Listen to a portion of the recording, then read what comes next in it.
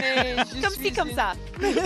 Oh, Américain stupide. Okay. You Wow, that was free. shouldn't say that about yourself. Now, of course, we've got a big day ahead of us. So we're going to warm up with a fun, silly little game. It's called Say It Out Loud.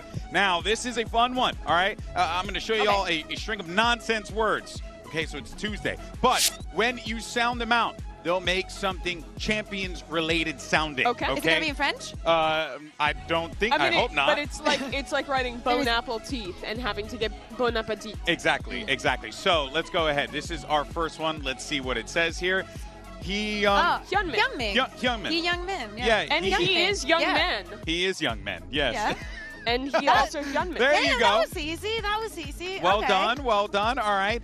Pay our Rouse friends. Paris. Paris. Paris, France. Paris, France. Paris, France. Really? Paris, France. Yeah. Yeah. Let's go. This is a great board game, by the way, called Incoherent. So definitely check it out. Minty blue. Minty blue. Minty blue. Minty blue. Minty blue. Mini Boo. Mini Boo. Mini Really? Boo. Yes. Yes. Seriously? You know what's funny? Not even close. If Riv and I would play this game, and Riv would always sound it out, and then I would always get the answer right. Man, I Gray and miss fine it. mules. Gray and fine mules. Gray and fine mules. Gray and fine mules. You got Knolls. it. It's Knolls, Gray. not mules. I misread. Gray and Knolls. final. Grand finals. There you go. Grand finals. There Grand you go. finals. All right. Well Go on. done. Well done. We're Nice, doing Bear. so good. All right. We have one more. One more. Say it for me. Barn to burn.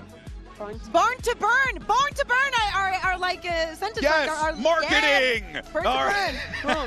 The Nice. jackets are very cool. It has it like. It is actually very, very quite cool. nice. There you go. Born to Well burn. done. Well done, everyone. Okay, we're all warmed up. We're all ready to go. Yeah. So let's go ahead and get down to I'm surprised you guys can pronounce that with how many like rules and not rules are in English for words. Wait, pronounce what? The words, like you just have to make a guess. Like just gotta some will keep saying exist and it. some Yeah. will not. a million times. And then Anyway, you eventually know what get did it. exist yesterday? Oh. You know what did exist? The 3 collabs that we saw from Aspas. That Aye. must have been incredibly frustrating for the side of Heretics, but MIBR, what a victory. Team Yeah. Heretics ended up being the only top seed that ended up in this lower bracket already. Yeah, it was a tough game, but we go on to the second, and it did not get much better for EMEA in this one. Giant X got utterly destroyed. This was it the most dominant game this tournament? I feel like it Probably. has I to think be. it was. With a Yeah. 13-1, 13-4. It was an absolute stomping. Energy 13-5. I looked... think they got 6 rounds total. Sure, Energy looked on point, though. They were really good. Mata was having a masterclass, and now they're in the top 6 and Yeah. have themselves a regional matchup with MIBR. Yeah, so that's it, folks, right? We're in the lower bracket today. So you got your 4 teams are going to be up for elimination. As we know, right, that first matchup that's going to be coming through, it will be DRX versus G2. And then later on, it's the Battle of Spain as Heretics take on Giant X and Kukuka. You have Super to... enjoyable day for It's me. so fun for you, I'm right? so happy to be here today. Aren't you excited? Kid you not, this is the day that I hate the most in champs because it's you made it to playoffs, Yeah. and the next day you can, like after the first Yeah. day you play, you can be going home. So this is the most But devastating it's day. the best day because of Spanish team wins today, Bea. Yeah, but they also lose. No, but it's Spanish team wins Okay. today. Yeah, you got to look at that's it like glass I'm gonna half be positive. full. I'm gonna be Yeah. positive. Glass half full rather than glass half empty. A You know? Spanish I'll team will have it be in glass. top 6 in the world. Boom. I like that. Thank you for that's the it. narrative, Mimi. That's good. Look at that. We're helping each other out Yeah, here, I got you know, making Kukuka feel better for the inevitable. Now, of course, we still have 8 teams left in this competition. Anything can happen, truly. So, you know what? Actually, let's bring out the wheel. Bring out the wheel. We need to figure out with the magic wheel of destiny. All right, guys. So we're going to take turns asking the all-knowing, all-seeing magic wheel of destiny questions. Then we will see what we get. So first, let me ask my question Who first. goes first? Mimi. You go first? I'll go first. Okay. I'll go first. My question is, will Jogamo have a pop-off performance today? Do you trust me to spin? Go for it. Go for it. I mean, I don't trust you, it's but such a you know, satisfying sound. it really is. It's nice. And survey says, what do you think? What do you What do think? you think, I think Helen? he will. Yeah, I think I he's gonna agree. go dummy crazy. I That's what agree. the kids are saying, right? Okay. They say that all Not the very time. definitive, this No. wheel. All right, Yeah. I'm hoping for something Not more assertive definitive. enough. Yeah, Mimi, you go. I'm Okay. I got another G2 question for the wheel. Okay. Wow. Will No G2 bias. make a lower bracket run? All right. Let's see. That's a good question. A lot of people are wondering that. And the wheel has spoken. It says Not on my watch! Get out of here, Damn. Will. Oh, wow. I was not ready for that. All right, Bea, your turn. Actually, I'm going to one-up you on that one, but I'm going to go broader. Okay. So we not all of us ask about G2. Okay, no, it's fair. It's fair. I like that. Are the 2025 World Champions playing That's today? a good one. That's a good one. Okay. All right. And the wheel is telling us that it's, I don't think so. wow. Whoa. That's It crazy. could be absolutely bait. I do have one final Okay. one. Yeah, you can go. Will I Three. forever be bald? Spin the Spin it, wheel. Bea. Surely not. Surely. Surely. What do you it think? keeps giving you the same answer. What I do think, you think, I think QB? the wheel doesn't like you. Male pattern baldness is a thing, everyone. Okay? Take your finesse stride or whatever. Honestly, I do have a hot take about that. If you want to get hair, you should just go and get hair, you know? I know of procedures that if I wanted to have done, I'll just have done. your I hair. just think Will that Bea there- ever be bald? I can give you, yeah. Will Bea ever be bald? Yeah, And the question is, I mean, look at that hair. I don't think so. What? exactly. It's Okay, all the mine. It's real all nose. mine, baby. It's all mine. All mine. This is a miserable experience. This is my Just go third and get day. some hair, you know? If I wanted So- to change something, if I wanted to get a new Fuck nose, yeah. I'll just go and get a new nose, you know? Yeah, I feel like there's a stigma here between like men What, you go getting to the things done. nose store? Yes. Okay. Go down to the local nose factory. All right, everyone. Let me go ahead and just decompose myself here. Decompose. That's what I'm gonna do. I'm gonna Not decompose. decompress. No, I'm gonna decompose. okay. It's what's happening real Oh, I time. can All right. smell it. Well, guys, look, from our pool of 8 remaining teams, we actually, here's the crazy thing. We have 3 players that have a chance to really ascend to that GOAT status here because no one has been able to claim the the title of a 2-time Champions winner. Only 3 players have that opportunity. It's Aspas, Jogamo, and Ethan who could potentially do that. Mimi, are you feeling somewhat confident that maybe one of these guys can pull it off? I think it's likely we'll at least have one of these guys in the finals because you look at how the bracket is playing out and we're going to immediately get Aspas versus Ethan for a spot in the upper bracket final. That'll put them just a game away from having that opportunity. But you look down below, you look at Jaw on G2, I think Yeah. people can really see the possibility, even if the wheel doesn't believe that a lower bracket run could come to fruition. So as we continue to go year by year, it only gets more and more likely to have someone finally do it twice. And it does feel possible this time. Yeah, absolutely, for the players. I think that the one that probably people will not think that much is Ethan, because when we think about the impact that Aspas brings to the team, same goes with Jaw. I think that the responsibilities that he's taken have definitely made a difference for the side of NRG. sure. But if NRG were to win, I do not see us giving the bracelet to Ethan, you know? Nah, I mean, you know, But he could be the 2-timer, you know? Everybody can be a winner. Hey, and that's all he wants. I'm sure that's all he cares Yes. about, to be fair. But of course, that brings us to today's MasterCard fan poll because we want to know which player you think has the best shot at winning a 2nd Champions trophy. It's Aspas, Jogamo, or Ethan. Scan the QR code, cast your vote, and do not forget, lovelies, use the hashtag VALORANT Champions in VCT so we can feature only your good stuff on the broadcast, okay? Only the good stuff. It is interesting because despite only having those 3 who can actually win another Champs trophy, there's a lot of players who can build the trophy case. Kron is still in the running, is currently the winningest player in the game in terms of global achievement. Yep. Yet to get a Champs trophy. He has an opportunity as well. And you also, now that you bring out Fnatic, Milan won champs in 2021. So as an assistant coach, he could do it as a head coach this year. Will be definitely a great closing for Fnatic. Yeah, that would be wild, and I'm sure a lot of people will lose their mind if Fnatic were able to walk away as Champions winners. But of course, though, G2's Trent looking for his first global win, and he's going to have to make one hell of a lower bracket run in order to do so. We had an opportunity to catch up with him following the loss against PaperX in this Omen player moment. I have a lot of emotions right now. I'm very happy to have played this match, even though we lost, and I'm very happy that it was against PaperX, a grand final caliber team. I think a loss for sure, to just see like what they exposed, what didn't work for us, what did work for us, and especially versus a good team like that, you get to really get in all the crevices and actually see what the root of the problem was. I think it was a very eventful match. We'll have a lot to learn. Now with the Odin in his hand, the door not opened up, the salvos to try and cut them off. Where it hurts! Split them in twine. PaperX right now, they don't know which way to look, which way to stand. You have 2 lives for a reason, right? Even though you lose one, you have to be even better in the lower bracket. So if you keep dreading it too much and you relive the loss, then you're just going to lose the next game. You got to just move forward and learn from the game and just be a better team in the next games. To all the fans here at Champions Paris, you guys' energy is insane, and we can feel it on the stage, every inch of it, every single round. And it's honestly awesome to play in front of you guys.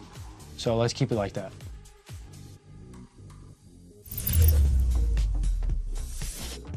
Now, of course, the pressure is on. Is that Trey? That's Baby Bay, Of yes. course it is. He's just trying to amp up the boys. But hey, and he needs to, right? Because the pressure is on for this squad, right? No team has been able to make that full lower bracket run since FPX, you know, Fun Plus Phoenix, the team that was a Chinese org that was actually in Europe playing alongside crazy times back then. And look, it's not hopeless. It has been done before. But the thing is, man, you look at like the loss of PaperX, Kukuka, you look at like even the team's achievements, how up and down it's been for them at the globals. It definitely, if there's a time to do it, it's now. Especially from the numbers that we're seeing at the bottom right now. 64.4, 5v4 win rate. We saw so many 5v3s lost, rounds that looked very favorable for G2. We know that on the other side, PaperX, that is still within their comfort zone, but it should have meant something else for G2 to know when having disadvantages and how to capitalize onto them. For them, to me, like the pressure got onto them. Yeah, that 64 is also very low. They lost so many rounds that they shouldn't have. A lot of those came down to bigger advantages as well. But I walk away from this game not necessarily feeling like the striking point is that this could be like the start of a crumble for G2 or something along those lines. Instead, I feel like they played a close game against PaperX. They had a very good game plan going in. They very well could have won either map. Obviously, they're going to be regretting a lot those advantages they lost, the mistakes some players made individually. I look at a guy like Leaf on map 1 messing up in a couple rounds, but they were so close to bringing it back that against the team that is the favorite to win the tournament right now, this doesn't change the calculus too much for me on G2, even though they're now down in the lower bracket. I actually would agree with that because, you know, and we'll talk about DRX later, but when you compound that with what happened to DRX, where it was like a flat-out crumbling toward the finish line there, right? That, to me, kind of feels like, okay, DRX need to figure some stuff out, whereas G2 was like, there's some things you kind of work on, little things, and then before you know it, you're right there competitive with a team like PaperX again, right? Yeah, I mean, I think that most of the mistakes that got made were mistakes that would not have been punished quite as well by a team who wasn't PaperX. Yeah, and but because PaperX is always going to have the confidence on their side. So even if the situation looks like it's not favorable for them, the moment that you make one of those mistakes, they say, oh, this is our end. It's a team that does not hesitate. Yeah, no, it's true. Look, if there's one thing concerned, G2 needs to learn them some things in order to deal with that. Good news is they have a professor on their squad. Jonah P standing by with Jen Lee ahead of today's match to get his thoughts. Here with Jonah P of G2 now. Jonah P, no doubt that this team has championship potential with the dominance and the consistency that you guys showcased throughout this year. So how close do you think you guys got to your ceiling so far here in Champions, and what more do you guys need to make sure that you win that trophy? Yeah, we're very close. We definitely have that, you know, trophy lifting potential, but I think last match we let the pressure get to us. We were playing not to lose instead of playing to win. So with that in mind, we're going to be full, you know, standing up, talking our smack again, and playing to win this time. So a little bit more of disrespect and trash talk is what you need. Okay. Hope you guys continue G2's golden era. Thank you. And you know what? He ain't wrong. Honestly, one of the things that I pulled away from that match against PaperX was that they weren't talking. PaperX actually quieted them down a few of those rounds. And that is the thing that they're certainly going to need to, because their backs are against the wall here, right? And they have had what an interesting season this team has had. Because you go in, you win regionals like it's nothing, right? Like they look, I mean, not like it's nothing, but they genuinely look phenomenal, like in the regional competition. It didn't look like anyone could touch them in America. Truly. And then you go to the global stage, and they just fall short of greatness. But listen, we've seen this in the past for a long time. Now that we see Fnatic on the screen, when there's such a gap between the #1 team and the rest of the region, that team is not set up for success when they go onto globals. They need someone to challenge them. They need someone to throw them in the dirt. They need someone to. Could you make the same case for PaperX though? No. No, in the Pacific? No, You felt because Paper X is built different. Like, to me, Paper X is on a different topic of conversation because they play the game in such a specific way that if it was easy to replicate, then we see what other teams doing. And also, they haven't been that uncontested in their region, you know? Like, I think that, yes, G2 has been superior this year in Americas. But I like the form that they're showing in Champs. Probably that led into some sort of crescendo going into today. Yeah. I think the real sell is that this year G2 has been one of Valorant's most consistent teams. Think about how much the meta has changed from the beginning of this year to now. We came out with Teo being introduced as an agent. It was, you know, the Breach, Yoru, Teo stuff, but they were one of the innovative teams in bringing that out. They make a finals with that in Bangkok. They change stuff up coming back, go into a much more double controller style of play. They're still relevant there. Now they come into this tournament, more maps change. They start to bring in a little bit of the Waylay. They bring back some of the Teo as well. And they're still relevant. They're still looking like, at very least, probably a top 4 team in this tournament, if not still a team that many expect to make it to the top 3, make it to a finals. I think that the touch point of their year is how consistently good they've been for so long through how many changes. But the thing is that all that they'll remember and all that fans will really remember is if they don't win a trophy. Yeah. And it is just like consistently good globally. Yeah, no, because that's not enough for a team with high expectations like this. This is true, but you know the good thing for G2, and you speak of that consistency, and that guy right there is, I think you look up the definition of a consistency in the dictionary, and his face will be right next to it, Jonah P. Because this guy is always putting up big numbers for the team, and he's always ensuring that they're in winnable positions. Kukuka, you know, what else does he need to do to really get this team over the finish line here? Honestly, continue what he's doing. I put it in my all-star team for something. Like, the versatility that he has. He was in both of your all-star teams, right? I think. Or was no, I think didn't have for Valin. From G2. But yeah, for me, the diversity that he brings into the agents. When we speak about, sorry, when we speak about G2 bringing back the Defo and whatnot, all of that would not work if Jonah P was not on the Fade. But love to see him also on the Vice. He does all the ugly things, even plays the Odin. You know, like, to me, he's a Swiss Army knife, and he only has to continue doing as he is. Yeah, keep doing the thing. Keep doing the thing that brought them to the dance to begin with. Yeah, he is always there for Speaking the of dance parties. So sweet. What a moment. I do love that they've just kept Dre around to just hang out. You know, can we allow Dre to just be in the back, like, sometimes? Hot take? Not in the coaching booth. Can we? Hot take? Every team needs, like, a vibes person. It doesn't need to be a player. It could just be an individual, you know, just someone who's there what just if they picking just them up. hired a clown? Did you just go? I'm open for some job opportunities. I'm down to do that. No, you know? I think I'd do good at. Anyways.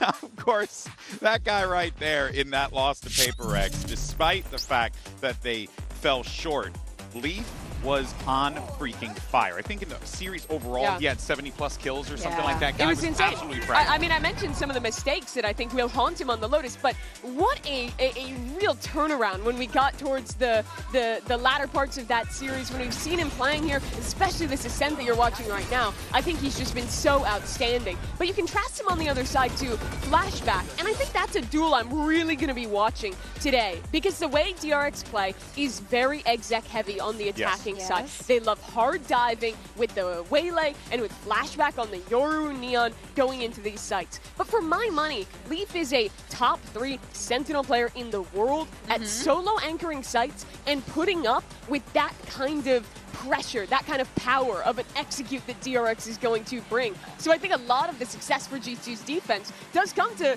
how much that guy, Mr. Leaf, can do when he's holding it down. I love to see him the other day on the chamber. Like, seeing games like that just reminds you, brings you back to earth, being like, yeah, this is the Leaf that everybody should be scared about. They should be also very, very scared of Flashback. Not only because of the way he's playing and how well he fits. When we speak about teams that do not hesitate, and we speak about those heavy executes, especially with this comp, that there is no room for a shred of doubt. And Flashback is currently leading in untraded first kills. So it's not only that he's getting the kills, they're also finding the spots where that advantage is going to be translated in time and actually fulfill something during the round. Yeah, and look, and they did a lot of really good things, especially on that attack side. It was absolutely brilliant.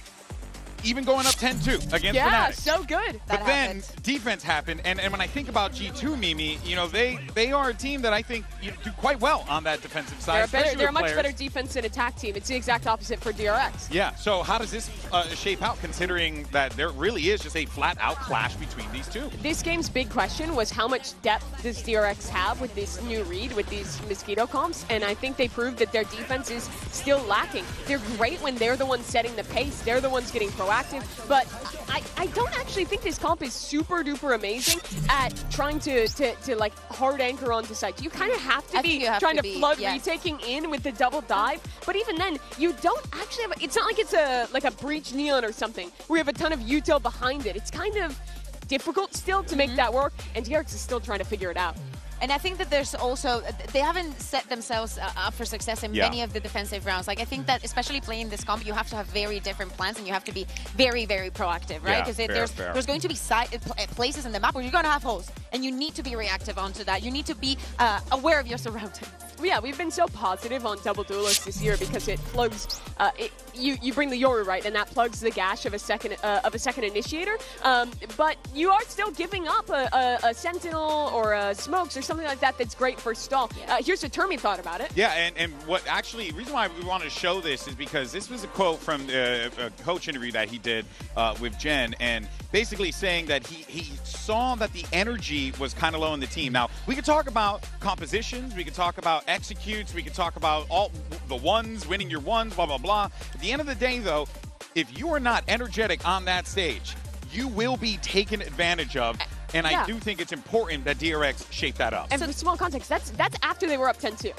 Yeah, so the question is maybe this composition weighing too much on their heads? Because we speak about it being execute heavy. Is it so difficult for them to perform at such a high level that they cannot do both things? They cannot be performing and also be keeping the vibes up. They're so concentrated into, oh my God, A, B, C, D, E, to actually enjoy and live the experience. Exactly. And let's not forget that because you said it best, they're still trying to figure out how this composition, this Mosquito comp works.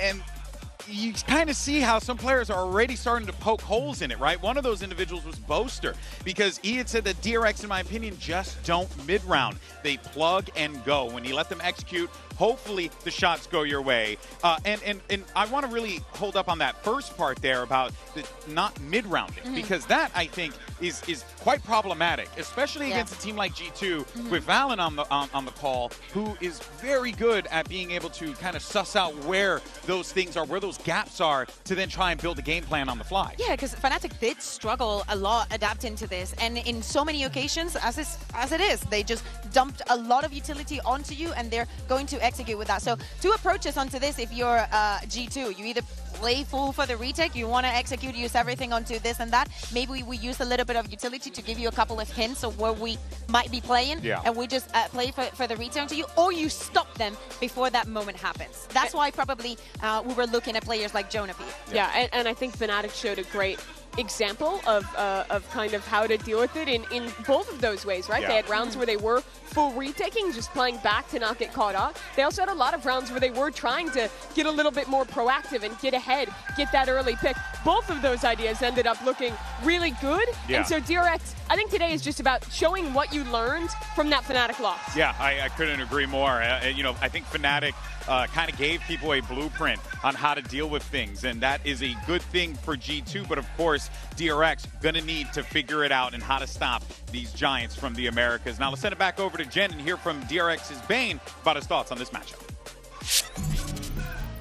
Jen here with DRX's Bane. Now, Bane, we all talk about how DRX are the group stage demons, but when it comes to the playoffs, the team had to deal with so many heartbreaks. And historically, the odds of a team making a lower bracket run and winning an international trophy has been very slim. So is that belief still there for you?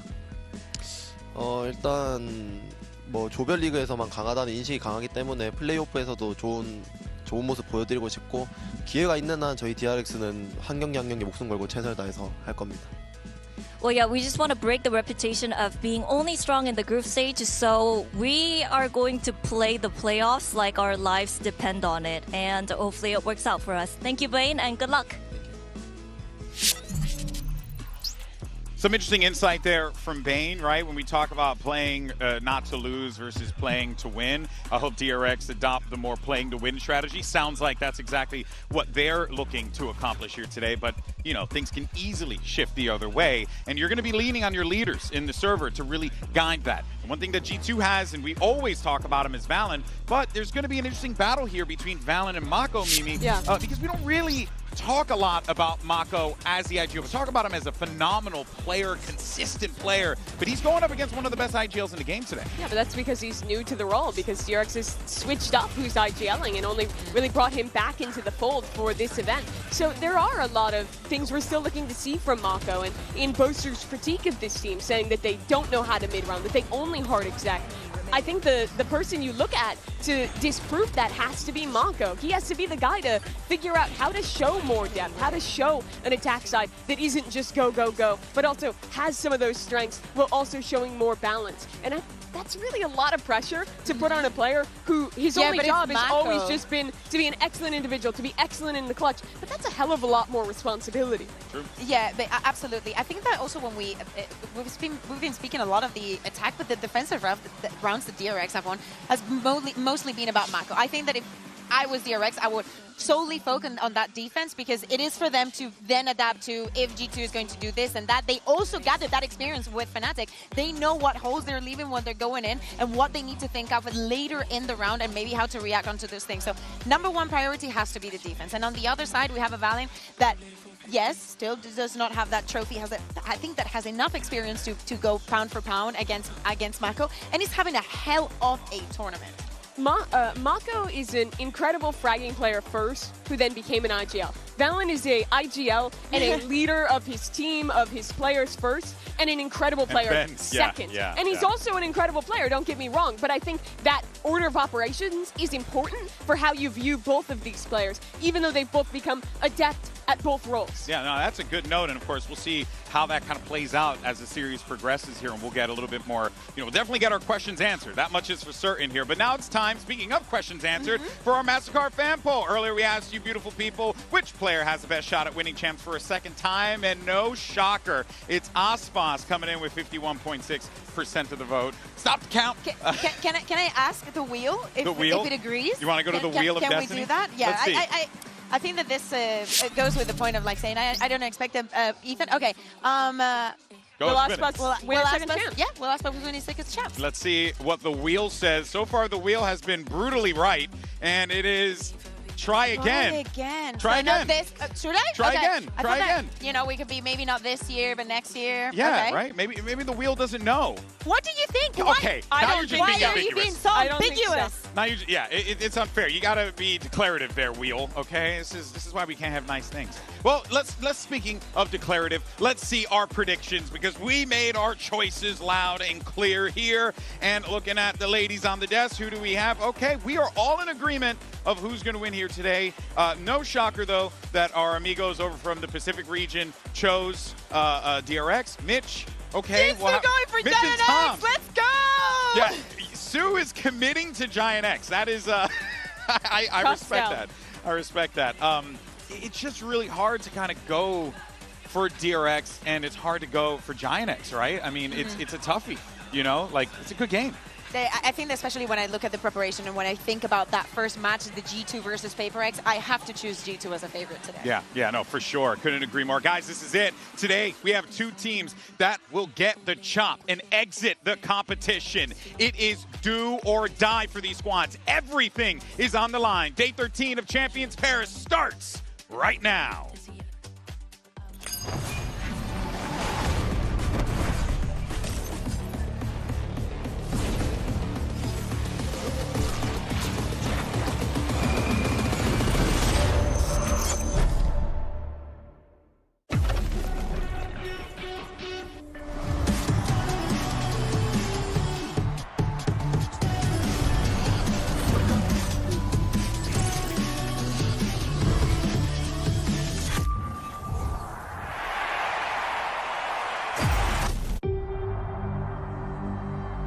Tale of heartbreak is open on the faces of the Heretics players. After last year losing Champions and then losing kickoff as well and not joining international event, I question myself realizing that they came so close to that glory by literally that touching distance. I tried to find my mistake in real life and in game, and then I found it. Flickless, just playing for extra time, because there is no hope here in the 1v4. Then they send Giant all the way down. I can stay pretty positive, I would say. We all know that we can do anything, but now it's a bit tougher. I love this team so much, that's why I want to achieve with this team the biggest trophy in the Valorant. Now we're gonna play Heretics. We already lost to them. The last time we faced them, they absolutely stomped us as well. I know you guys are improved and you guys are hyped, but it's gonna be the same. Unfortunately, we need to take down one of our EMEA brothers, but if that's what we will have to do, that's what we will do. Wood, I hope you will bring the same game like in EMEA, because if you don't, you will be punished. Game of survival here for G2. They do not want to be dropped into that lower bracket. They hear the footsteps, they see the shot! And it's climax who denied G2 that chance and sent them packing to the lowers. That was G2's to win there, but they just couldn't find a moment. After our loss versus Paper X, Coach Josh said one thing. We're not out yet. 저희가 챔스 왔을 때 4시드로 왔기 때문에 그냥 잃을 거 없이 한다는 마인드였던 것 같습니다. 충분히 저희도 아직까지는 강팀이라고 생각하기 때문에 자신감은 아직 많이 차 있는 것 같습니다. DRX is looking very strong with their double duelist comps, but we know how to tackle that. I think this match is going to come down to who shoots better, and we have Leaf. G2가 굉장히 또 잘하는 팀이기 때문에 저희가 많이 부족한 부분들을 노력해서 질 것 같진 않습니다. G2 우리 팬들한테 좋은 경기 선사하자. We've always been dangerous with our backs against the wall. It's our last life, and you're not taking it.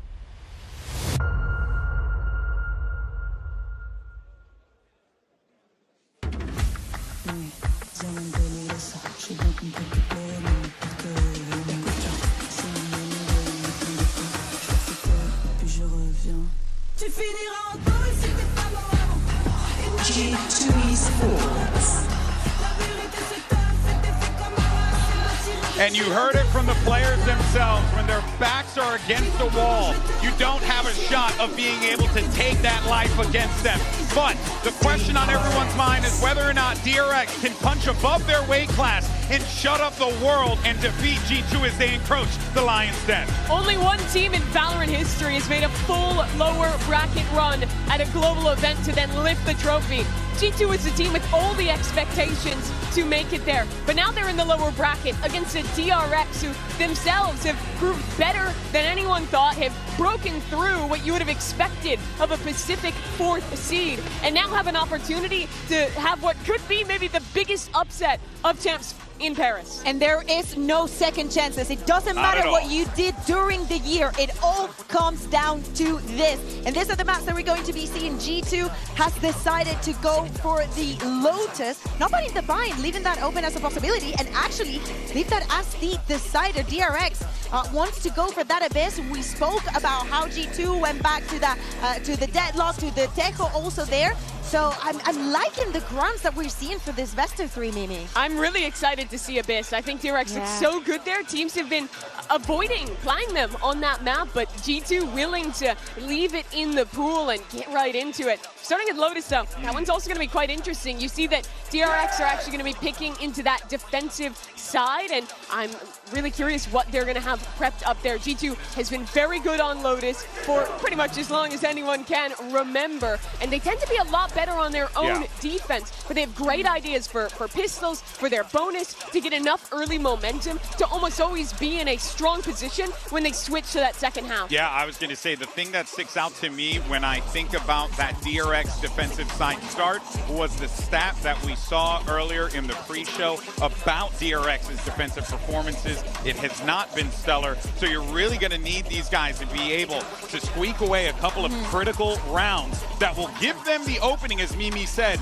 to be able to properly execute that composition going into that attack side. Surprisingly enough, against Fnatic, they were able to get those openers, but they were not able to convert the rounds in many, many occasions. And I think that probably that is going to be on G2's mind. And it has to be. There's a high chance that you will start with a 4v5, and you need to be okay with that because most of the utility is going to be burned from the side of DRX. I think there's so much pressure on Hyunmin and on Flashback today. These two relatively young players, relatively new to this highest level of competition. They're being asked a lot in this team. Every map, it's double duelists. Every map, Hyunmin is playing on the Waylay. They have a comp, a theory, a read for this tournament that is built completely on that double duelist comp, on the success of freeing and Hyunmin. And now facing one of the strongest teams at this tournament, they have to perform if DRX is going to win. You have to consider and figure that DRX knows that they're going up against a Titan right now. They know that they're going to have to deal with players who have been there, done that regionally, and also had multiple top 4, top 3 finishes at global events to boot. So you know you're going up against some real beasts, to keep it simply here. And as you had said, Mimi, you're asking a lot of these young men to go up onto this stage and have to put up numbers against the likes of Leaf, against the likes of Val and Jonah P. DRX now only have one player who has the legacy of the DRX of old, of the Vision Strikers, of the team that was always on top in Korea. They've been a team in the past who hasn't put the trust in their young players, that has subbed people out in the middle of seasons and made swaps back and forth. Now they have to have full trust. They stake their year on this game.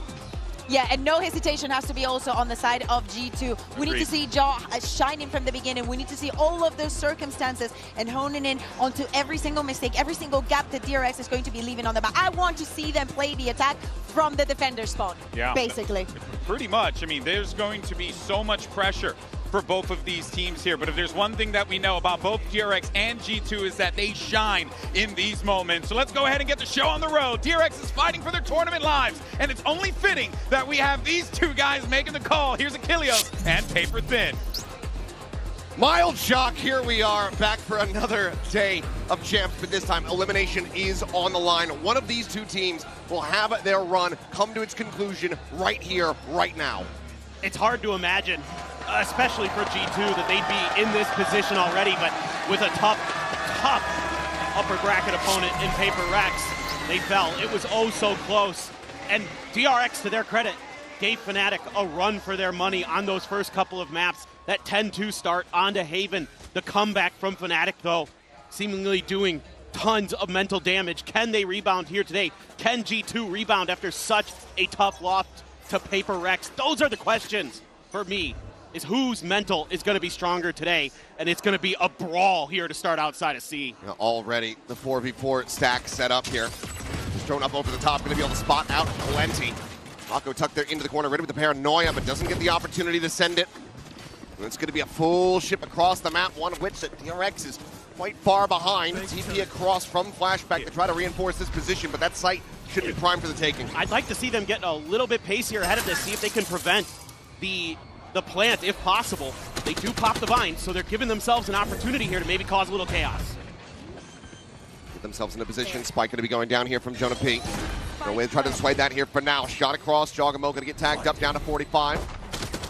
Swing onto the corner, trying to utilize that frenzy, but nearly gets spammed out, and as he swings, Hyunmin is there to collect. A 3v5 now for the retake. Valen able to find one, finds two. Smako does put him down. Salvo sent to try to delay. Trent still with another pulse ready to go. Fires it out. Just looking to buy some time, keep them off of this spike. Players suffering a good, strong amount of damage here on the side of DRX. Everybody low. The base in now and freeing. Able to collect one there on the Trent. Now it's down to Leaf. Finds the two, but the defuse is already in. DRX take away the pistol. That was oh so close, but I love DRX's game plan here. Go heavy C early. Leave the Vice onto A, expecting that that's going to be the rotation path that G2 is going to want to take off of that Taeho drone. And they're so quick to get onto site to start causing chaos. That's when DRX is at their best on the defender side. It's when they're hitting teams right as they're trying to plant or right after, when they can't get into those comfortable post-plant setups. And non-surprisingly, it's just going to be that Stinger buy coming through here for the side of G2, looking to really turn the tides instantly. So you have Hyunmin out wide here by Mount. Still thrown up over the top, going to get the spot there. Looks like they still want to try to engage on this position, and Jogamo able to go ahead and find him despite the paranoia. And that's going to be a weapon collected. Spam flies through. Mako able to barrel stuff to find one. Does get taken down. That leads the player advantage still here to the side of G2. I like the ideas, though, from DRX early, where they're trying to shut down that Taeho drone before it can get some value, but it's still got enough, and it's still set up Jogamo for that first kill. There's a rotation, though, coming out of G2. They want to go to the other side of the map. They want to try to test that A Vice setup again. There is the wall there, or the vines inside of Tree proper. Leaf just sticking around here to keep the DRX players busy. Doesn't eat any damage, puts a little bit back there in kind, and actually finds himself an elimination. Looking for the second, but can't draw down the classic, but the damage is still dealt. 2 HP here on Fring, puts all of the weight on Bane's shoulders. Mind that balance still does have the recovered Bulldog from the hands of Hyunmin to make this all the more impossible for DRX. 30 seconds left. So gonna be so difficult. Yeah, Fring just so low on health there. That instantly the pop flash the spot, and there's the spray down. Jogamo with 3 gets G2 on the board. The 4 Stingers, they end up singing true for G2 once again. They're just so brilliant. I mean, it's obviously this team's calling card, and they're showing you why. Even if you know it's coming, it can be so difficult to stop this spot there. From the fade util. On point for G2. Leaf's so good in that moment, and with Stingers of their own, you can see that DRX just not quite as capable with that weaponry versus their opponents. So it's going to be a couple Sheriffs, the buy-up. Jogamo does have an outlaw there. Full gamble stack towards the C side of the map, but G2 already poking and prodding over towards A. This is all part of the game plan, because if you went back and watched the tape from G2 versus Paper X, it was a lot of C pressure. It was a lot of Taeho drone to clear mound into C hits, using, you know, the snake bite, the Taeho launchers, and all that stuff to come through and open up some of that space. So DRX trying to get ahead of the curve a little bit if possible, but G2 has a good read on it so far. As they swing this corner, they have to know exactly where everyone from G2 is at. TP back into the spawn for flashback. Try to create a little bit of surround pressure here. The damage going to be found there on the lead, puts him to 29. Jogamo here to reinforce. Outlaw at the ready. Should be Fring's demise if they get ready to swing in. There it is, the first one. Drops back off the top of rock there, so it's unable to find that second potential kill. Prowler getting a munch and now has to try to go for the reload, but Hyunmin caught off guard, just too many targets. They note flashback on that flank, and now it's just Bane to try to see if he can stop this from being a flawless.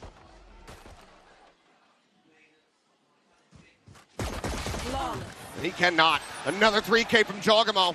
The flawless from G2, and now the lead. Yeah, it's so far, you're seeing a very different idea of how to approach the map from G2.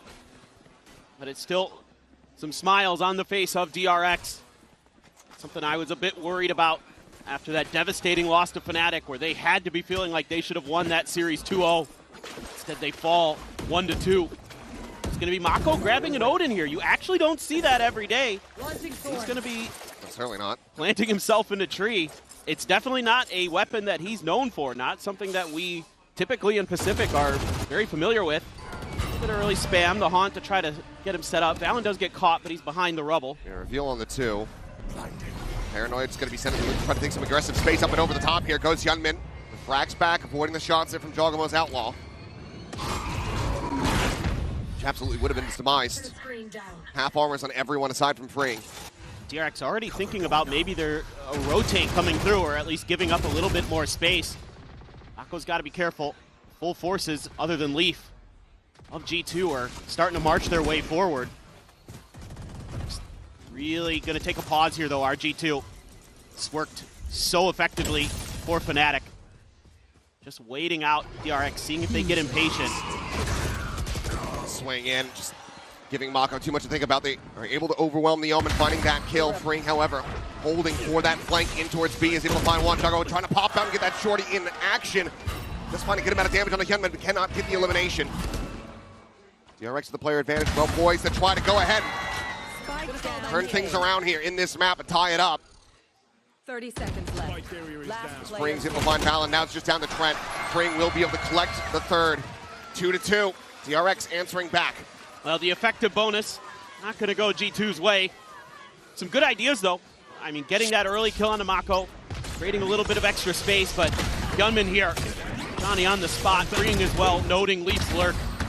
Makes this a lot easier. Gunman finds a great timing on that swing from Heaven as well. Yeah, okay. That's good. I mean, freeing's one of the players I have my eyes on for this match. He struggled against Fnatic, and he needs to pick it up. I mean, obviously, yes, you're looking at those double duelists, but freeing, especially in terms of tracking down Leaf, making sure he can't cause problems because of how good Leaf was against Paper Rex, that's going to be a huge task for the young gun. A little bit of another mound hit here. DRX really wants to show up the CISA. I like this game plan, though. I really do. Even if this doesn't work, I think these are the right decisions to be making. Flash Head gets together. The Trent is there, able to play anti, and he guns down both duelists. Now the drone around the corner, getting the spot here on Mako. He doesn't manage to hold his own for one, but he's going to be stunned here into the corner, blinded up and taken down. Trent with a 3K.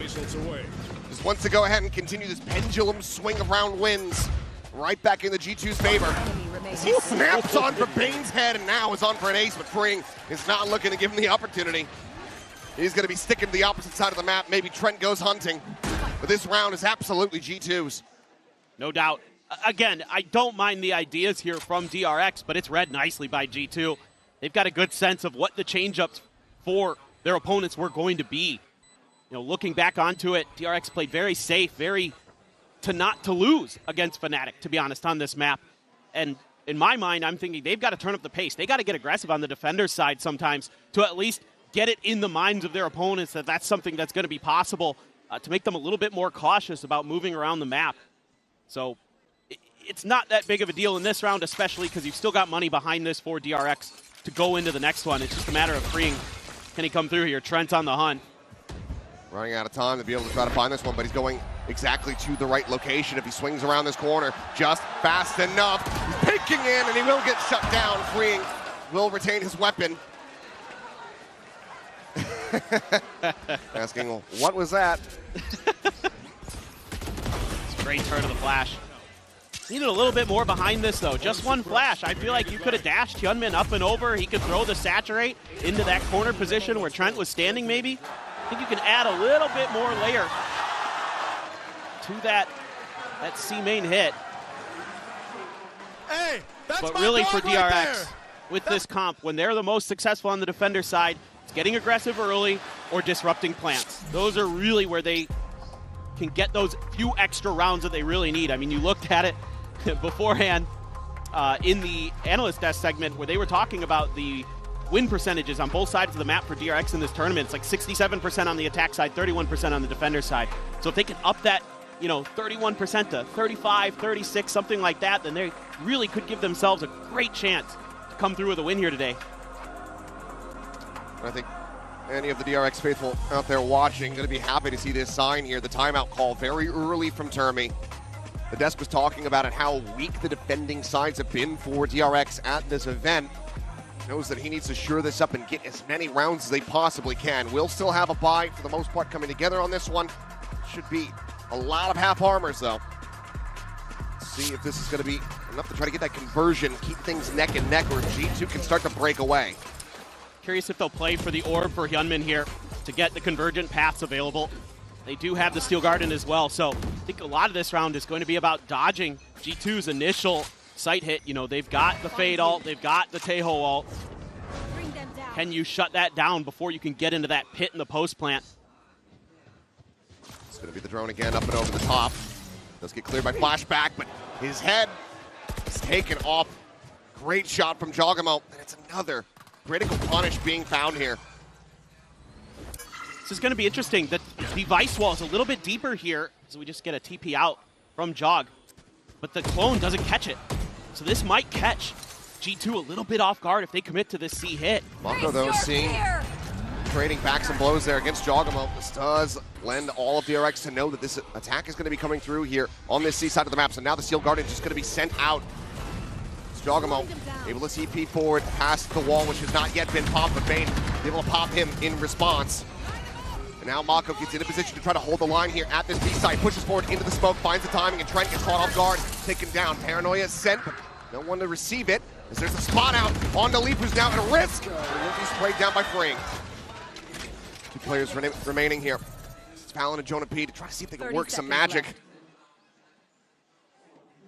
Time's getting away from him, but Valon finds a critical opening. Doesn't know what that B site would be primed for the taking. Instead, he's going to rotate back around and try to get this entry onto the C side. As Freeing does get spotted, sprayed out of the corner. Quick pivots here from Baines. He tries to get back into position. The time starting to tick. They go across.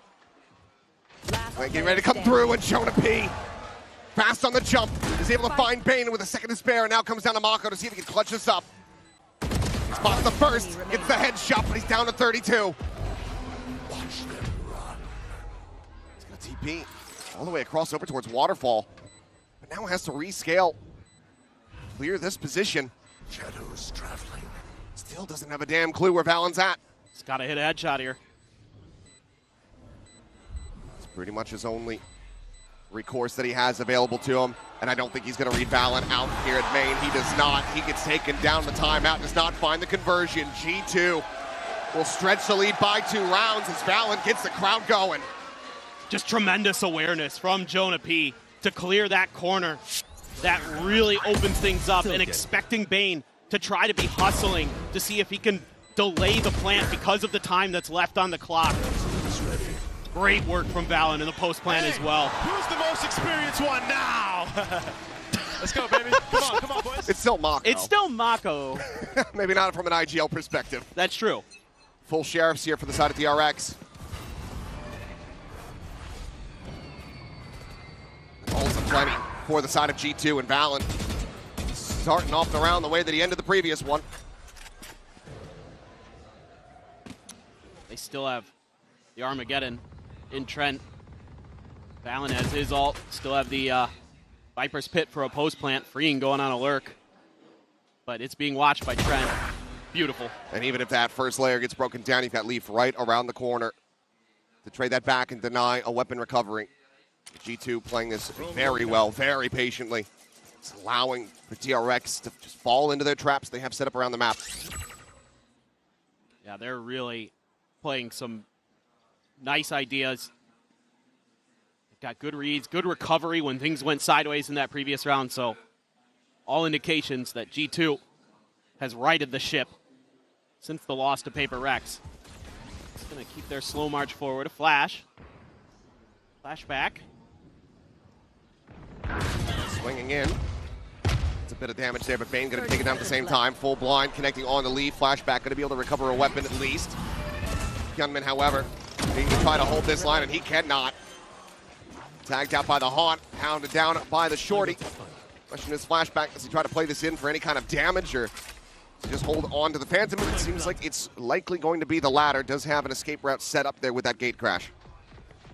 Yeah, time to just save. Keep that extra little bit of cash available if possible. Just nice work from G2.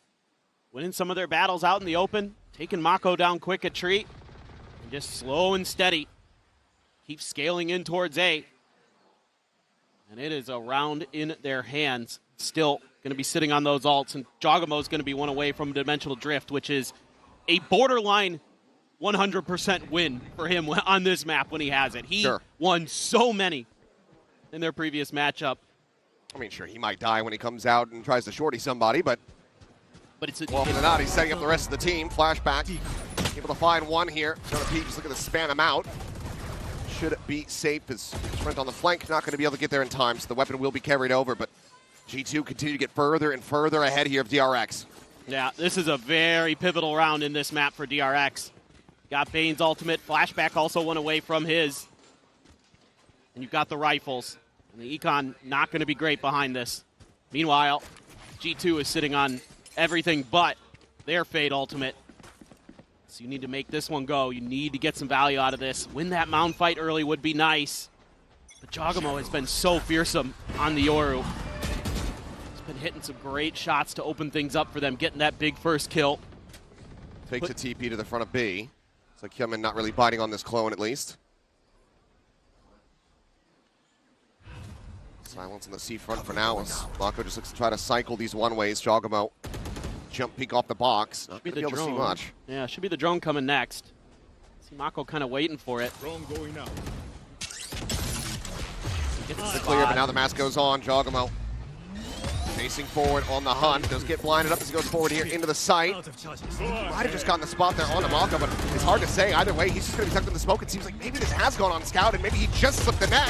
They can't steady the spray. Cannot collect the first. And Freeing cannot get anything in follow-up. Jogamo surviving with 33 HP as Hyunmin's now out into the open with Prax back at 6 HP. Jogamo getting spammed down, but leave covering fires, able to flush flashback out of backside, and that has got to be another call to save now. They just hightail it away at every twist and turn. G2 just seems to have the upper hand. No, they're just really on point right now. And the fact that Mako can at least get one there out of that position that G2 kind of seemingly thought about. They threw the Tejo concussed into the smoke, or right on the edge of it. They didn't expect him to be that tucked into that corner of the smoke. Jonah P gonna go see if he can find a few extra prizes, take these guns away that DRX so desperately wants to keep into this next round. Got plenty of cash, and if he just turned around and wall banged, decent chance to be able to get some shots there on the Hyunmin. Sussing it out, though. Options for where they could be tucked away. Very limited, but it seems like they're not going to go hunting too hard here. They'll just be very happy with a 4-round lead and a flawless. Go ahead and expound upon that even further. Oh, great jump into the front. Really clean shots. Leap. Still good for it. Yeah, actually just knifed him. Was sprinting. Sometimes that's all it takes. Time to work. Absolutely. It's going to be a tough one now. DRX, at least able to get a few of those ults out of that round, but it's going to be a shotgun for Mako. And it's going to be counter spam to take down Hyunmin. Just finds a couple there into the head. That Waylay absolutely dismantled. Wall now pumped by the clone. Vayne having to shift over. Try to maintain control of this position. Target-rich environment on the opposite side of that hall. Vayne's got to be so careful in that position. Oh, so close with that spam, but Mako going to tuck right back in. Push now coming through, and Payne just cannot hold the line. Jogamo surviving with 70. Spike now to be planted here on this B site. And how are you meant to get back into this? What does the call end up looking like? Do you just hold on to the Vandal? Send the others out to their demise? Seems like it's going to be likely. It's flashback scaling forward. Jonah P just on the opposite side. Retucks into A main. Flashback goes hunting. He is anticipating the angle, but he still cannot find that shot. Jonah P just too damn fast, too damn clean. It's back across. Jump should have been heard there. But Freeing, not sure about the presence around the corner, so just splits his attention, falls to the wayside, and it's another round for G2. Yeah, the discipline, so good for G2. Again, the early spam finds value. Jonah P ready for the attempted flank by flashback. Vayne there just never comfortable in that position. And again, G2 with these mid-round pauses, it's something that DRX really struggles with on this map. They can't really figure out their opponent's rotations. They're not able to take full advantage of this high tempo comp that they've got going against ideas like this, and they still haven't really figured it out. You know, we've seen a bunch of different things. We've seen them get aggressive at C-Mound, things like that that they normally don't do a lot of. Usually for DRX, it's a lot of early A rebel control, and then try to just let, you know, Freeing and maybe flashback on the other side of the map, hold down the C site. In this case, G2's just all over the place. They're doing such a good job. You know, the early A pressure, throwing DRX off their game plan, able to anticipate one of the C hits. So far, so good for the Americas team. It's going to be both timeouts on this defender side. You'd love to get a couple more here as DRX. If you could get 4, you'd be okay. 5 would be wonderful. That's asking a lot. It certainly is, but First time that we're really able to see the operator come into play here for Flashback, but Giacomo, he says, yeah, I expect that you're going to have this. I'm just going to look to match you on the opposite side. Won't be clashing against one another, at least not yet. See which one is going to be able to maximize the value from these hefty rifle purchases. Clear the haunt, the Prowler to check. Giacomo just trying to swing out a little bit wider. The reveal's going to be found, but Mako playing back Rebel. Just doesn't have the cover there.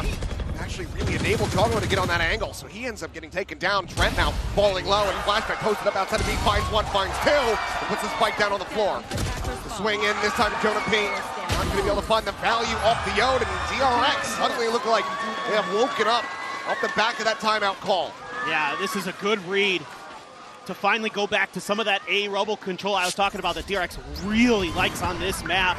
And a big part of it is, yeah, you get the one kill, but you force them to the other side right into Flashback's op. He's able to take so much space. It's not challenged at all by G2. And this is such an important part of DRX's defender's side game. You're going to see it on Abyssa as well, is that op from Flashback. If he can be on point with it, he is a game changer for sure. You saw a little bit of that in the previous round. Some signs of life here from DRX. There is still a pulse, but whether or not they can fully be rescued, that is yet to be seen. Is looking for that dive, looking for that collapse in as that Nightfall crashes across, but everybody from G2 very quick to exit. Side back away. Spike now going to get scooped up. I was just about to say, look where they're leaving that spike. They're going to try to play with the other side of the map. The Vice Wall a little bit further back again. Peek in, Flashback able to find the headshot there on the Trent. Crazy good. Decent amount of their space-making util now out of the hands of G2. You have the fade all. Flashback just going to go sprinting forward to try to scout everything out. Seems like he's seen plenty. There's Valen just TPing in. They just can't hear a damn thing. Freeing going to be struck down the plant now, getting ready to come through. Bane clearing the haunt, swinging in, and Giacomo has his number. Flashback frantically looking for anything that he can get with this operator in hand. Spotted on the one, but now Giacomo looking to close the gap, swings forward. I think he saw Mako, but Mako will be able to find that kill, but now finds himself in a 1v3. Response here from G2. So damn clean. Valen always willing to take the risk, to make the bold plays. Fring was none the wiser. Operator will have to be saved. You would suspect. Final peek here from Mako, but nothing to be seen. It's going to be G2 now. They're getting up to 8 DRX, the best they can hope for. It's got to be that 4 to 8 scoreline here at the half, but every single time they have gotten a round win, they have not been able to find the follow-up. G2 just continue to smother. Yeah, this ult combo, something that G2 is so good at. Didn't really see this attempted versus Paper Rex. It just catches him a bit off guard. Look at that, he sees the player go by. He lost him. Yeah, he just says, well, I'm gonna let him go and check again. Giacomo's so good at pushing that back alley on C site. He does it time and time again. And he's so clean, he's so tricky with his util. Love the way that he does it on a lot of maps too. G2 gets the site, he's gonna start pushing space. If they get A, sometimes they'll push stairs. Yeah, that's a clone. But a little bit tricky right now for DRX to read what's going on. But you should see Trent, that's when things should start kind of be worrying, and now the Giacomo ult. Yeah, here we go again. Has it at the ready, has the spot here on the free. Quick exit here around the corner, and Flashback dead to Valen's hands. Didn't even really need to jump it. Giacomo gonna get caught with util. As the Steel Garden now gonna be invested. Spike not planted, this allows for DRX to quickly flood back in. Stop that spike from going down. Shorties in hand, Valen here around the corner, looking for that first one, but it's going to be Freeing. Finding himself a third as Leaf also does get taken down. The 4K now coming free and Freeing. One bullet has to get the reload. It's on for the ace. Spike is stranded. And almost certainly the round over. As Jonah P can take him to school. He just doesn't know. And all three players are forward here on the site. Prowler gets the scout onto one. The close angle from the counter spam. It's going to be Bane to take it away. I don't think Freeing going to be too bothered.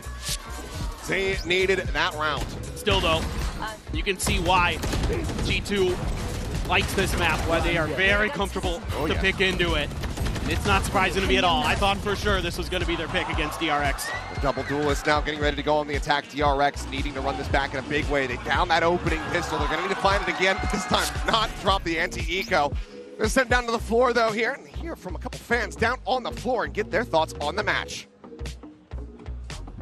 DRX a ses fans en France et on sait grâce à qui. DRX French fan Ulysse just joined me. Hi Ulysse, and I heard that you discovered, DRX team through one of our faction leaders. So can you tell us about it? Je crois que tu as découvert DRX avec un de nos leaders de faction. Donc est-ce que tu peux nous raconter un peu cette aventure? Donc bien sûr, je suis Weeper depuis très longtemps. Allez!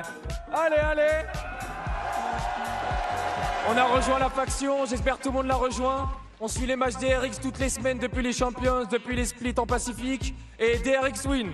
DRX win, yes. So we've been following DRX with Reaper for years now. He's not missing any match, and we hope that he can take the win. And speaking about wins, DRX are attending champs every year. And what is going to be different, this year? What will it take for them to take the crown? Donc ouais, on sait que DRX ont été à chaque Champions. Ça a été compliqué, ils n'ont jamais réussi à aller plus loin forcément que ça. Qu'est-ce qui va être différent cette année pour qu'ils aillent chercher le trophée à Paris?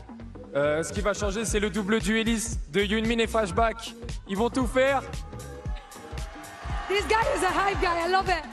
Et c'est comme ça, on a la meilleure équipe du monde et on va gagner ce soir. We have the best team in the world. We're gonna win tonight, of course, and the double duelist, Hyunmin and Flashback, is gonna carry us. Let's see now if Weeper and Ulysse Buff can carry DRX on Lotus. Let's see it now. Let's see, indeed. The faithful still believing that at the moment, DRX find themselves in a 4-round deficit. Take a look at our Coinbase Econ report. Fairly even here, freeing, though. Leveling up for the side of DRX, but Jogamo, he's done some risky plays. He's had a couple foolish deaths, but ultimately that impact that you expect from him is certainly being seen. Exactly. He is so good on this map with the Yoru. It's so fun to watch him play because he's willing to get aggressive. He's willing to go for some lurks, some kind of trickery, and he's so cagey. He's so difficult to track down. Once G2 kind of gets into some space, gets towards a site, that's when he becomes an absolute nightmare to deal with. And you saw it on that last round with that 3K. Just brilliant work around those smokes with his own util. It's so fun to watch him play. Freeing right there. The guiding light at the moment here for the side of DRX. And finds himself just one kill behind Jogamo at 12-8-2. Need to see the step up, though, from Hyunmin, from Bane. Got to see a little bit of life from Flashback once that operator come online, but it didn't last too long. See if this has some pace behind it here. Jog has the TP set up, so he's okay. Refract did get popped here. They were looking for corner contact there. One of the rounds versus Paper X, it was just a big fight at B. So DRX just looking to see if they could kind of replicate and get some success out of it themselves. Gunman, though, taking a lot of space here. Yeah, up and over the top. Should have seen Valen there at top row. All of G2 pulling back. Mako forward at stairs. Just trying to cycle these smokes forward, freeing. Catching a glimpse there as he plays around the back of Rubble. Checking to A main, trying to see if there's going to be that deep flank coming through, but we can tell G2, everybody now pushing forward from stairs, from Baby Door. Paranoia at the moment on this line. Not going to be connecting here on to Mako, so he's able to find the first touch back in the back sight. Out to safety, and Hyunmin's there for the covering fire. Flashback as well, getting involved. A lock on from Hyunmin, able to find Leaf, and now down to Jogamo in a 1v3. Frenzy in hand, can certainly deal some damage, finds the first. Hyunmin low, but Jogamo lower. Tagged down to 10, and Bane still there on that flank. We'll be able to put him down. It's going to be another pistol going the way of DRX. Question becomes, can they get the follow-up? Man, for a moment there, I thought we might see another Jogamo magic frenzy clutch like we did against DRG. The man is something special with that gun. And he came close. He did a ton of damage. But DRX just sturdy enough. And that entry there, able to take advantage of a weakness. A little bit of a buy up for Leaf. From the defending side, not looking to go for the singers here. So we'll just be a ghost for Leaf. Still going to be an attempted plunge play out of B main, one at which Freeing quickly does identify and calls for some reinforcements. But G2 have already backed away. Yeah. It's good from DRX to at least respect it. Make sure that they can use that long-range weaponry to shut it down. And you don't know, who knows, maybe there's stingers coming through. Flashback already. This is very forward space. Yeah, this is something they were doing a lot against Fnatic, and something that I think they've taken out of Paper Rex's book, watching the way something can get info, push through on towards A, and at least keep track of what's going on. Oh, looks away from the angle there. As the door gets tapped, Valorant's attention gets pulled in from behind. It's a little bit of a team saturate there. Flashback still going to be looking to play very riskily. Jogamo, I don't think he's going to register that there's already a player right behind the box around the corner. Shoulder not going to be spotted here. As Flashback goes walking forward, quick scopes in. He's able to find Trent. Clone now out, swings the corner, gets the spot here, gets the kill in his dying breath. So Marshall can be handed over to Leaf, but I'm not sure if he's going to get too many opportunities to try to utilize it. Goes down the stairs instead. Now it's just Jonah P. Held at bay by the Vice Wall, but needing to try to get into range to maybe find himself dead to the spike, but it's going to be Mako instead. No forced buy, no drop round. DRX now just 2 away from tying things up. But you got to be feeling good if you're a DRX fan, seeing some of the confidence, especially out of Flashback with the sniper rifles. It's such a big piece of the puzzle for them. And if he's willing to take these aggressive fights like that, he's got to be feeling it. And that's good. That's what you need. Just a nice little call here. A site was really where, especially early on Paper X's attacker side, where they did a ton of damage against G2 on this map. So let's see if that's something that DRX wants to do. If they're going to try to be a little bit ambiguous with it, or at least make them respect the C hits early. See a bit of a commitment. There is going to be that Odin early for Jonah P. Flashback not happy with what he's seeing, and he's right to get the hell out of there. Quick exit, and this does have them funneling in now to the weaker sites. Just Fallon here to try to hold this line. We're going to be scooped up one away from a dimensional drift here for Flashback as Chenmin goes on the entry. The Thorn's now going to be popped. G2 scrambling to try to get into position to go for a retake. Jogamo very fast to arrive. Try to lay some pressure in through this smoke, but just doesn't have eyes on anything. If you can keep him contained, you can get that Taeho going with the U-tilt. Salvo still going to be available here as Trent. Double forward, face in towards Waterfall. They're able to tuck back, but now the Salvo here at freeing speed, and he's going to be dead to rights. Jonah P is also able to find bait at the same time. The post plant's falling apart as Jogamo mows him down. Bonus conversion not to be found. It's going to be a flawless ante here from G2.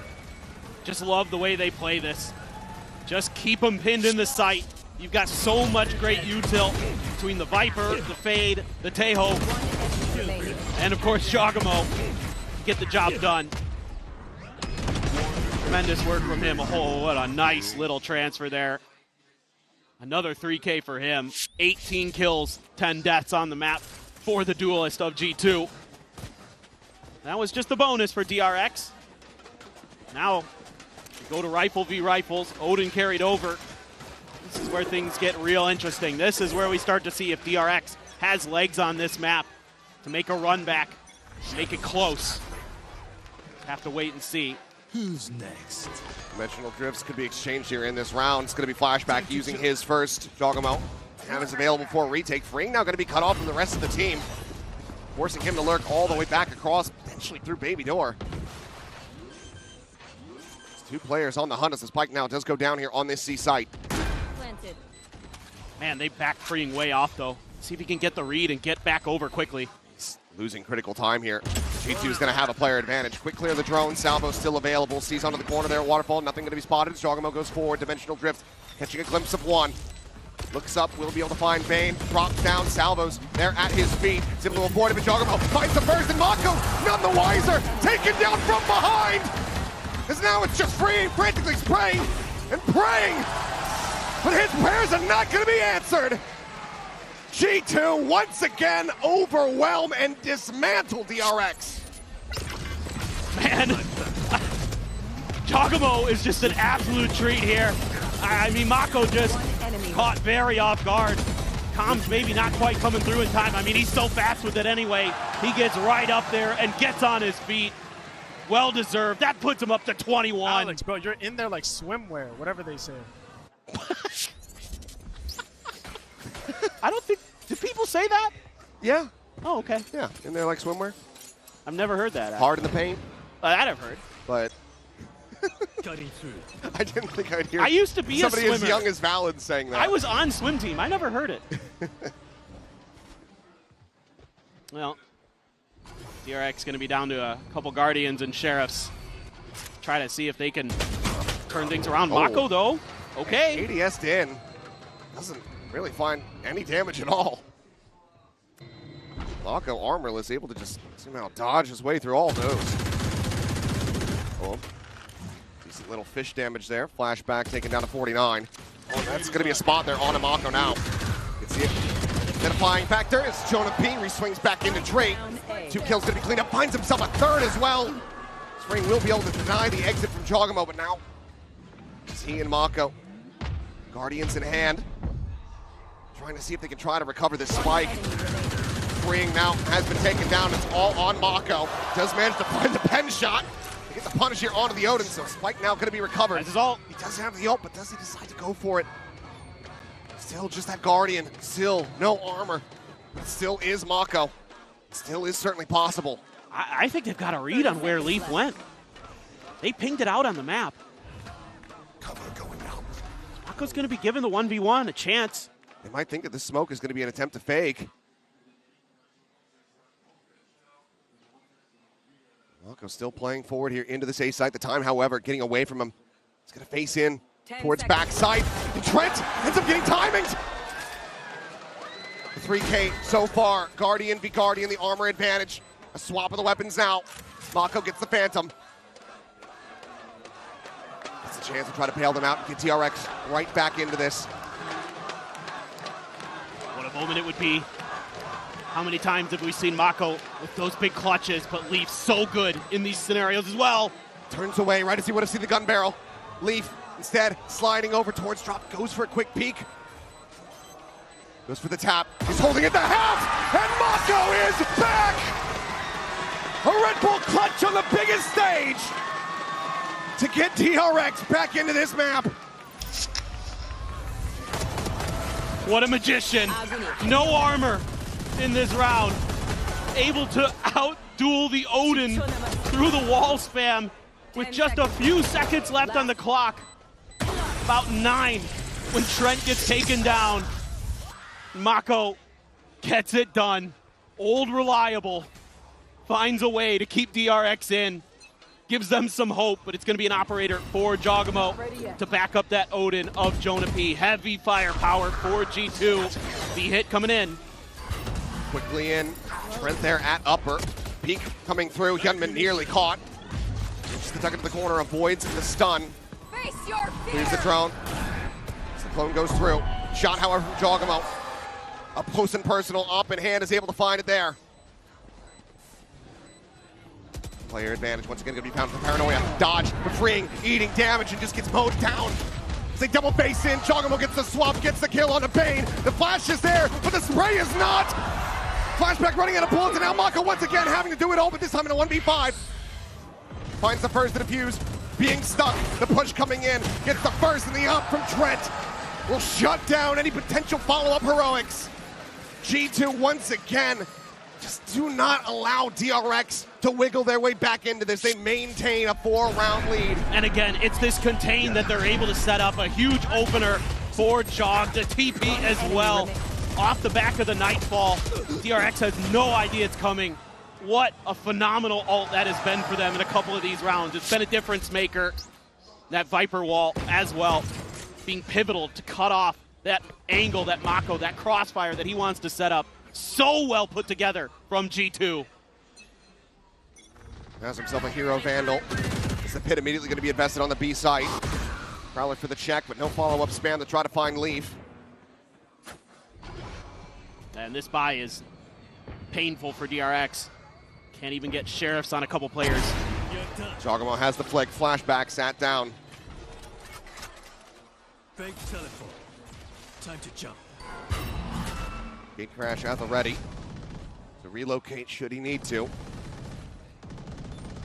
Freeing, playing around on the edge of the Viper's pit there, over by B, looking to try to catch off surprise, but Jogamo just too good. It can be recovered.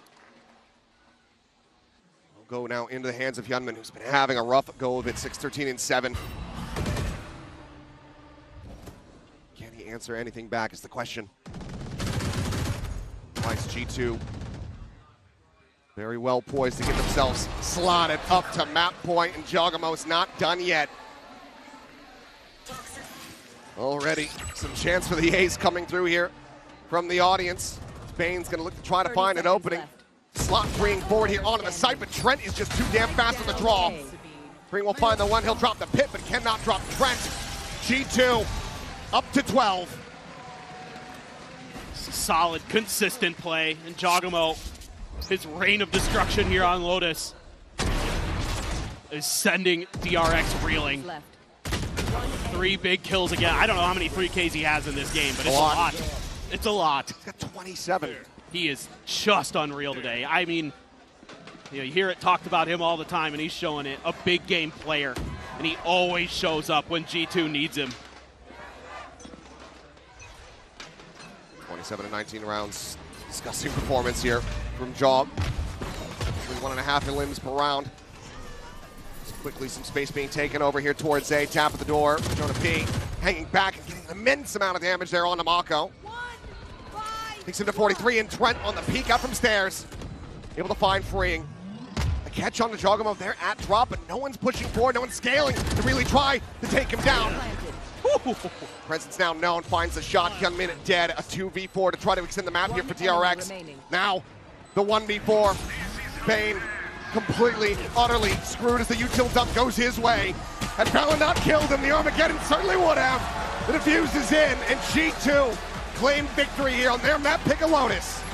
Looking very cool, calm, and collected. Great ideas, great little change-ups. We have another map coming up soon. We do. It's the Abyss pick here for DRX that needs to turn the tide and try to make it over to Bind. We'll see if they can make it happen, or if G2 will get the 2-0 when we come back. We stand up right now. Do it, do it, do it. Ready? 3, 2, 1. Do it, do it, do it.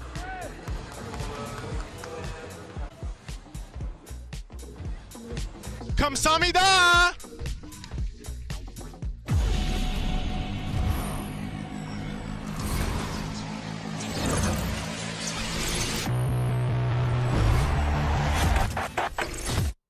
Got the new iPhone 17 Pro, and Verizon picked up the tab. No way. Yeah, it's me. Handsome and hilarious. It's a rare combo. New and existing customers can get the new iPhone 17 Pro on us, on the best 5G network. I mean, where else would I get it, right? An update is required. Financial system updating.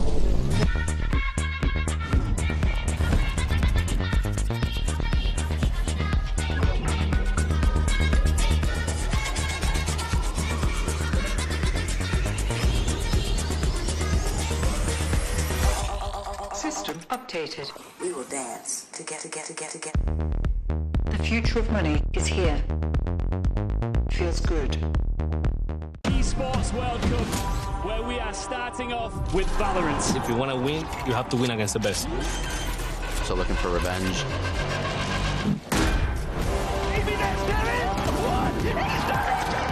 Alpha able to find one. There's the shorty. And Alpha goes crazy.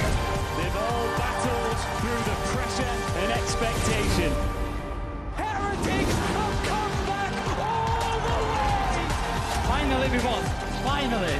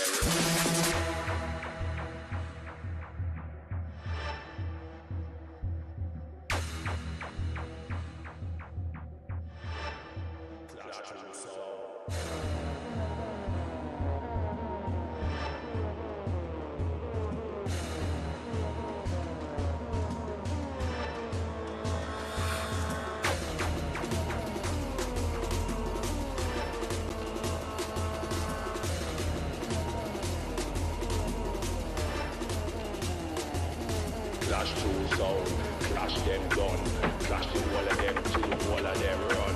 Clash two sound, clash them gun, clash the wall of them till the wall of them run.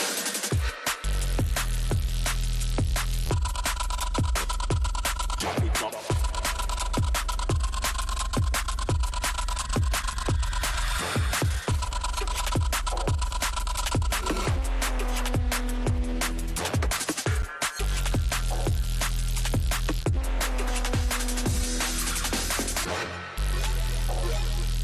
up.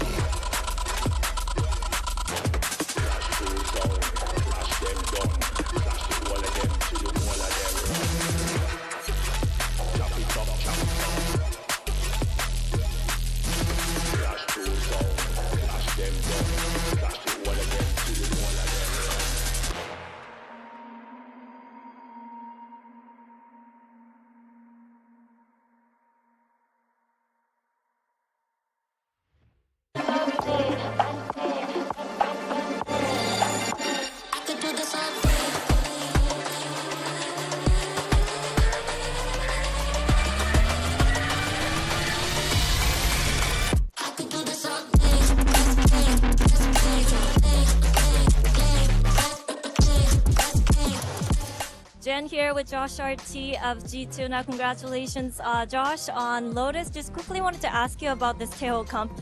Again, of course, how big of a role does Jogamo play when it comes to making this Taeho comp work, especially in this meta? Honestly, massive. Like, I know that Jogamo is up for the task, but it's really hard to be a single duelist Yoru. And so this is not a comp that any team can play. It's very specific to our team. And he does so much. He can entry, he can lurk, he can op, he can do everything. And other teams, they have a second duelist that you can just simplify your role a little bit. But yeah, this requires a special player to do a really tough task. Right. Just a what-if question quickly. If you didn't have Jogamo, would you still be running this comp then? Probably not. Yeah, like, you know, you got to know your personnel, of course. And I think we're just unique in that. Yeah.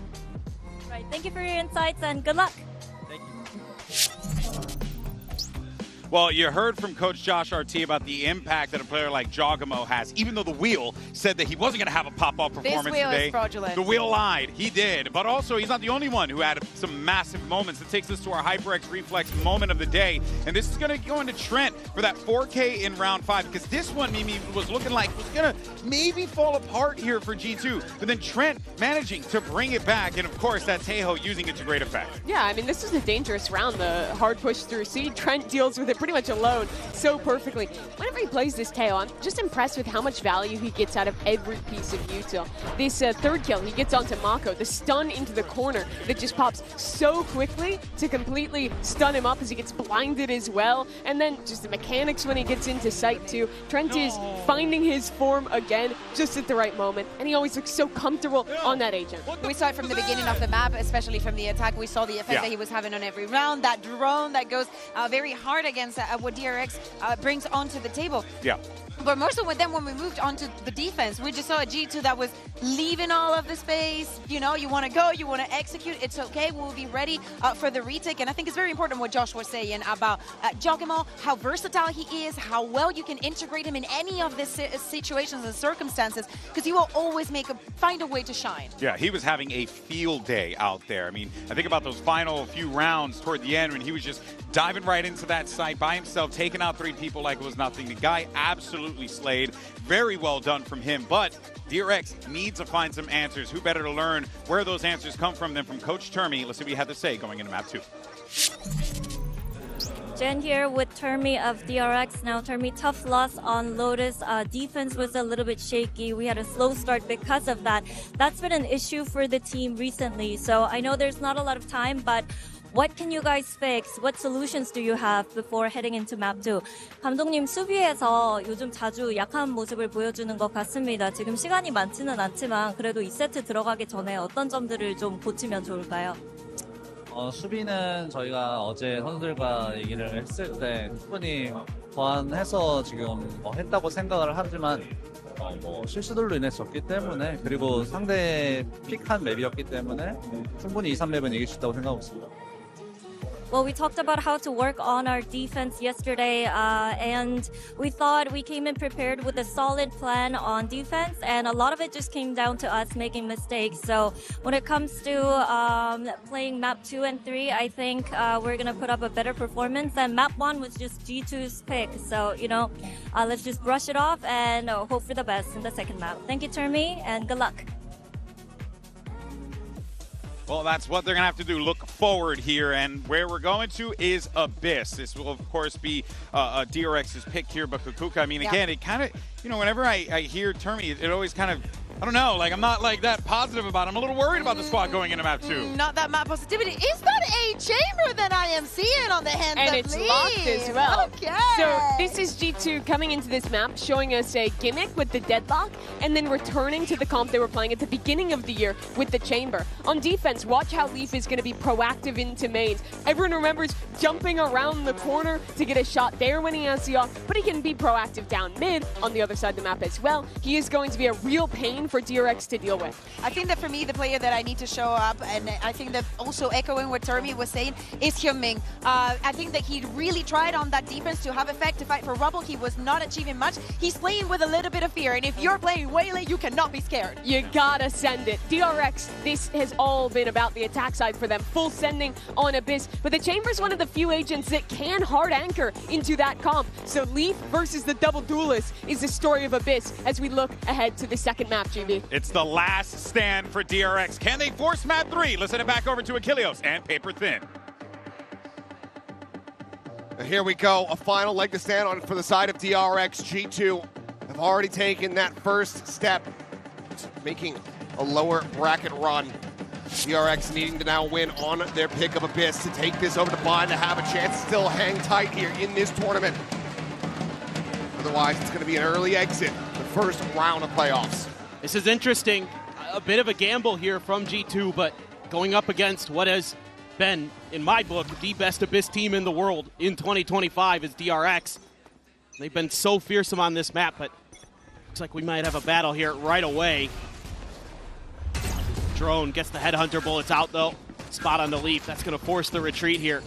Should open up some space. Grab of the orb. Wait out of the shock dart. Is going to be that trademark inside of that smoke. It's kind of interesting to me. I thought maybe the deadlock would be something that DRX would have to contend with. Oh. Nasty opening shot. Two players tagged down low here on the side of DRX. Rough start to the pistol. Just a reminder, they were able to collect both pistol round wins on Lotus. They're going to get the info off this drone that they haven't rotated over to B just yet. Still a lot of time on the clock, and DRX being very patient. Very unusual. Opens up a lot of space here for Jogamo, and that also allows for these rotations to come back through to reinforce this site. So Valen making his way through. Going to get that extra angle from Freeing, though. That could be the difference maker. Paranoia not going to connect. 30 Leaf seconds just here around the corner on the peak, gets the spot, but makes a quick little exit there with the rendezvous. Spike for now, going to be planted. This flashback does manage to find one. Jogamo held at bay here by this trip, and it looks like he might just end up having to be rerouted, but will eventually look to clear this, and nearly does get caught on the timing. Flash going to be sent through the frenzy up close. Able to find the kill. Seen a good amount of damage. He's coming in. Looks for a second if he's able to find it. Joining in alongside Flashback. Jogamo has been spotted. It's going to be flashback to collect the third and finals. DRX will go 3 for 3 on the pistols. Oh boy, did not feel comfortable at all. Seeing some of the value of that chamber with the damage done, but DRX able to wait things out just long enough. Right as G2 is starting to get the read, starting to get the idea that this is still going to be an A hit. It's when they spring into action. Flashback, so hot on this map. Gonna go right back in to that Marshall. Guardian for Hyunmin, no buy up for G2 on this one, no stingers. But they just wanna brawl, they wanna rumble. Couple shots coming through, flashback with that Marshall. Looking for that follow-up shot. Find it though. Sleep peels back a kill before getting traded out, traded up. DRX. 2-player advantage. Jogamo just with the classic to try to see if he can work some magic. Maybe could find a timing here on the freeing. Would just be a ghost collected. Freeing. Now going to be spotted. There's the headshot. There's the finisher. Jogamo offered up a little bit more firepower. See if he can put it to use already. Decent damage dealt here. Flashes himself in on the peek from tower. Gets the ping reveal as well. There'll be 10 men on the flank to go ahead and put him down. So Guardian Bulldog going to be carried over. DRX get the 2-0 start. I mean, believe it or not, DRX hasn't dropped a pistol yet, and they are just kind of in cruise control in some ways, but this round's pretty scrappy. Just walk right into the meat grinder and, you know, able to find a headshot there is Leaf. Jog able to find the counter lurk timing on the freeing, but still not too bad. A few rifles are going to be bought into this one. Freeing and flashback. Bane just going to stick with the ghost. Let's see what they want to do. B-site. A lot of pressure could be put onto Valen. It makes the jump. At the moment, DRX, no one looking to play around the angle. Hyunmin making some noise here at B. Firing off a couple shots. It's freeing. Going to be able to get the spot here on the Jogamo. He's wary about potential other pressure here in mid, scaling forward behind the wall. Goes up for the check. Drops down. Quick little exit. Gotta make sure that you're riding that timing to a T. Looking for the flash forward, but Leaf gets one, gets out. Flashback dead. Love that little idea. Slow up DRX's executes before they even begin. Take out flashback. One of those big pieces in that double duelist setup to take space. Freeing again. Making his way through. Jonah P right here on the other side though. So weapon going to be collected. And then one just had that ghost at the ready. See the fall away here from Jonah P. And Hyunmin up and over the top is able to catch Leaf there. Off guard. Drone going for the push forward. Jogamo able to find one, but Mako is there to trade it back. A 3v3 now. Spike planted. DRX potentially favored here is Hyunmin. Going all the way around the back flank. Trent gives it consideration here for a moment, but Hyunmin, he might just find a godlike timing, but time is now starting to run out, but there they are, out into the open form. Trent, the counter swing, will be able to peel it back, bringing it to the 1v1. Up against Mako. The Bulldog v Phantom. Just a concuss remaining. He's got a decent idea of his position. Taps it, Mako on the swing! Cannot find the kill.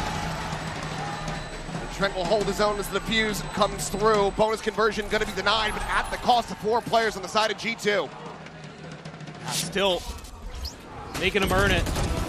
Mako there, mixing each other up. Some good trades for the side of DRX. This flank, he had expected Trent to turn around. Maybe Hyunmin just takes a 4K in the round. Oh, the first bullet just misses for Mako. Can't quite get it done with the Bulldog.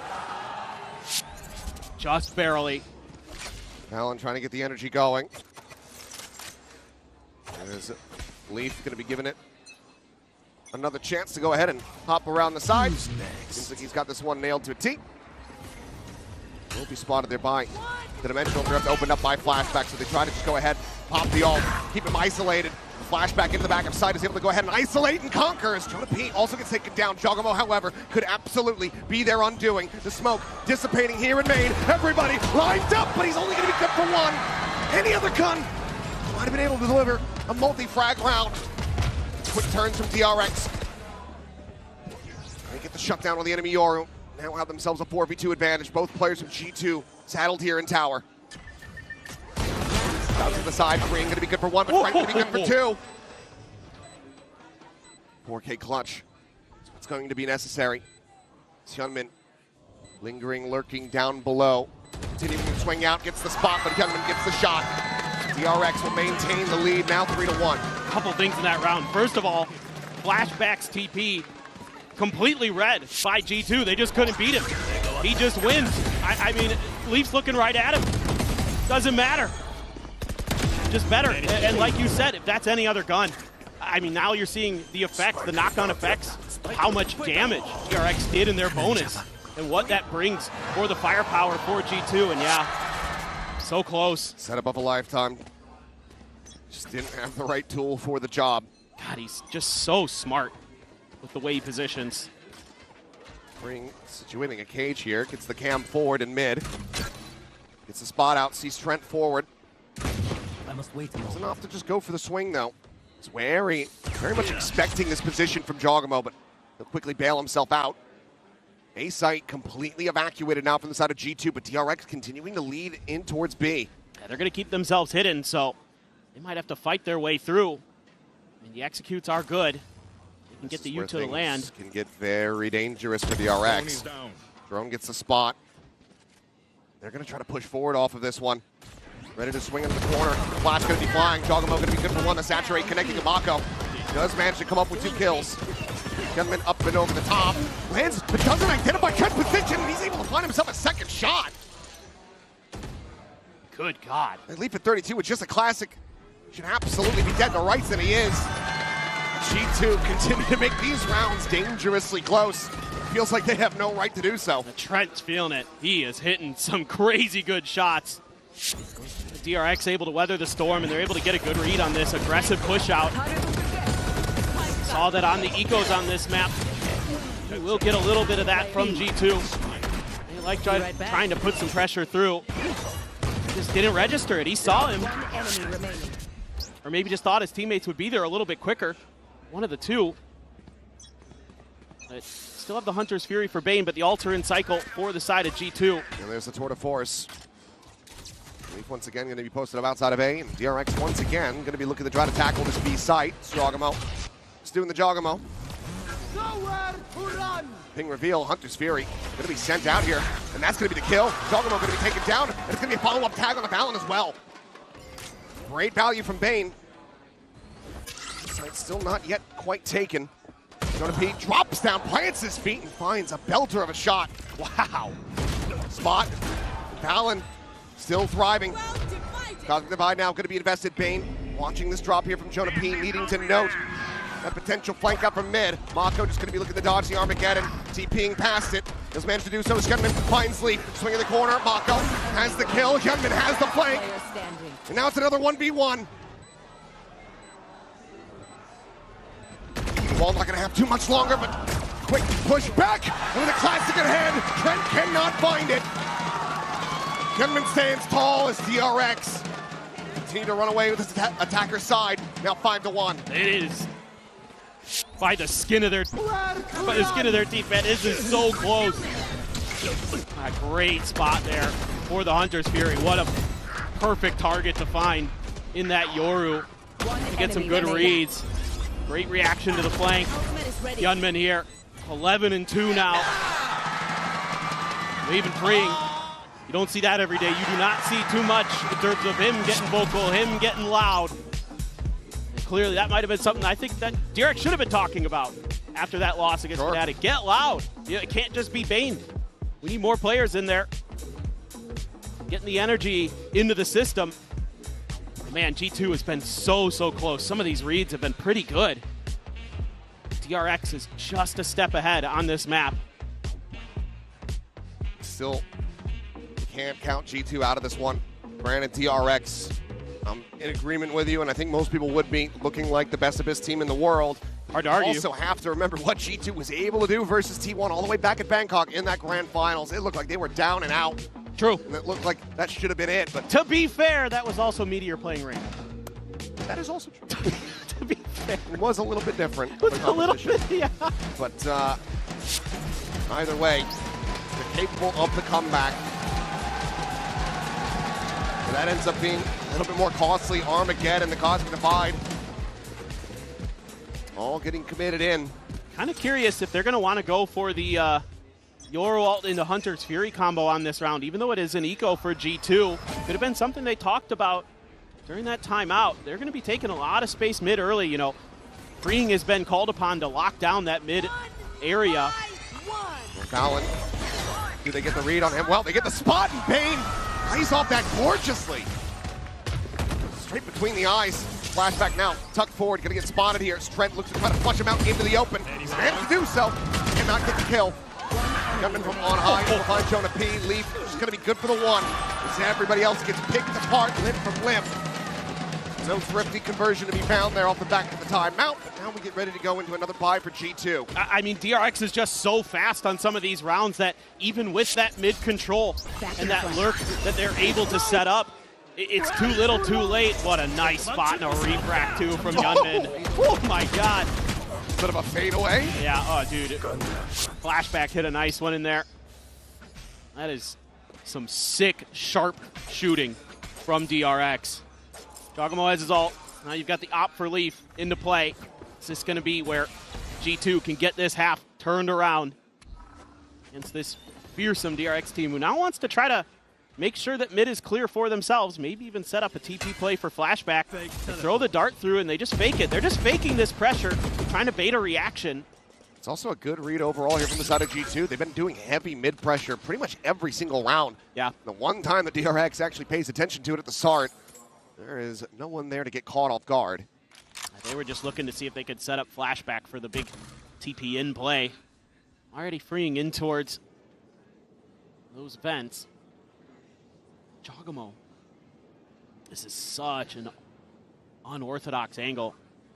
Just kind of depends on how much time is left on that TP. Jones not going to be able to check him here. Salvo, try to get a catch, gets the cancel there from Bane. Get it out.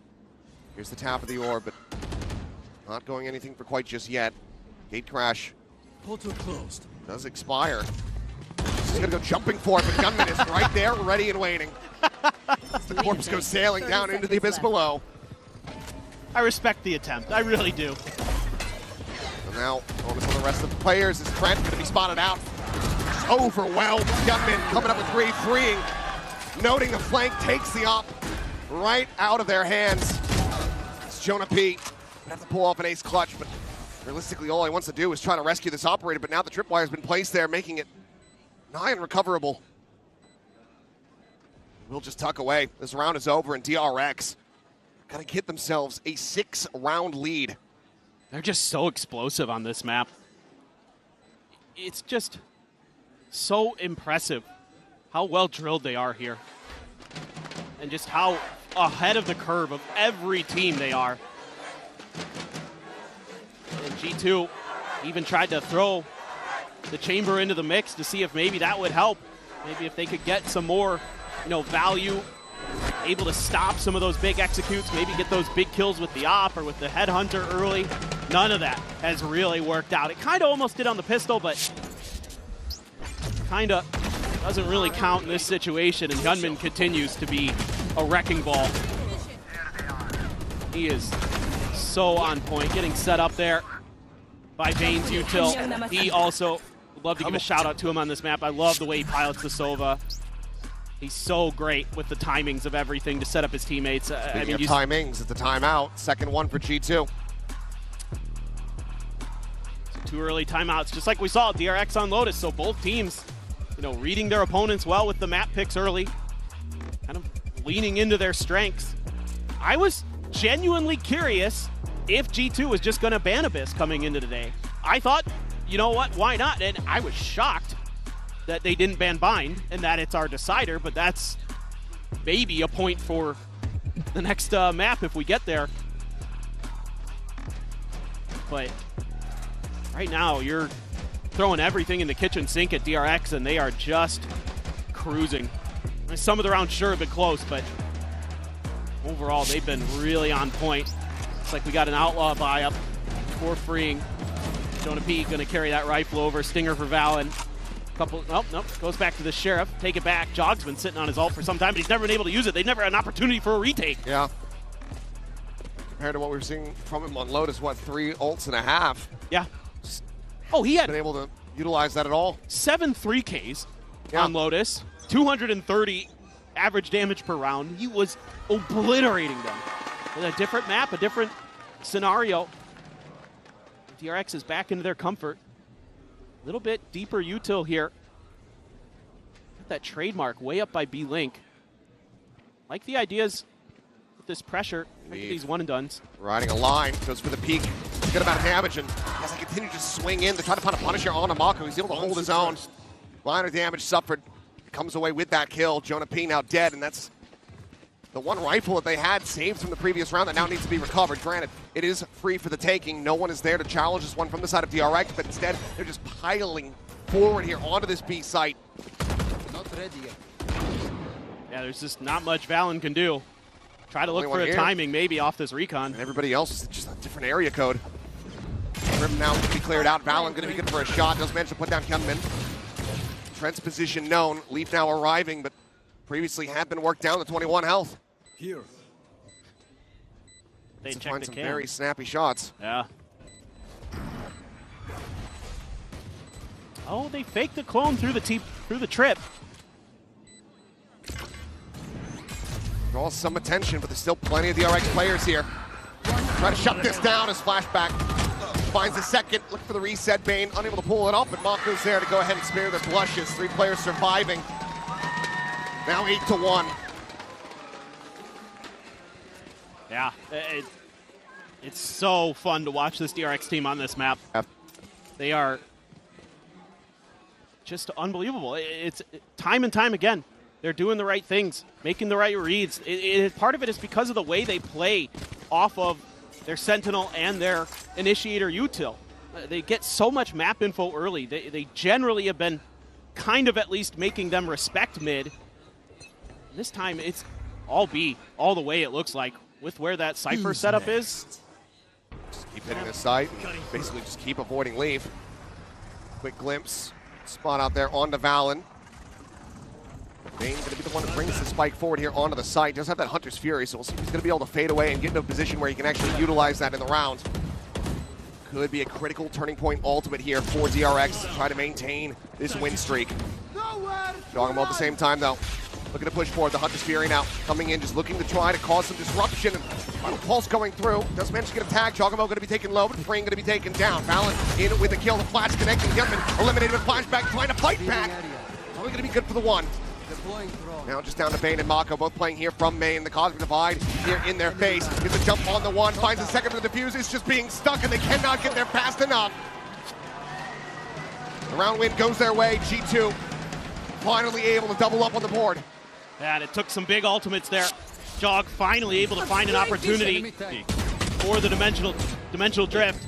Valen hitting some big shots. Great flash, too, to set him up from Jog, and this Cosmic Divide just makes the round so difficult. So much space that they have to cover with just 2 players left. You understand the attempt of the Hunter's Fury to try to disrupt and stop him from being able to get into the site, but when you don't find an elimination, certainly that hindsight for Bane is going to be saying, oh, if I had held it, have that to try to counteract the Cosmic Divide, cutting them off. He does not. Leaf again looking for an opener. Just going to be forced away. Flashback actually didn't even take any damage in that exchange. So Leaf just not quite sharp in some of these moments. You know, you can see this game plan that over and over again, it's Leaf pushing that B-Bane corner, trying to use that TP to get the one and done. Again, to slow down these executes, to see if you can find one of those duelists to make it that much harder for DRX to get their game plan into play. Freeing gonna be up towards mid. This time Leaf's gonna try to counter. You know, so often DRX is freeing, has been going through those vents, but they ping it out. They seem to have some awareness that might be a counterplay idea. Maybe he got a spot off the cam, not sure. Locating targets. Trent here. We see a little bit. Drone is down. Just Bane. But that hasn't really been a huge indicator. In fact, they're reading this really well, that sometimes he's been off by himself and it hasn't been him in the direction of where the attack is going to come through, but he's going to respond with the drone. That's going to keep those. Yeah, that's going to keep at least maybe an extra player planted there, but they got to get through some of this util at the site. Jogamo pushing forward here into the smoke. The clone going through. Big mark pop. Up and over the top, and there's the jump. Mako going to be struck down. Jonah P at the same time, back sight. Behind the enemy Yoru, and Jogamo goes in for a little bit more. Comes away with a kill here on the Fring. The time now going to be gone. Spike in hand, but no way to plant this one. DRX just going to have to stay back and go for the save. G2 for the first time here on this map find themselves a consecutive round win. DRX will be able to make this a little bit more costly for them. Remember, the money's not in a great spot. DRX slated for a potential 9-3 here if they can get the final round of the half. Man, Jog, just so smart with his positioning. Flashes himself out even. Just DRX none the wiser to that setup. Not ready for it at all. Just lets those duelists bypass him, doesn't care. He's going to be flashback with an op here on the final round. Cutting through. Going to see if he can find that early pick. Just the Armageddon here for the side of G2. Mural theft for the side of DRX. Once again, looking for this aggressive group up at B. Leaf and Jogamo here to try to hold the line with Trent not far away. He's going to read that angle. That Leaf's in. Leaf peeks it. Yeah, hell of a flick here. Yeah. Staying dialed in on it with that Vandal. Paranoia then sailing. Jogamo finding the first. Sends out a flash to try to delay the flood. Re-peeks in for another kill. That's Bane now taken down. 5v3, Fring trying to enact his flank. Position at the moment, though, going to be watched by Valen. And he holds the line. G2. These last several rounds really starting to hit their shots. But you still have the Armageddon to worry about here, so how are you going to get this plant down? Seems impossible. Mako gets one, he would have the ultimate, but still have Jonah P. 30 waiting on that A left. side of the map, just in case. They're just not going to give him anything. Swap the weapon's going to be heard. Leaf gets the spot out, gets the kill. Jogamo gets the final. 8-4 at the half. G2 rescuing this as much as they possibly can. Looking a hell of a lot more alive in these last several rounds. Yeah, for sure. And it's all Jogamo again. All Jogamo all day long. We'll see, though, if G2 can finally pick up a pistol win to jumpstart the second half when we come back after the break.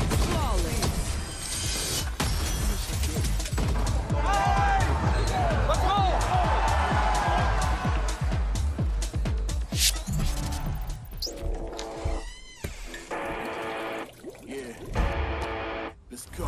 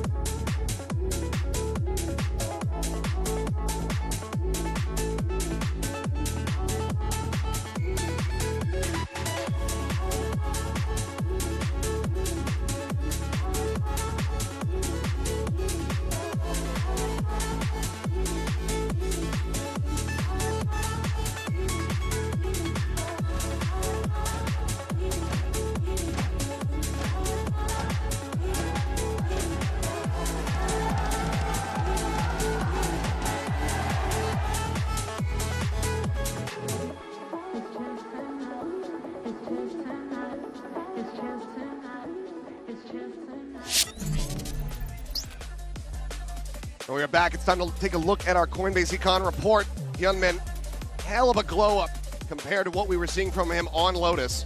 No doubt. I mean, kind of doing his best to bounce back from a real rough performance on Lotus. Trying to maybe match Jog's freak a little bit here. 18-6 coming into this. 32,700 spent, a ton of damage, almost 3K in one half. Absolutely lightning on that Waylay, is he going to be able to keep it up on this defender side? So much of this comes down to DRX being able to get the good reads, being able to get to those spots where they can shut down the plants before they ever really get started. That's when they're at their best on this defender side of Abyss. And I'd love to see them play a bit default to start this pistol. I don't want to see them go aggro. I want to see them try to work for that map control a little bit. Even on this pistol round, you're going to leave Leaf on his own. Quick double peek into mid, but now Star's getting placed here onto the B site. Still thrown as well, going to be heard. So Mako calling for the rotations. Will be Bane getting himself in a position to go ahead and try to watch for this one. No, actually just continues to cut across. All eyes from DRX basically going to be trained now on this site take. Salvo forces them back. Jonah P doing a little bit of damage to the plant, getting ready to come through. Will be allowed to just go ahead and get away with that one, basically for free. Clear the recon. Leaf now on that flank, able to find one. Green going to be taken down. The push forward, Mako dealt with. Fallon goes for this reload, re-swings onto the corner, but Youngman gets the better of him with a ghost in the hand, but damage going to be suffered. Final salvo going to be sent. Util basically expended here from the side of G2. The defuse getting started. Youngman tries to chase forward, but the defuse from the half cannot come in. A triple from Jonah P will get G2 their first pistol win here in this series. And what an important one it is for them. Come back into this map, a big win for Leaf. Almost doesn't get it. Takes a ton of damage. Silence. They know they got to get a little bit more aggressive here. Try to buy some time for Bane to stick the defuse, but they just can't win those battles out in the open. Trying to swing the corner, but it's held. G2 comes in, no buy up to speak of for DRX. They're going to have the Outlaw, they're going to have a couple Bulldogs, they're going to have a Guardian. Stinger for Valen. And this is the problem with this G2 comp. If you let them get into post plants, it is annoying. They have so much stall. Shock darts, Teo salvos. Nice kill for Leaf. Gets a spot on the Bane as well. The counter swing back out to try to overwhelm, but does have the quick exit. And a bit of damage, but this opens up the space take here in towards mid. As Mako going to be spammed down. Spotted there by the drone, trying to play within the smoke. Massive misstep and a big punish found. Just add on to it, they also have the Astra to just delay on these plants. That's why I said it's so important for DRX to get ahead of the curve. Obviously, this is the eco. Not going to matter too much here. He's trying to do some damage, but Valen, very aware. See if Bane has anything to say about it. Oh, pulls off the angle. Switch guns. Little swap as Flashback tries to draw some attention. Bane now going to try to go on that swing and wins out that fight. Now let's get taken out. Recon going to be cleared. The window. Trent going to be good for that. The double push, the drag across though. Jonah P with the stinger. He'll be able to put him down. It's going to be another 3K for him back to back. Hunter's Fury now online as we go into G2's bonus. It's going to be a scary one. Going to have tons of firepower to play with. Drone there. Right into the feet of Mako. He tries to get out and just nothing he can do. Bit of an unfortunate timing, I suppose, but full rifles. DRX looking to try to get back on the right foot on this half. This would be an incredible bonus if G2 can get it to go. Then you really start to have concerns about if we even get to that bind. It's only freeing here.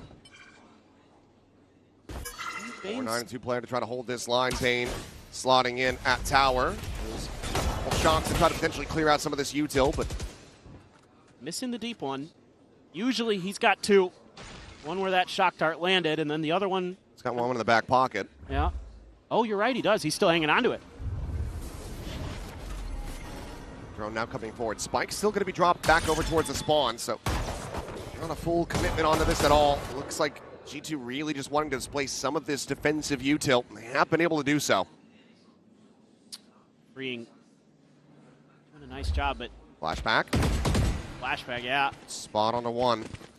Back pedals away. Sees the captain of the enemy team.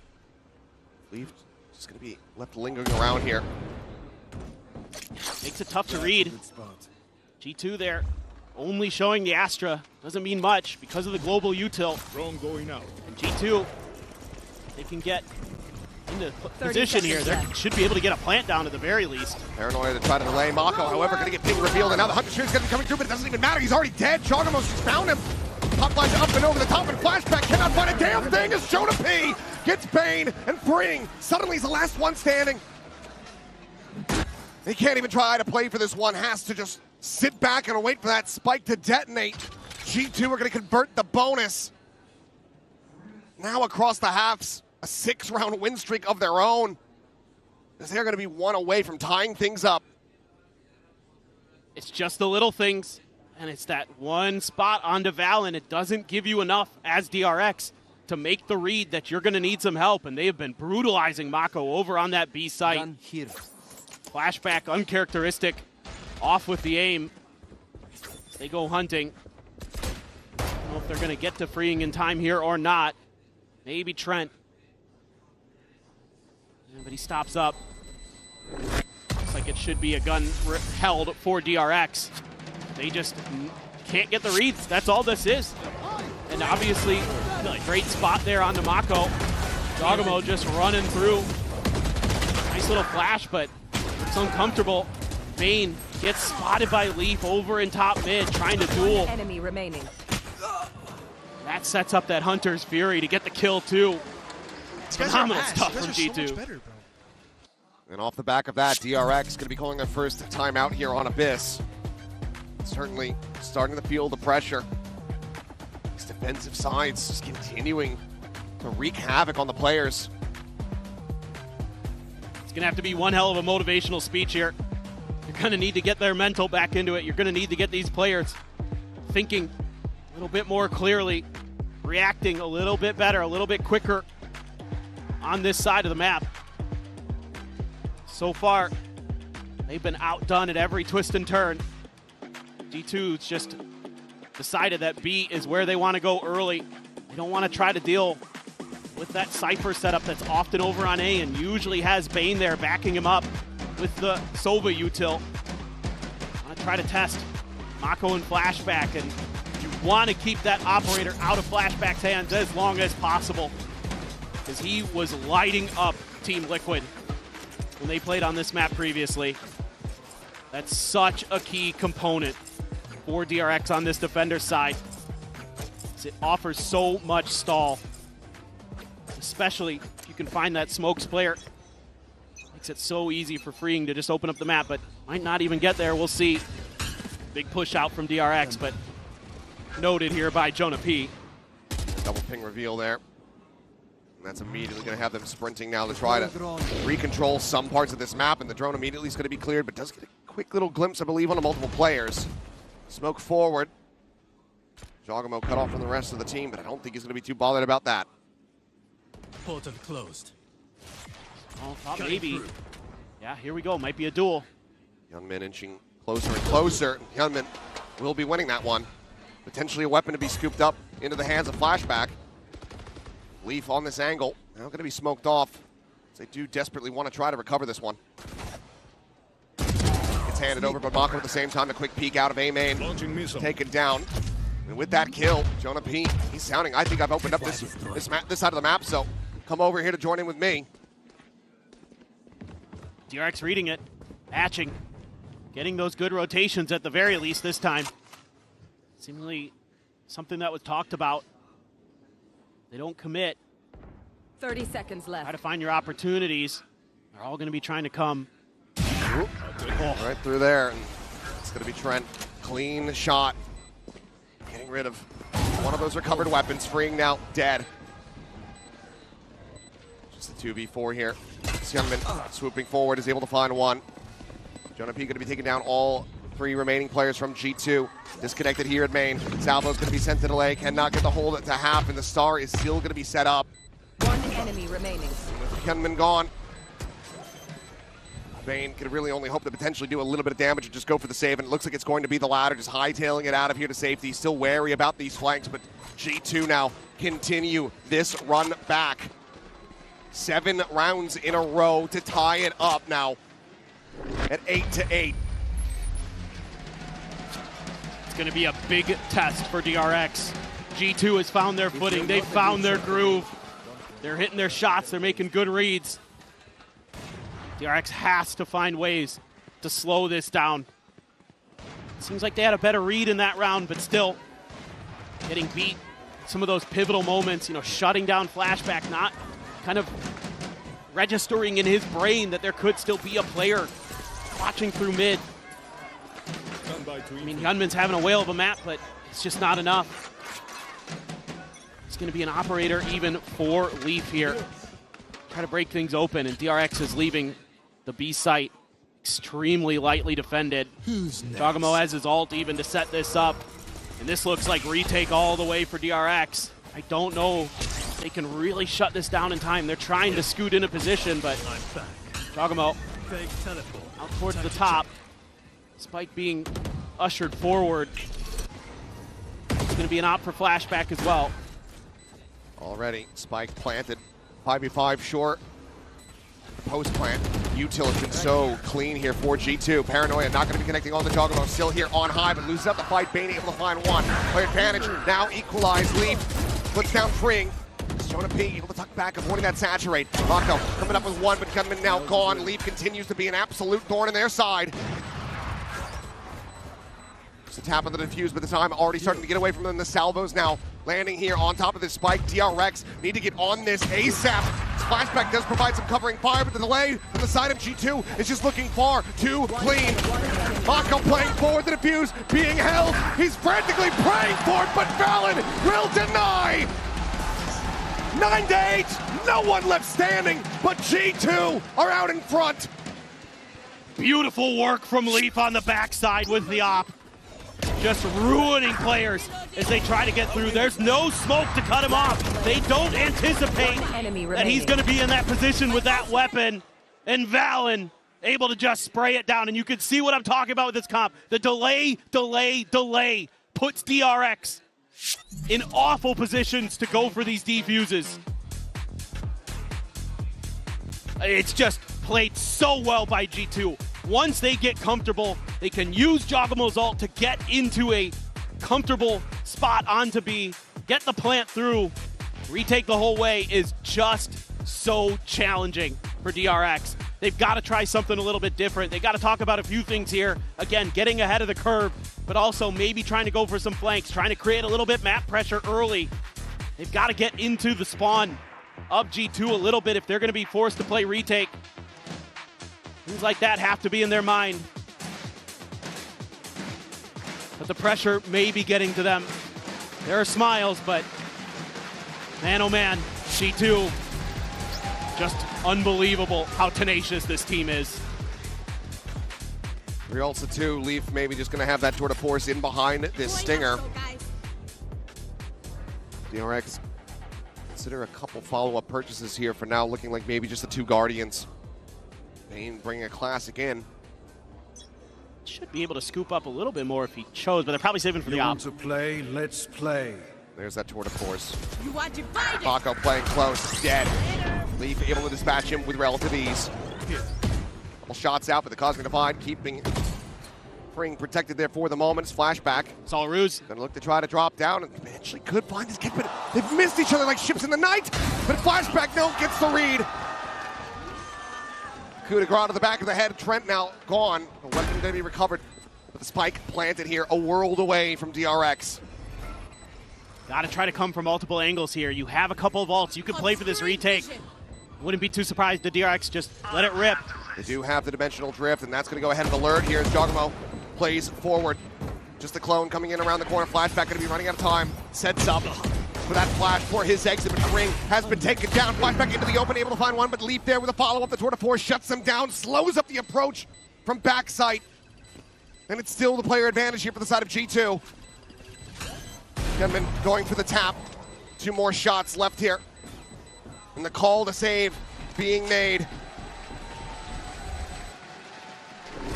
The Guardian will get taken down. The Phantom going to be recovered, but G2 continuing on this warpath.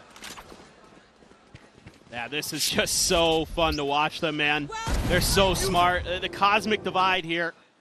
completely befuddles DRX. They commit fully to it. I mean, even though you get this freebie on the Trent, in the long run, not much of a difference maker. Appreciate the attempt from Freeing to try to go for the lurk, but it's red.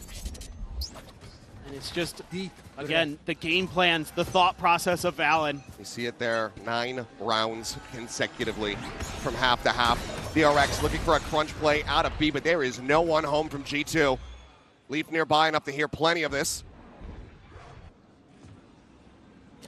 Thrown out. It's a spot on the 1. Concuss to try to force him back. Jogamo, Valen moving forward, trying to take this space. 3 players from DRX around the bend. Go in for the peek, and Jogamo will be left on the floor. Flashback just on the opposite side here of the doorway. The salvo to break it open. And Leaf be able to find another kill here in mid. Valen's still going to be there, but no, gets displaces. Hyunmin finds one. Trent on the hunt, looking for Hyunmin. Gets the readjust, gets the headshot, but cannot get that kill. There they are. Now down to Jonah P. Worry about the camera revealed, and Flashback has the timing from on high. The win streak finally going to be broken here by DRX as they bring the gap back down to 1 round, separating. There is not much that they can do. It's all about these the purchases here, because the economy from G2, they sell plenty of money on plenty of players. You're absolutely right. It's thriving. But this is all about that early pressure you're able to create on one side of the map, and then a quick pullback, go towards mid, contest that space. 1 enemy remaining. They do so well. They've got a great contained setup off the back of that early aggression. Now they're going to try it on a different side, but G2, similar ideas. I feel like they maybe think that they can make a play for mid, but that dart should have alarm bells ringing. It's the same setup. Look for the hit, doesn't come through. Get the Hunter's Fury for Bane, and then fall back. Now play your default. Now try to play a little bit more off that info game. Shifted away from this A position pretty heavily. They can get there quick, as long as they don't commit too heavily towards that B side. Throwing the check in the mid, nothing going to be spotted there.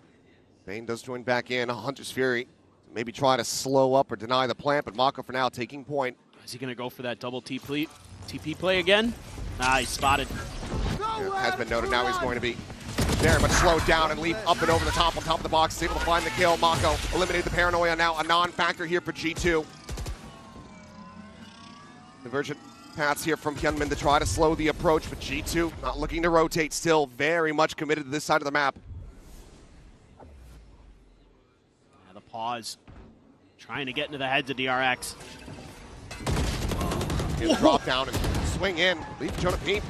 30 seconds. Both going to get picked apart. Spike down. And it seems like we may have an issue. Slow down. Jogamo looking like he's going to be talking to admins here, so we'll have to wait and see. But for now, DRX probably just wondering what in the hell the other players are 10 doing. seconds left. So bear with us.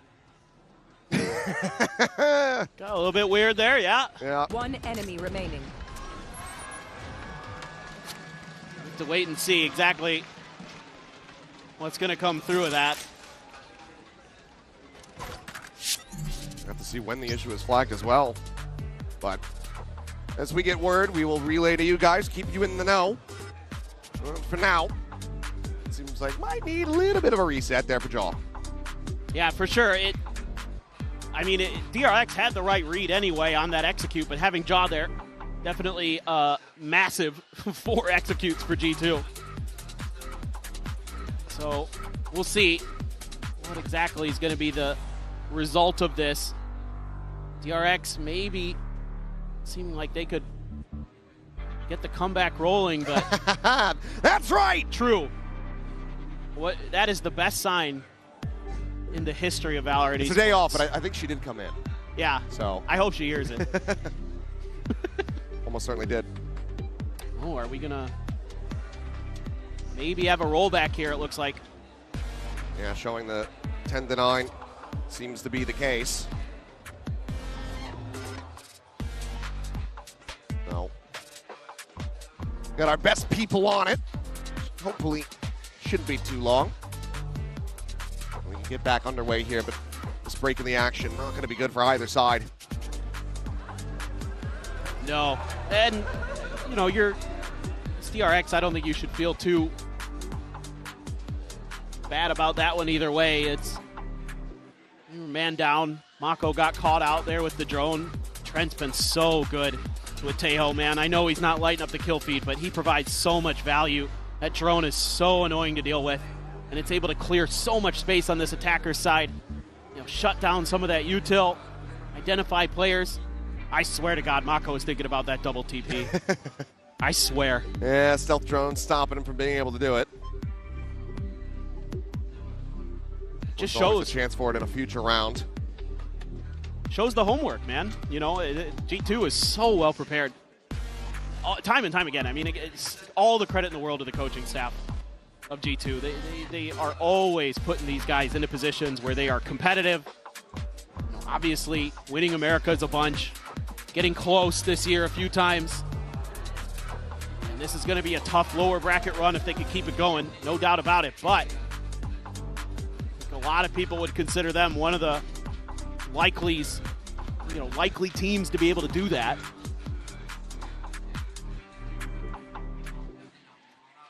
It's never over till it's over. I mean, DRX has shown their proficiency on this map, but they've also shown that getting those early leads doesn't necessarily mean that the map is going to be done and dusted. Certainly have to expect that the pressures, the nightmare memories, their performance on Haven certainly starting to resurface a bit here. And yes, TMV, we're all waiting. Yeah. It's you still coward. Left Paris before I could get here. Look, I'm already traumatized from the Sideshow Butter incident. I'm not sure how I'm going to deal with the TMV oiling up. It's things that I wish I didn't have eyeballs for. But here we are. Told that it should just be another minute before we get back into the game here. Appreciate the patience. As you know, we've had worse. Yes, we have. So, luckily, it's not. Let's just not talk about it. That's true. Yeah, we don't want to summon it up. You and I have been part of two pretty brutal ones the last couple of years. Still do blame Pansy though. Yeah, it's always her fault. So, wherever she is, she's just got that evil grin on her face. It's cutting a wire or doing something.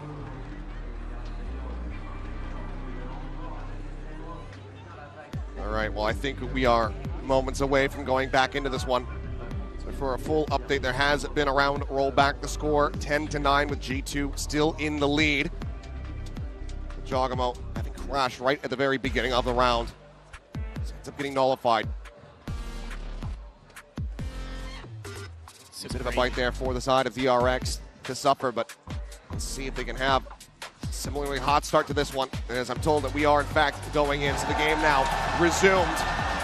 The crowd re-electrified, ready to see if this is going to be the conclusion of this series or if DRX will be able to regain control and push this across the line into a third and final map of Bind.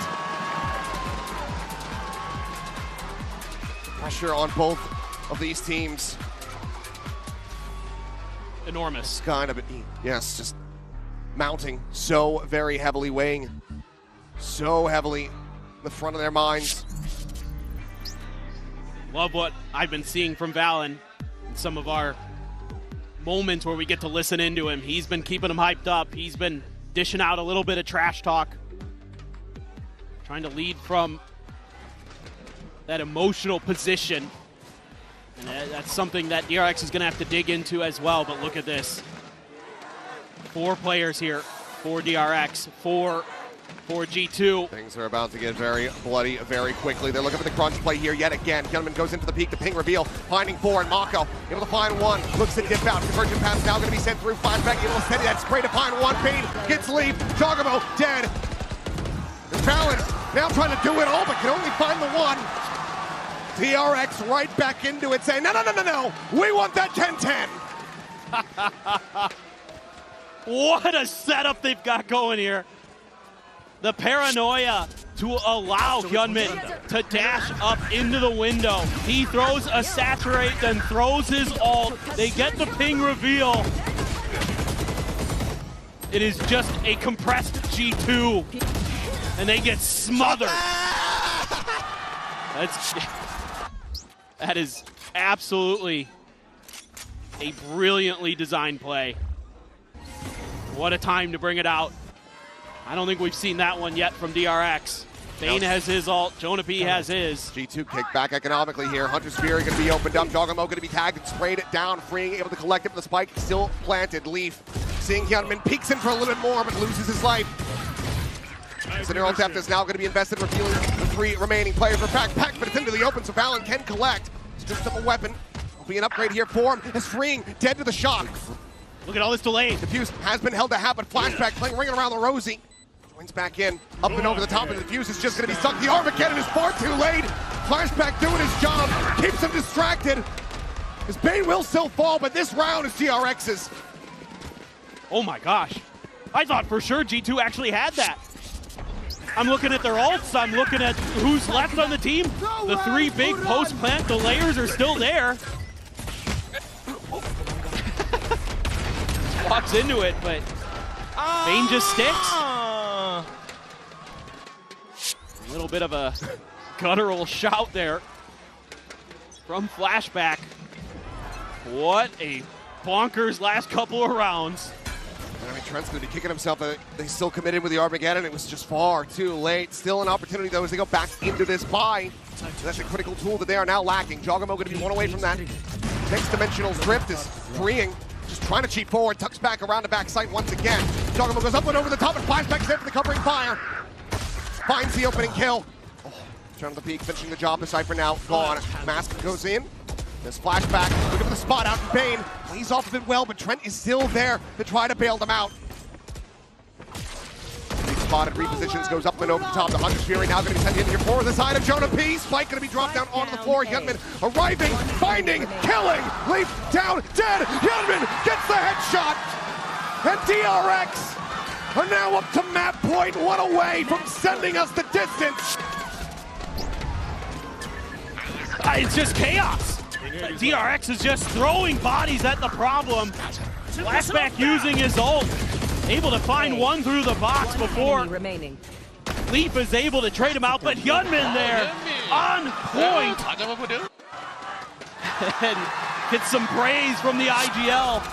Mako likes what he sees. He was trying to get back over to help him out. And here we go. Map point for DRX. G2 needing 2 more to try to take this into overtime. Flashback on the angle here, staring down into mid, but Trent not going to be giving him the opportunity here to get that shot off. Gate Crash slowly inching its way to get into a forward position. Hasn't been spotted. I'm not sure if they actually quite registered. Bane's not looking that way. They do have Bane right on top of this thing. Who's next? Likely not going to be taken, especially now that the mask goes on. Jogamo, look at the scout out this site. I'm not sure if he's going to be seeing too much of anything. Double salvo is already going to be sent as Jogamo on the peak. Spotting 2 there at back site. Hyunmin just plays the timing, takes a shot and Leaf gets taken out of the equation. The reveal on the jaw, the spam attempt. Jonah P able to avoid that, gets the spike in play. Hyunmin here, snaps on. Shutting down Jonah. Convergent path's now going to be coming through. Trent going to be caught by this one. Stuck here around the corner, trying to get that crosshair set up, but Hyunmin just doesn't outswing wide enough. And now it's all down to Jogamo, and he cannot find it. 13-10, DRX persevere to push this all the way to bind. What a crazy map. So many rounds in a row for G2. And still, DRX has the mental fortitude to hang on, to make the comeback, to run forward, to give us a 3rd map. A pumpy map. Buckle up, ladies and gentlemen. We are going the distance. We are not done yet. We'll see which one of these teams sticks around when we come back.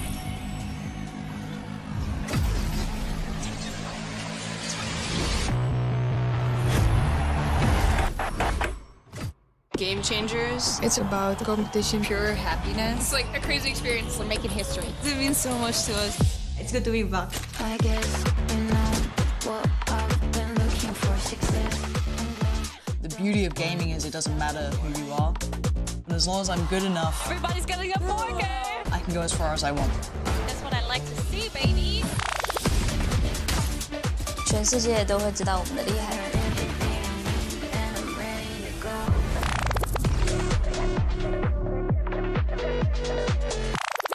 Are your VALORANT esports instincts next level? This man is a big player in big games! Prove it. Put your game sense to the test with the all-new VCT real-time prediction game, Shot Call. It's a Twitch desktop extension available exclusively on official VCT broadcast channels. With Shot Call, you and your friends will be able to call your shots, score points, and earn rewards. Here's how to play. During the official champion streams on Twitch, open up the Shot Call overlay on screen to make real-time predictions by answering questions. Whether it's predicting a Forsaken clutch or correctly calling a site rotate before it even starts, you'll score points, climb a live leaderboard, and have the chance to win prizes. Play along seamlessly with Shot Call's built-in notifications, or open the extension in full to check your progress and see how other viewers are guessing. You can call the shots during VALORANT Champions Paris starting on September 12th. Tune in, try it out, tell us what you think.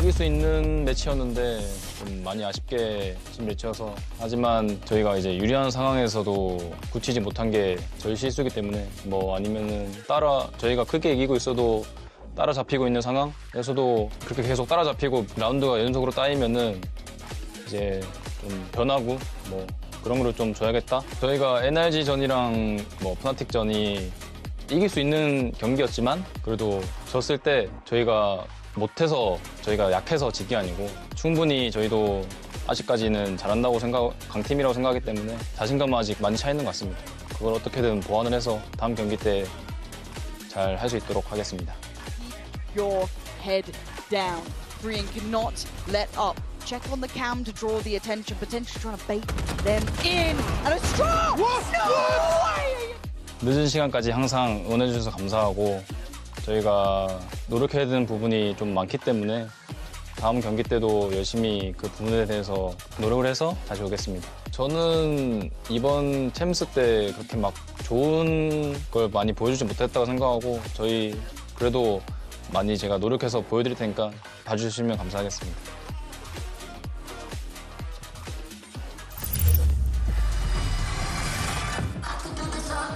What's going on, everyone? We're here live on the floor, and DRX, by hook or by crook, manages to force that map 3. What a match we just saw, but of course it takes us to our Verizon high-speed moment here in Mimi. We had some great plays from DRX in this one. Yeah, I was really impressed by this round because this was G2 re-debuting their old chamber comp, but with some, little changes. Previously, they were playing that deadlock before. Despite that, I thought DRX had very good ideas of how to play into it specifically.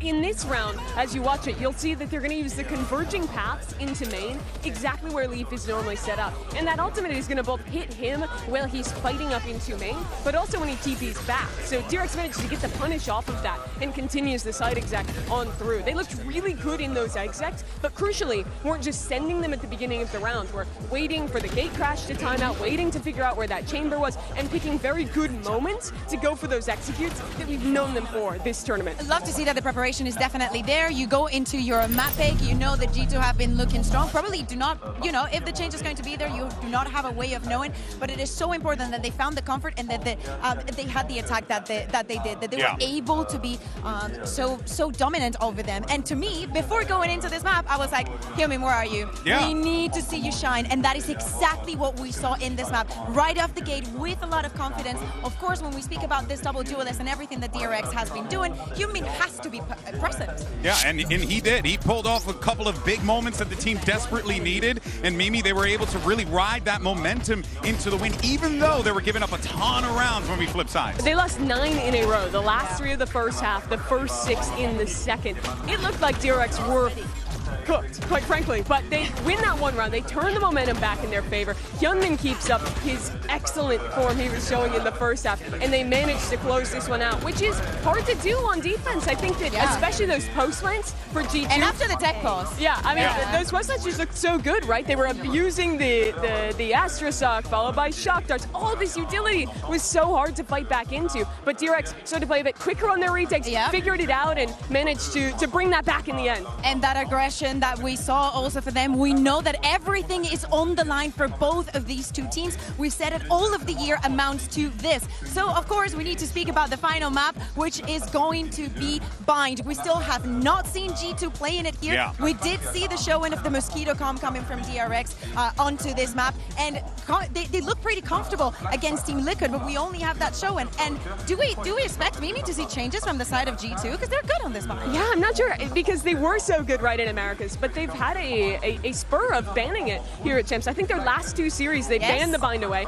Here, instead, they elect to leave it open as that third map, not even taking it in the second round. Exactly, they had a second chance. My assessment is that they're going to have some clear ideas on their defense of how they like to play against the Mosquito comp. We're about to hop into the agent select here and really interested to see if anything changes. Yeah, that's right. And of course, we're all here in the crowd, so trying to get some eyes on what we're looking like for the agents. I'm running. I see no changes on the side of G2. I think I see the deadlock. Oh, there you go. I mean, from a John, I see the Yoru. We got it up here as well. Yeah, so they're going to be playing this comp a lot on different maps. Here it's obviously with that Brim, but really looking to see how Leaf and Trent on this attacking side are setting up traps. I think the combo of the net and the drone, even with the missiles, all of that has great synergy. I want to see a little bit of the fakes. I think that I'm missing it. That synergy that we've seen in the past between Trent and Jogamo, especially with that deadlock that you're mentioning, Mimi, that has to give G2 the edge. We're going to map 3. Now is the time to bring back the expectations. The 4th seed from Pacific, a DRX that didn't look like they would even be a competitor for top level internationally this year after going out early at Bangkok, missing out on Toronto. But now they're here with another fresh meta read, playing against a team who people thought could win this event, could make the finals, and now an opportunity to eliminate them, Bea, in the first round of playoffs. Yeah, exactly. The pressure is going to be on both of the teams. We had questions coming into the second one. Is DRX going to be able to have a resurgence after map 1? And so they did. Let's see if they can bring it home. All right, everyone, it comes down to the final map. Can DRX do it pull off a upset of the tournament? Let's send it back over to your casters, Achilles and Paper Thin. Thank you very much. Here we go, a final map to determine which one of these two teams is going to be staying in the tournament and which one will be going out in the first round here of eliminations in playoffs. DRX doing damn well to rally back for the end of that abyss, but it was shaky from the swap of the sides just about all the way until the very end. G2 show how tenacious they can be, how long they can hang in there. Now they show this bind, something that they have not shown since the Grand Finals of Americas. First time here on the Parisian stage. Oh, I was believing in the G2 comeback. It just felt like they had the read. It felt like they were unstoppable, but DRX, with that last time out, able to get the adjustments they needed, able to get through a tech pause and stand up when they needed it most. And they're gonna go all ghosts versus quite a few classics and, of course, the Jogamo Frenzy. And it has to be a strong defender side because G2 is fearsome on their defender side. Both of these teams want to do damage. Quick snake bite here, just looking to try to shut this down as Gunman is going to be refracting all the way back through. Doesn't get the opportunity to try to go for that peek as Jogamo just going to be hounded down. Trent will fight back for one. Close one combat, clears out that clone. Jonah P opens up Hookah. Spring goes down, but flashback here. Drops the spike now. Two players from G2 split away from this objective. We're just going to have to try the rewrap. No util left. You have to wonder why. Is the spike in hand there? Nobody else committing forward. So far away. Will just be a wrap back around the long. Yeah, they want to get that deadlock util deep. Set up for those post plants, but DRX able to stand firm. Gunman thought about in the corner. Haunt to check close. Swing out, and Gunman great for the one tap. Valen needing to pull off some incredible heroics, but just doesn't have the health to do it. DRX will continue to maintain dominance here in the pistols. 4-1 in that regard, but G2 now starting on this attacker side. We suspect the Stinger buy should be coming in. Definitely could be thought about. Gunman so sharp on Abyss. Still looking clean here on Bind. Bane, always going to be that hype man. To go back in though, they're not going to be going for it. Looks like if couldn't get that plant down, maybe just don't feel like the extra money's going to be there. A little bit of util being bought here and there, but otherwise it's just classics. Haunt cleared, quick exit. Gate crash forward as the saturate does go in, but Gunman not looking to overextend, plays it out very patiently. Yeah, I like that. Something, oh, thought that would connect. Orb going to be given over here, Leaf. Believe the one that grabbed that up. This flashback just looking to play contain. Keep these players locked into showers. On a very thin line, but not going to be flashing himself in. Just looking to make G2 think twice, but that tiny little gap in the smoke, more than enough for flashback to be able to collect the kill. Portal closed.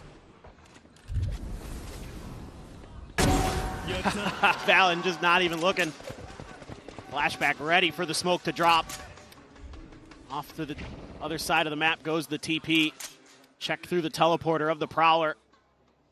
So a little bit of pressure going to be put onto Mako and Bane. God, Mako, good for the first. Good for more. It looks forward, does eventually get overwhelmed, but it's a weapon that can get scooped up. But Jogamo able to do a little bit more damage here. So he'll just tuck back, perhaps grab the orb, but my portal broke. Seems like he's just going to go TPing, wanting to try to get the spike planted. And will be able to do so. It's DRX quickly storm their way back across here towards this A side of the map. 10 seconds left. Spike planted. Nice damage done. Willing to try to lead the charge, and flashback there at Heaven. Collects himself a 3K as DRX will get the 2-0 start. Yeah, let's see if that's maybe a sign of things to come for Jog on this map. That's decent damage. It looked like it was going to be pretty clean there, but has a nice flash out. Bane can't quite fully turn it. Some good holds from flashback, though, at Showers. I like the way they play that. Something that frustrated me with EDG early on in this tournament on this map was on an anti-eco, Kong went for the big flash player right around that same corner, committed to it, and EDG fell. But Gunman, wise to that big push, sees if he maybe catches somebody on the edge of that saturate. A big B stack. Gonna be a shotgun for Mako. FD in hand, playing at Hookah. Going to be cleared. Bane now hearing the stealth drone rushing forward. Looks for the clear, but does get caught. Prowler will reveal the Bucky here after all. Mako just layering in this molly. Just go ahead and keep himself isolated away from the enemy players for now. Jogamo going to be able to find one. Flashback going to be taken down. That's that Bulldog now out of the equation for DRX, losing out on a good amount of firepower. Deadlock wall in place. Should be pretty tough for DRX. Mako just stuck in hookah.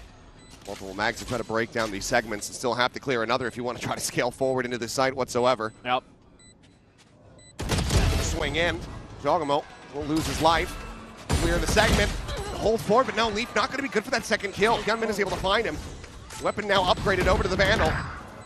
VALORANT spotted here into the corner. Bane going to be swinging forward, managing to get that kill. It's a headshot, snappy in on towards Trent. Time now starting to get away as the Prowler will be chasing in. The round is over, but the damage is dealt. DRX not going to be able to convert this bonus, but they get damn close. It's only Jonah P left standing. That's more damage than I thought they were going to get out of that retake. Just another great entry from Yunmin. G2. Nice opener for Jaw. When he's getting first kills, good things tend to follow. It's an overwhelming position. Still with nothing but a Bucky there for Mako. Didn't have much hope. A great saturate from Yunmin to set up Bane. So it's going to be a bunch of weird weapons coming into this one. Flashback going to go for the Outlaw. Got a couple players on G2 are weak to it. Sees net. Flashback does get caught by that, but has the exit. Strogamo storming forward to open up some space here for Leaf. I think better of it, wanting to get Dimensional Drift online rather than put Leaf one away. Yeah, I like this. These are such impactful rounds for G2 is when Jog has that ult because he's so steady. He's so smart with it. He knows where the gaps in the defenses are. Will catch you from behind when you're just not ready. So going to switch sides of the map seemingly. Leave Leaf on his own. Does get checked by the Prowler, but it's starting to look like it's going to shape up to be a B hit. Again. Crash now sent out. Flashback will be able to join in quickly. Spain just fishing for anything that he can get. Sends the haunt. Here's two guns fire off now. Dimensional Drift going to be in play. It's Jogamo. Goes forward here, scouting into the side, gets the spot onto ones, looking for a little bit more, finds Mako. Will have to go here for the exit. Peels out, but it's right in front of Bane, who's able to go ahead and shut him down. Mako at the same time, steady here on the site, puts himself a second, and sprays down for the 4K. Orbital Strike now online. DRX not allowing for G2 to tie it up. What great stuff here from Mako. Gets hit with a ton of util. Bane's there to at least cover Jog's exit from the Dimensional Drift. And they just line up a bit for him too. Nice! I want to give a shout out to Bane. He was the top fragger for DRX against Team Liquid on this map. Doing a nice job holding down this B-long angle. Gonna shift positions a bit. Now it's going to be freeing over on this side. Flashback. Oh, goes off the Prowler, opening the door, and Leaf is immediately dispatched. Woo. Great setup. Spain nearly getting caught here. Sends out that seize. Tries to align the spray for the second kill, but cannot make it happen. Weapon not yet going to be collected, though. It's deep in the garden. They set up the smoke to try to collect it, but Mako, he's just doing the Mako thing, and he's just taking names through smokes. Val to see if he can try to get any additional damage dealt here, but freeing a little bit faster on the draw. DRX now up 4-1. This is going to be a crazy round coming up. Both teams sitting on some pivotal ults. You've got the Annihilation, you've got the Orbital Strike, you've got the Armageddon for G2. Nice little trick play there with the Prowler. Bane just trying to throw that seize down and bail himself out. Hates Mako. He's got a turret.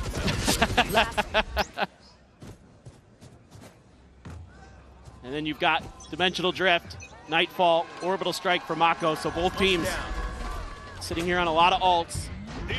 For G2, the economy will be bad if they can't get this to go. Armageddon going to be sent out, clear out this Shower's angle. Stealth drone to try to chase forward. As Ring does get marked, and that's going to be the Orbital Strike. He's just being forced to push forward in towards the enemy team.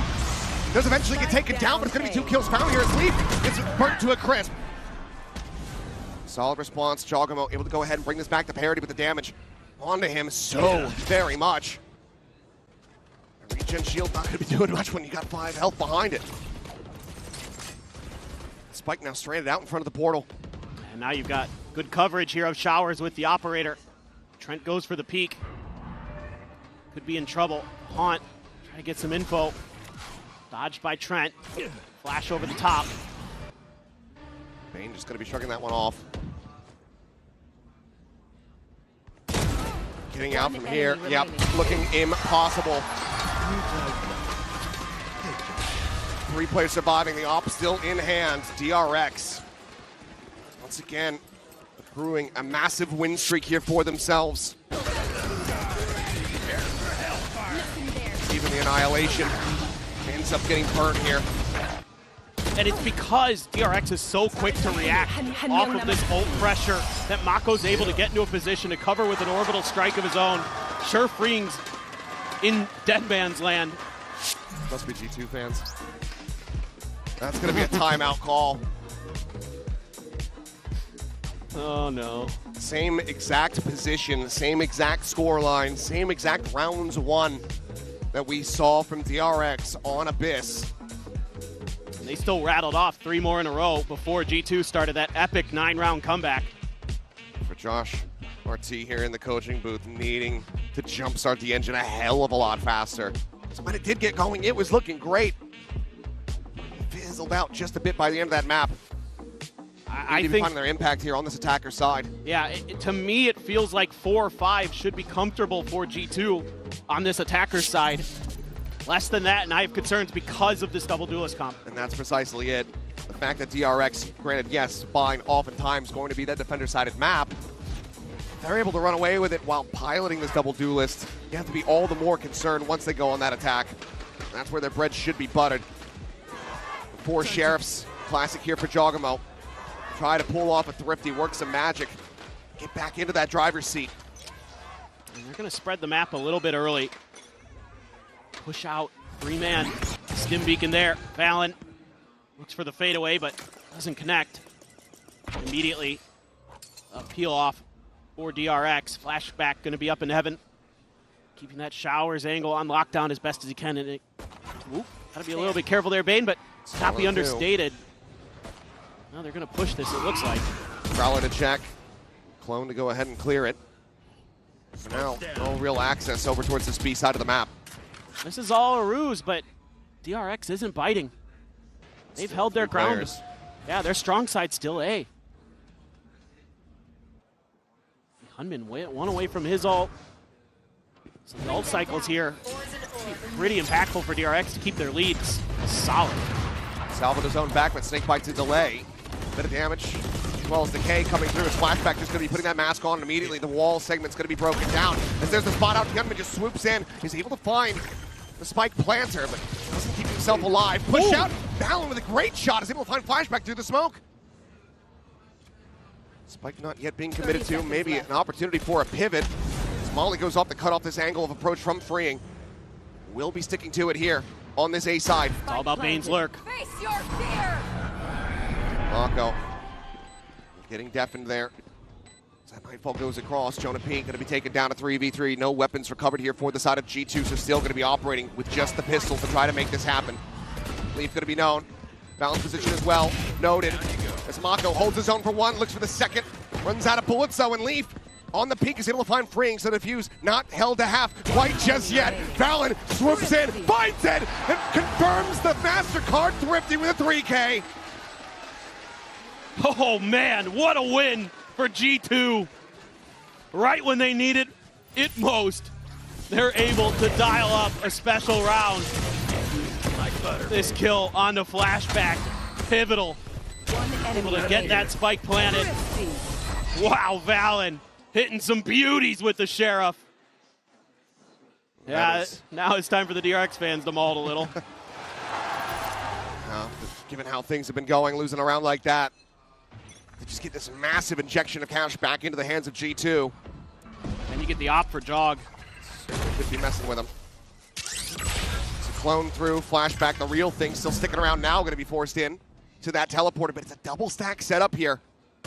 G2 effectively trapping him in position until they force out and a final little jump, but yeah, Mako deep into market. He's just going to hold there, just looking for info.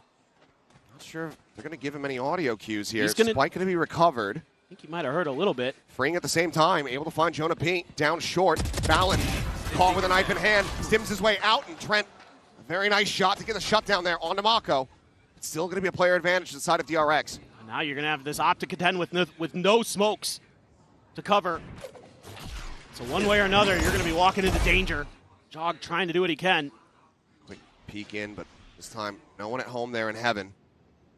Checks in close. Spotted. This is all going to be on flashback. Makes his exit. Does still have that operator on the line here. 30 seconds. Try to hold it down. The swing getting ready to come through. Salvo forces him off the angle. He eats a pulse. Repeats it. Does find Trent. Confirms the spike as well. A flash to try to delay. I believe he called a glimpse onto Leaf, and Leaf catches a stray. Jaw going to be good for one. It will just be a grab of the orb here. And a concession of the round. Not going to be able to get this one over the line. Love that from flashback. The confidence to go through the salvo for the follow-up. Gets the spot after the flash onto Leaf. Able to shut that round down. Great opener from Freeing as well in that. Onto Jonah P. Didn't get to see it just through the smoke. Yeah. And this is so brilliant from Mako, finding the gaps. You can see the sheer panic there on Fallon's face. Completely unread.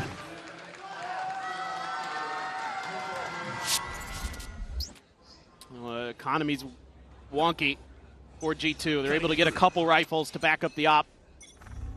Stinger for Jonah P. He's looking for some of that pressure, but so far DRX hasn't had to dip into that well. They've been able to play some pretty default-heavy stuff. Shut down the chokes. Get those crossfires.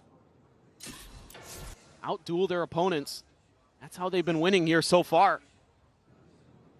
Ooh, the timing there. The shot, but yeah, just split second too late to be able to find some damage. Pressure now coming through as Leaf is just pushing off the back of that one, but Mako, top of tube, takes him down. Rough go of it so far here for Leaf. Prowler will eventually get the grab. Op going to be noted. Dogmo trying to see if that swing out of showers ends up coming in. See, he's getting the connection, the shot.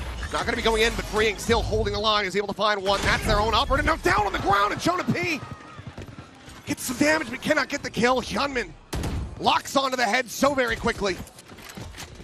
Once again, G2 left reeling, looking like they're just going to stay tucked back to save these rifles. Mako maybe has something to say about this, but Trent holding in ADS. Let's see if Mako gets the read. Checks in towards that position, swings in, and will be met with his demise. One away now from another orbital strike, but does hand over a weapon upgrade to Trent. A bit of a consolation prize here, perhaps. Freeing maybe looking to try to take it away from him. Has he read the reposition? He has. He can't do anything about it. Either way, 7-2 now. DRX confirming a lead at the half. The question is, how massive is it going to be? This is just a huge win for Mako out in the open. He tries to swing, but can't quite get there. Wow, that is fast from Hyunmin. Unbelievable. Absolutely unbelievable. And if you're Jonah P, what more can you say about it? Man just hit one hell of a shot. I mean, he's come alive in the big moments now for DRX. That's saying something for the rookie. Both teams that have been on the back foot in these maps have had to commit both timeouts in the first half.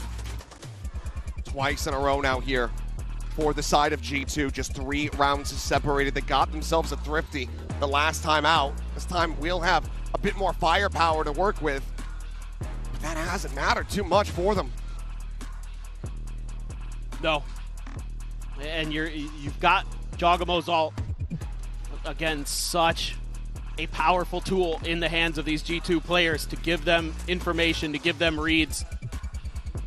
And it, so far, trying to hide this map here in Champions hasn't benefited G2 just yet. But still, again, we switch over to defender side for G2. Could be a different affair. They need to get a couple more, it feels like. Freeing's got the pit. I'm just gonna let it go off the rip and short. Dimensional drift here at the ready for Jogamo.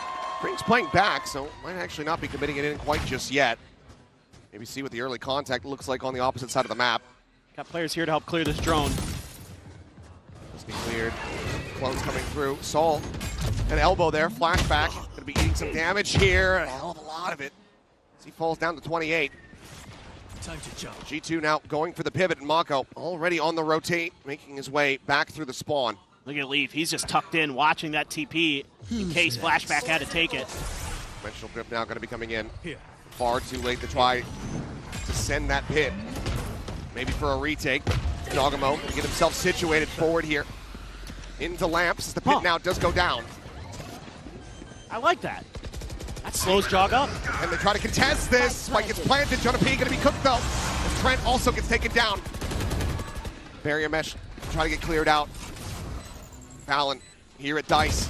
Gets the spot out, but now has been noted. Pit, Fall, and Decay coming through, up and over the top, into the refract, just trying to draw that attention, trying to see if they can spray him out of this position. He narrowly managed to stay alive with 20 HP, but Flashback on the peak finds one, and Leaf can only get one himself. The defuse to come in, the timeout to mean nothing. It's 8-2 as DRX maintain a chokehold on this defense. This is such a clever pit from Freeing. It completely nullifies what Jog wants to do into that Lamps position to try to go for that flash in the repeat to at least get one. And then they just wait him out. He gets impatient. He's holding with the shorty for the longest time, trying to make the big play. And if not for that decay damage on the Jonah P, he could have gotten out of the orbital strike. Right. Could have been another player there to try to pull off that post plant. Yeah, it reaches all the way into that default position too. What a heads-up play from Freeing. Bit of a rough day for him, but that one was a difference maker. Oh, and Flashback! What a shot! Unbelievable as Leaf is just not allowed to do anything! My jaw's on the floor. That is unreal. Well, this jaw's still alive. He's going to look to try to bring them back into this in a 4v5, but still just does have that stinger. Stealth drone going Bane's way. Gets cleared out, TP forward in towards the corner, just going to be a fake. Prowler to confirm presence though, so that means going to keep this three-player strong side. Bane there, deals with the clone with the shorty. Flashback just ringing shots through the smoke. He knows they're stuck here. See, there's still enough time for one more rotate. Some more damage going to be taken. Snakebite to try to slow up the approach here. Freeing has him lined up. A damn near collapse. As Fallon's the last one standing. And not for very long. A flawless round as DRX continue on their march. What a play from Flashback. Absolutely astounding. And what a time to go for it. Starting to feel himself, starting to get that confidence. They haven't shown a crazy amount of pressure early like that. But now, pick your poison, DRX. 9-3 curse or the 10-2 again. Annihilation online here for the side of G2. Fallon can get an orb. We'll have an orbital strike. Yeah, you're so close to the Armageddon as well for Trent. Big fight to try to delay once again. Flash off the angle here is Freeing. Clears the clone. Spot on the Bane. But Alt not going to be able to get the grab. He's now coming in. Fallon. He's going to cook Flashback. Finds him there with a molly. Quick turn though. Bane covering fire. Keeps him protecting the Armageddon. Pushes him forward. And Bane gets the shutdown on the Leaf. Chaos ensues here on the site. He's coming. Catching a glimpse. Sending a saturate. Re-swings looking for Fallon, but cannot make it happen. Now it all comes down to Mako. 1v2 to try to clutch it up. Sends out the Molly, but now his position very much known. The Molly's a little bit too late, but he finds the first headshot. Valorant going to be struck down. Looks to try to clear out the barrier mesh. And he gets him! Jonah P! Shut down as Mako is indomitable! Another clutch! Another 10-2 half! How does he keep doing it? The gentle giant, all reliable, the 1v2, and somehow, some way, he gets it done. Absolutely incredible. G2 needing the pistol to try to bring this back. We'll see if they can get it done when we come back after the halftime.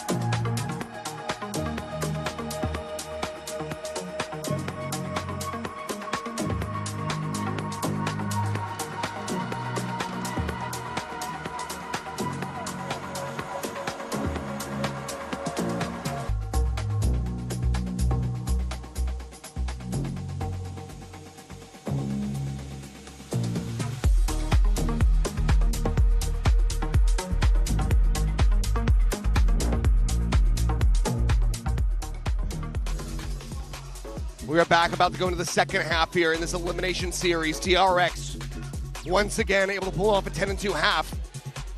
Did this several days ago and could not close it out. The term he talked about it, he said the energy was off. It wasn't quite there for the players, but this time it is looking very different. It looks like everyone is dialed in. On this map, it's starting with Mako leading from the front. 17 kills in that first half. Absolutely going crazy in some of those rounds. And that last one, the chef's kiss. Beautiful 1v2 win. We'll take a look at him here, I imagine, for our Coinbase Econ report. He's got a 95.3 rating. And he is getting fantastic conversion from money spent into damage dealt. He's just been annihilating Jonah P there. 735 damage. That critical util, only 2 kills for Jonah P in that first half. Hard to imagine that a player of his caliber would be shut out like that, but still another half to go. We know what G2 can do. We've already seen it here today. 9 rounds in a row. No doubt that they can start stringing them together, and it has to start with this pistol. It has to be here. It has to be now. This defender side has to get off on the right foot. Couple frenzies, all ghosts again for DRX. It's been 4-1 in pistols across this series so far. G2 only able to find one to start off that second half of Abyss. And they need it now more than ever. Leaf contact here at Showers. Immediately considering sending that barrier mesh, but thinks better of it. There's a stealth drone up and over the top. Going to be able to get a spot out here as well. There's that null on to 2. TP. Jog from behind. And he's going to go back. Trent pulling away from the angle. Freeing. Zoned here for the moment. Salvo just to delay this plant. Nice and slow now. Mako tucked into the corner.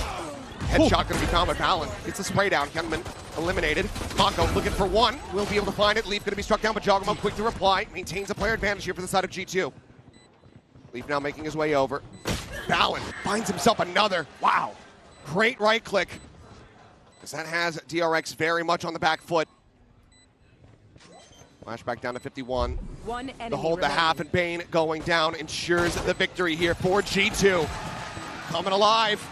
And they so desperately need it. Yeah, they're getting on their feet. And it's another IGL leading from the front. Fallon there. Able to survive the one-tap headshot. Scoops up the ghost, puts it to great use there. Takes Bane out of the equation. Not much that DRX can do. Great stall with the Tejo utility again. giving themselves some hope, giving themselves a chance. Some stingers, an outlaw, a specter for Trent. Nothing but classics for DRX, opting to just go for the full eco. A little bit of util bought up. A heavy stack the B side. I believe that's where Jog's outlaw is. Quick clear on that haunt. Yeah, the smoke is a little bit sus. Yeah, bit of a gap. Try to play around. Crash going forward, and oh, Hyunmin. The corpse sent flying as Flashback joins him in the grave. Great opening shots from Jogamo. Caught him going in the light speed. Amazing reactions from Jog. Don't often get to talk about ragdoll effects too much in Valorant. A little bit on display there.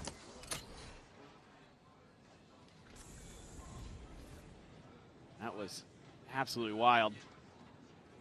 Well, now you're going to have to be contesting with the deadlock util. Leaf here at range, getting a spot. Throwing next. Net going to be lobbed forward. Should get the grab. Mako locked in position. Leaf, let's go ahead and get a free kill. On pace here for a flawless is G2. Still in this gap. The 6 rounds separating. 30 seconds left. Just trying to see if there's any way they can get a plant in. Forward Trent holding here with the Spectre, has the spray down onto one, anticipates the second. He won't be able to find it because a little bit too late, but Leaf is there to capitalize. Just the one death. G2 off to the races here. Can they get the bonus conversion? It's even better the second time. It really is. Oh, man. Just a belly flop onto the floor. A bit of a belly flop of around, but it's an eco. And you're going to have only a couple Guardians here for DRX. It's full armors to try to avoid this outlaw. Yep. So it does hurt the firepower potentially a bit. Find you. Just gotta find your moments here as DRX. Oh, and that's one. The haunt reveal, Jogamo greeting to the orb. I do believe ends up getting taken down. It's a great setup. Flashback in response, eats a shot though. It's damn near dead. They're just lining up for this B hit, but G2 senses it. They feel it. They've taken so much space at A because of Leaf. He's going to be quick. All the way out, yeah. He's going to be quick on this flank, and they might not be aware of it. The deadlock util in hookah as well. Prowler forward, there's the stun. Leaf not scaling though. He's holding back, maybe anticipating that a flank is going to be coming through, or rather a rotation. Hyunmin hits the floor, but Trent is going to be taken down. Mako able to find Jonah P. Valen able to avoid the seize. Here's the dropout, gets the transition. Bane going to be taken down, and Mako is there. Pen shot through the tube. It's a 3v2. Spike now planted. Leaf. Just that Spectre in hand. No real weapons able to be recovered. Swing onto this corner, and Freeing will find the headshot. DRX not allowing for that bonus conversion as they take one more step towards closing out this series. Doing he's on the other side of the map. I misread that completely. Valen, man, he's trying his damnedest. Hits a couple good ones, but Mako just right on point with that Guardian. And there's just no more timeouts available for G2. It's a glass cannon. Gotta ride the ship. See if they can get Jog going. They get some wind in these sails. Oh my God. Leap is just not having a good time over at Showers. Flashback consistently having his number, whether it's from the defense, from the attack. He's just got that down pat. They're just going to take their time. Looking for any attempted lurks, but you've already shut down the main lurker. Trent will go for those from time to time, of course, but Prowler doesn't confirm anything. Jonah P with just a stinger. Nothing he can do. Nothing he can do. A headshot on the Mako, but the kill not found. Stim beacon now. Here's the Mosquito goes in. No one to bite. It means that plenty of open space to get this plant. Spike planted. 5v3, the orbital can't be a consideration, and G2 have to save. They have to allow for DRX to get up to match point. It's unreal to be in that position that quickly. You force up an op, and you just can't get any value out of it. DRX just storms through, playing Jonah P like a fiddle there at long. That's round over. And to have to save, giving up match and series point, I mean... 8 chances for DRX to close this out. Orbital strikes available on both sides. Leaf 1 away from that annihilation. But even if this does continue, the ult economy very much starting to get spun up here from DRX. Flashback is just absolutely dialed in. He's fearsome right now. Him and Mako, the 1-2 punch. And now G2's tournament life is on the line. Champions felt like something they could accomplish. It was in their grasp. And DRX may be pulling off the upset of the tournament. Jogamo gonna look to try to maybe replicate some of that magic that Flashback was putting up. Now, could wait for the Tejo drone to help open, but he uses the clone. DRX is back away. Jogamo on the TP, gets himself over in towards the spawn to try to reinforce this B site.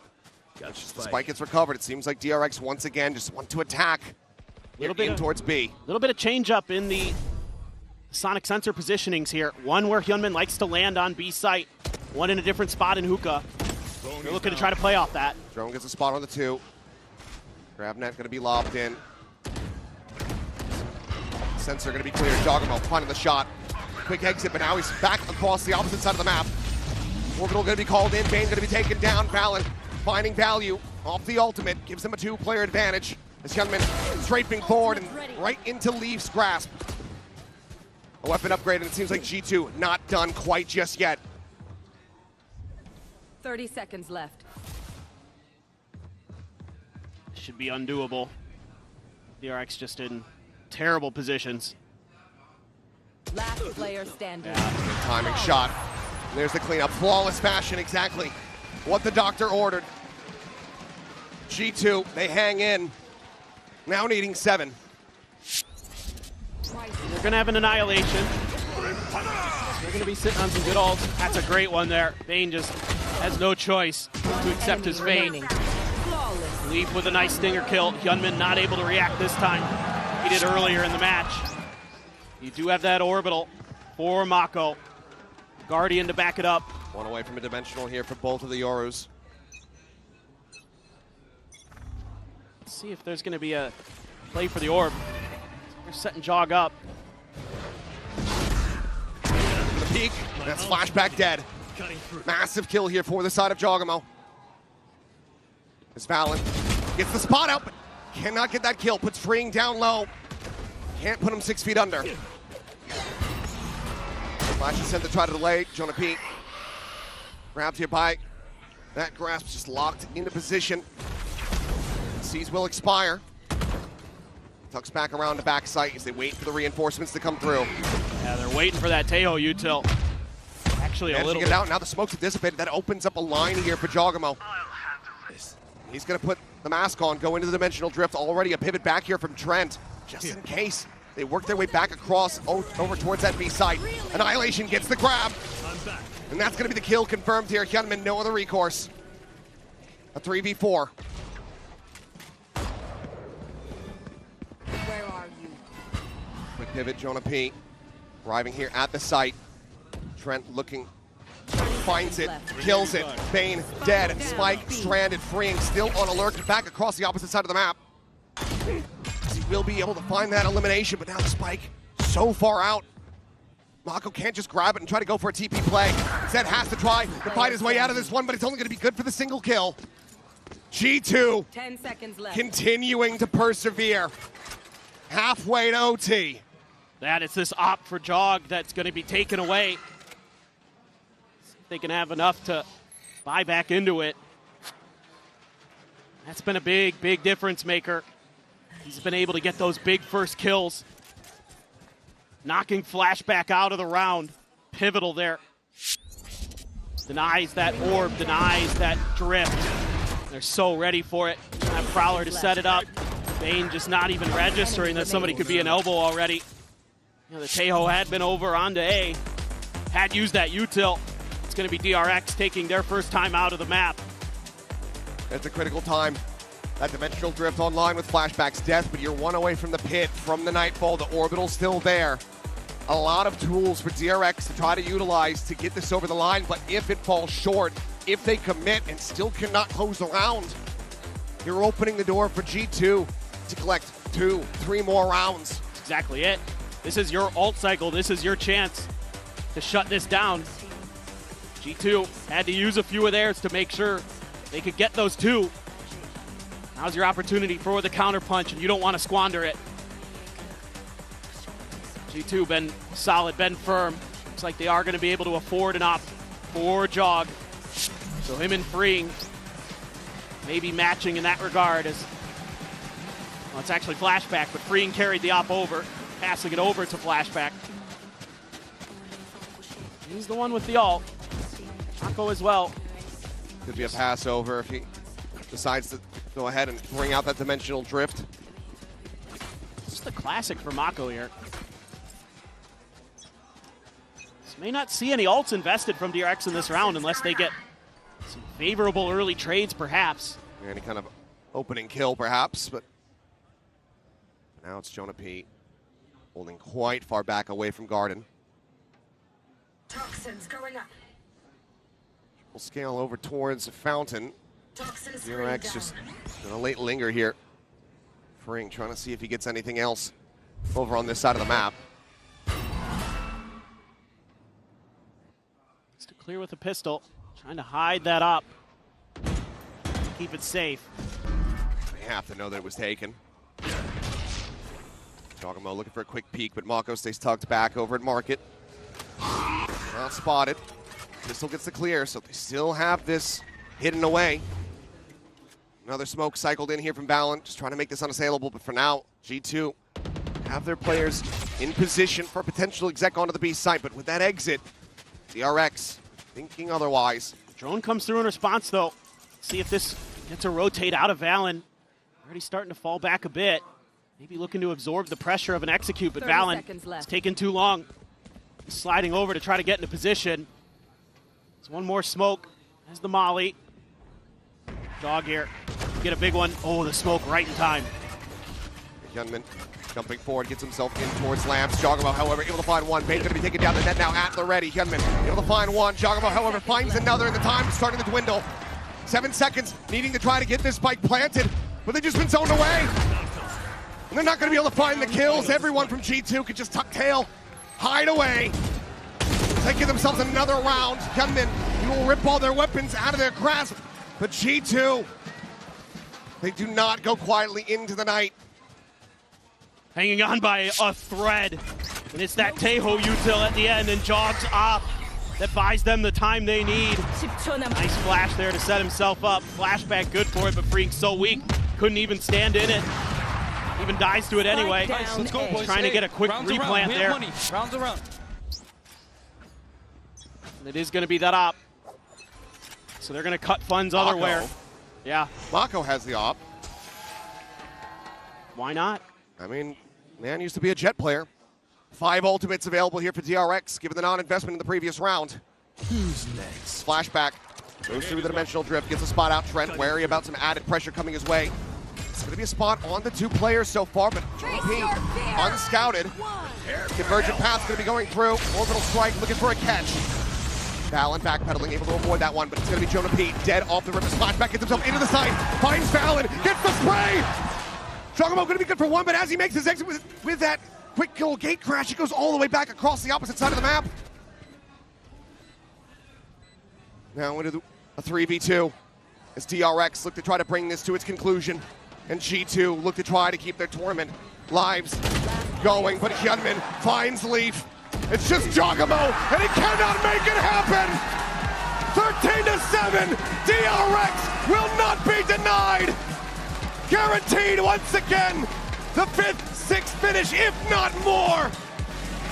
Mako said knock you out, and DRX did just that. Unbelievable. Hard to imagine that we're saying goodbye to G2 this early in the Champions. This was a team that so many of us thought was going to be able to make a deep run. But it's heartbreak. Heartbreak here in the lowers. A tough one. Some high fives, but the emotion there, you could see it. The eyes are watery. That was such a grueling match, but they just didn't have enough in the end. Well played to G2, indeed. What a phenomenal year they had here in 2025. This was always a threat. They won Americas every time. So much to be proud of for this G2 team. Absolutely, but still a tough pill to swallow. An exit in this position, but for DRX, what a rebound to form. The form that was expected from them from the outset here at the playoffs, rather than the form that folded in the opening round that have them rest in this lower bracket. Certainly still some things to work on. The teams in the future certainly needing to be considering banning away that abyss where DRX continues to look great. Yes, G2 played them so very close. Nearly were able to take that one out. But the perseverance that this team has on that map, the impact that they get out of their duelists, is just something that cannot be ignored. But I think the player of the day is Mako himself. What a performance from the clutches that we were seeing from him on Lotus in the loss, to him just taking over that defending side here on Bind. It's just crazy to think that he's been at every Champions and he's still getting it done. He's still one of the best out there. And now he's also having to be an IGL. He absolutely is. And he is thriving in it. Well, let's go ahead and send it down to the floor for our Verizon post-match interview.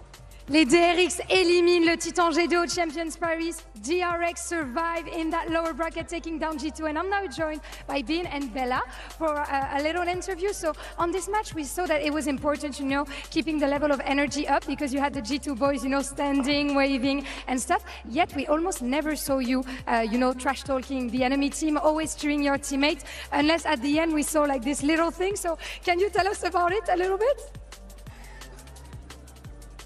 이제 워낙 에너지가 좋은 G2를 상대하다 보니 오늘 경기 정말 분위기를 가져오는 게 중요했거든요. 경기 중간에는 이제 팀원들을 격려하는 긍정적인 메신저 역할을 크게 해줬는데 오늘 끝날 때 이런 포즈를 해주셨거든요. 뭐 어떻게 생각하시나요, 오늘 경기?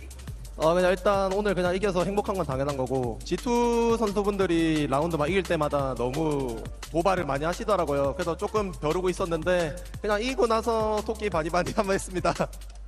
I mean, you know, they're known for the trash talking and the hyping and the doing movements across the stage. And so I had my eyes on them. I wanted to get a good comeback. And as soon as we were done, I did the bunny ears. And I'm feeling spectacular from the win today. And I can see that, of course, and everyone can see. Donc, première question.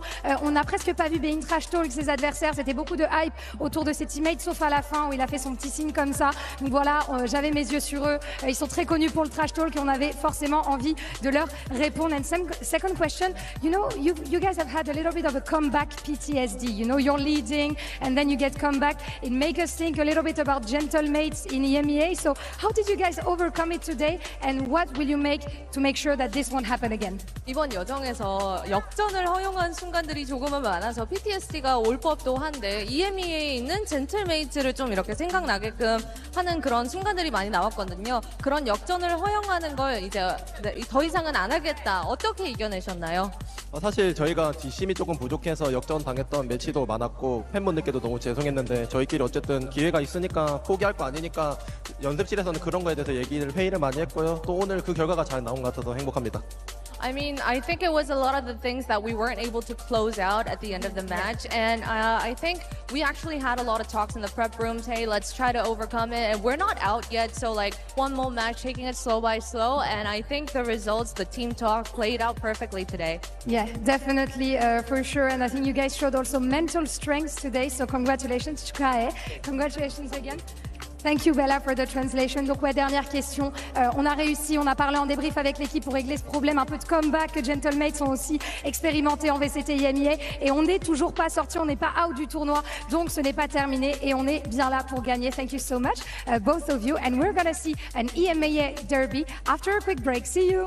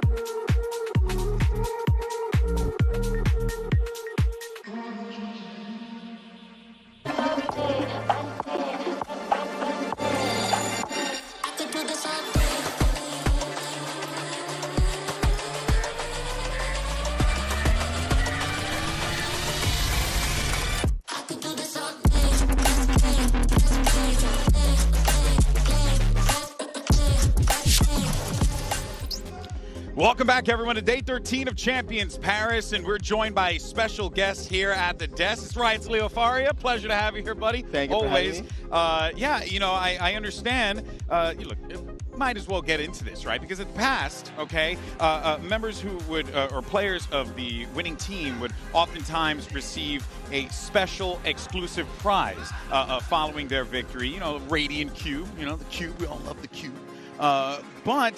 But apparently the Cube has been retired, and we have your first look at what our teams are going to be receiving this year, the Champions Pendant. Leo, tell us about it. That's right. Look, winning the VALORANT World Championship, it's a big deal, right? Yeah. We're seeing here, getting there is hard. Yeah. And the format is unforgiving, and it takes a lot of grit, it takes a lot of talent, and we want to celebrate world champions in a way that is, you know, deserving, worthy of the title. I'm assuming the pendant's in here? That's right. For let's many years we world. have done the Cube, but now we're, you know, introducing the brand new Champions necklace. Nice. There it is. As you can see, it has, the Champions trophy right there. It's in sterling silver. There's the Cube still there in 22 karat gold. Wow. There's a beautiful bead here that says V25. And right at the bottom, that's where we're going to pop in the name of the winning team and the score that says Champions Paris 2025. So, you know, all members of the winning team are going to get one of these. And I imagine all of these pieces are custom made and just for the winners of this year? That's exactly right. We made these in partnership with our good friends at Good Art Hollywood. They are, you know, incredible. They're also the same ones who do the MVP bracelet, which is returning for Champions Paris as well, as you can see. So it's also going to be... And the players have definitely embraced the bracelet. That's right. Look, I will tell you a quick story that I have told publicly before, but Champ Seoul, after party, we were all there hanging out, and I was chatting with Christine, with Potter, and I said, hey, we're thinking about changing the Cube. What do you think? Like, give me your honest opinion. Yeah. Is it lame? And she's, you know, a very nice person. She didn't say it's lame, but she said players want the drip. Yes. They want something cool to show for on social media to, again, celebrate the achievement, and that's why we're doing the, Hey, man, that's awesome. Makes sense. Although I will say, I was impartial to the Cube. I get it. I get it. It's still there. It's still there. It's Look. still there. Okay. Still there. Or maybe you guys can just give me the Cube. I'll take the Cube with me. Maybe you have to win champs first to get one of those. Go back in I'm just going to go and steal a Cube. That's all I'm going to do. No, but yeah, so I guess, you know, overall, like, how's the event been for you and the experience, and also being able to, you know, award this to the players, you know, and at the finish line? It has to feel like it's such a rewarding experience for you, having seen this project, you know, started from such early beginnings all the way till now. Oh, man, it's fantastic. Like, we're so happy. Every year I feel like there's something, you know, new. I think these teams keep giving us very surprising performances and comps and results. Like, this champ has been full of upsets, exactly. And, it's just a joy to be here. The French crowd is incredible. Yeah. And, still lots to go in playoffs, but, of course, we're all looking forward to next week when we have, you know, finals weekend, and it's going to be insane. Yeah. And they're going to have more motivation to win now, to get an extra prize on top of the trophy. Exactly right. Yeah. Oh, no, the pendant's looking dope. I like it. I like it. Well, Leo, thank you so much for your time, brother. Always appreciate it to have you up here. But let's go ahead and dive into our next matchup. We got Giant X going up against Team Heretics. Jen Lee had an opportunity to catch up with Cloud earlier today. Next is Cloud. Cloud, so when it comes to facing Team Heretics, what do you think allowed Team Heretics to prevail all 3 times you've played them? I know they're a long-standing roster, and also they have a lot of experience, but besides that, where do you think the edge has been for them? I don't know. You already said everything, that they have a lot of experience, they have experienced players, they play, they're great, you know, but it's champions this time. Game is completely different when it comes to important games, you know, and that's it. Do you feel like you guys are close to breaking through against them today? If so, why? We will see. We'll see. We'll have to see. All right, well, thank you so much, Leo, for that. And Bea's now with us here, back to talk about this game, especially considering that this one is going to be a personal one for you, Bea, because it's the battle of the Spanish orgs, and you also already stole the MVP bracelet. Yeah, I mean, I saw it. I saw the opportunity, and I've always wanted to wear it. It's heavy. Okay, Yeah. this is like the real thing. It looks very good, so I just wanted to try it on. It's What do you think? there. I mean, it's diamonds. beautiful. Yeah. I know. Okay, maybe if you win okay. champions and get MVP, that could be all yours. Yeah, exactly. You know? It's a little bit big on me, but it's so cool. It says MVP 2025. Yeah. It's very difficult for you guys to see. It Oh, says right yeah. there, MVP Oh, yeah. 2025, right there. That's actually very, cool. very cool. I think it says VALORANT Champions on the other side. Yeah. VALORANT Champions. VALORANT Champions Paris. Oh, that's so cool. Very beautiful. That's what our players happy. are going to be striving Hope it doesn't for come off. if they win the MVP. All right, let's talk about this battle of the Spanish orgs here. You got Giant X, and you also have Heretics. But a little fun fact, as you can see on the bottom of your screen, Heretics, well, they have a perfect run, Mimi, against Giant X 3-0 in head-to-heads. But that's historic compared to a Giant X, who was always one of the worst teams in EMEA. This is a very different team now, who, it's just true. They ended up qualifying, going on an amazing run in Stage 2, but this last game for GX was a real low for them. I think they got absolutely decimated by NRG, not even getting double-digit rounds across the series. And I think in particular, it was a really tough game for Aura, the rookie player, Bea, who was really the catalyst for Giant X's success turning around in the mid-season. Yeah, do you remember yesterday when I was saying if Aura doesn't turn up, they cannot win? And yesterday he was not present. So number one in the to-do list coming into the day for Giant X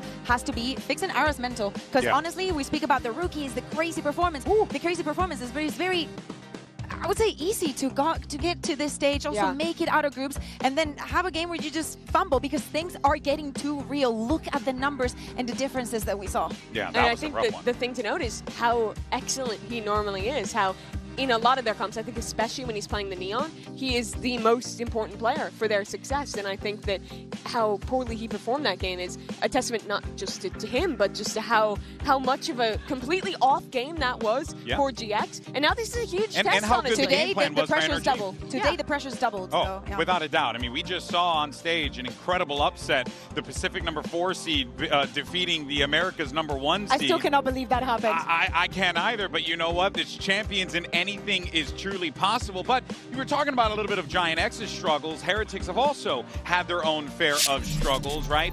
You know, they tried to bust out, you know, some strategies that would work in their benefit, like this solo Yoru comp, and it just did not pan out the way they would have wanted to, and MIBR punished them for that, Bea. Yeah, I think that we had a great example with DRX just now, being like, oh, you play something that you're comfortable with, you hone it into every single one of these compositions, into every single one of this map, and you make it work. For the side of Team Heretics, they took things that were not broken and tried to fix them. You know, we tried to see the ceiling of some of these things, of some of these compositions, but I feel like we hadn't experienced it yet. And to me, the #1 question mark and something that has to change for today is Wood.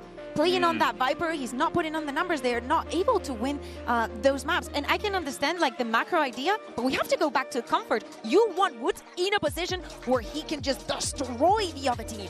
We're in a disparity right there. Yeah, we're in a place on VALORANT right now. Look at the stats difference. Almost double the ACS when he's not playing the Viper. Obviously, it's a bit of a lower sample size, but those are very important games where those underperformances have come from. And it's not just double controller that's viable right now. You just saw our first match today was a largely double controller team versus a largely double duelist team. And it was instead DRX with an excellent attack side on that bind to come out and win things on out with their defense looking good there as well. So I would love to see Heretics lean a little bit more into comfort, be willing to play some of that double duelist. Just put Woot in positions where he thrives and he will deliver. Yeah, because coming into this tournament, everybody has different ideas and whatnot, but and some of the teams may not have the tools that they need to face some of the things, but Heretics does have it. It's not like Wood cannot, you know, step up in certain situations, so this and that. This should be the team that can make those adjustments even mid-tournament. Well, you've been watching them all year and even long before that. Do you think Heretics have a choking problem in big games? I think that the pressure sometimes gets to them. I think that they thought it was vibes, and I think that we have seen is not the vibes, because we keep seeing Benji and all, and I think the rest trying to keep the vibes up and just the energy flowing, but it's just not enough. I mean, you can even see it here in their playoff records, right? It just feels like it falls apart for them when you would imagine that they should be thriving in this situation, given the firepower that team has. But my big question today is, because it's a regional matchup, because it's familiar, I actually think that might make it a bit more comfortable for both teams. to bounce back and try and pull through. Yeah, now, of course, the question on everyone's mind, though, is whether or not this matchup that we're going to see here between GX and Heretics is also kind of like leading into, well, a larger conversation of what's going on in the EMEA region, right? Like, how are things shaping out there? I mean, obviously, we just saw what's going on in Americas. Okay? Yeah, no, we saw what's going on in Americas, right? With the #1 seed falling there. And a question that I think people are wondering is, you know, are these teams, if they get past one another, are they capable of going past that point, even though this is a very familiar regional battle? I personally think that this match is not going to be telling enough, because if Team Heretics are to win, oh, familiar opponent, this was easy for them. And if Giants are to win, it's the same thing. You know, like, it's a familiarity that is not going to give us the answers that we need. Yeah, and one has to wonder, though, Mimi, whether or not Giant X can pull off this massive upset, maybe taking some inspiration from what they saw their buddies in Pacific just do. I think this has to just be a full reset. Honestly, with how dominant that game was against NRG, I do honestly believe it's a little bit easier to reset, but they have a lot of rookie players. It was the new guys who showed up, who made the difference for GX to become a top-tier team who could compete globally, and it's them again who have to bounce back if they want to stay in the competition. You say it doesn't get worse than that, but when we speak about the rookies, the #1 concern is, can they mentally bounce back from having those kind of performances? With all of the rest of the players, even we saw on DRX, they do not care. They're above that, you know, that they have that support system to go over that. Now it's time to prove if Giant X has It's a new challenge for them. Yes. It's a new challenge for Giant X. And even though Heretics have been there before, maybe that is going to be the thing that they can use to their advantage. Folks, this is it. Our next elimination matchup coming up in just a moment. Let's send them down to the stage and bring out our 2 EMEA squads.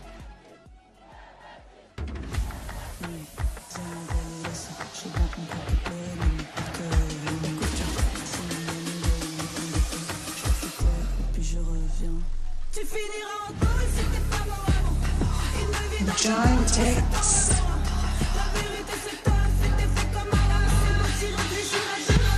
All right, and now it's time for Giant X, an opportunity for them to be able to do the unthinkable. Get a critical win at a critical moment against their compatriots from España. But on the other side, well, you have a very game, very ready Heretics that want to send their friends home packing because they have championship goals on their mind. Another match of lopsided expectations. A Team Heretics who have been on top before, who was in the finals at the last Champions. To lose this early would be another unthinkable performance. Even considering this year being rough for them, they still have lofty goals, lofty expectations. But Giant X, a huge opportunity to continue to defy expectations. And as we take a look at the map veto, Giant X decide to go for the Ascent. When we spoke about Woods and those concerns, maybe going into Ascent, playing that double duelist that they have been doing in the region could be a change. But maybe Heretics decides to change something on their Ascent. I think especially going off of the results that they've had, it is time to just play it simple. I think that this is pretty even grounds for both of the teams, but actually, and for the sake of the upset, this is a good map veto for Giant X. And why is that?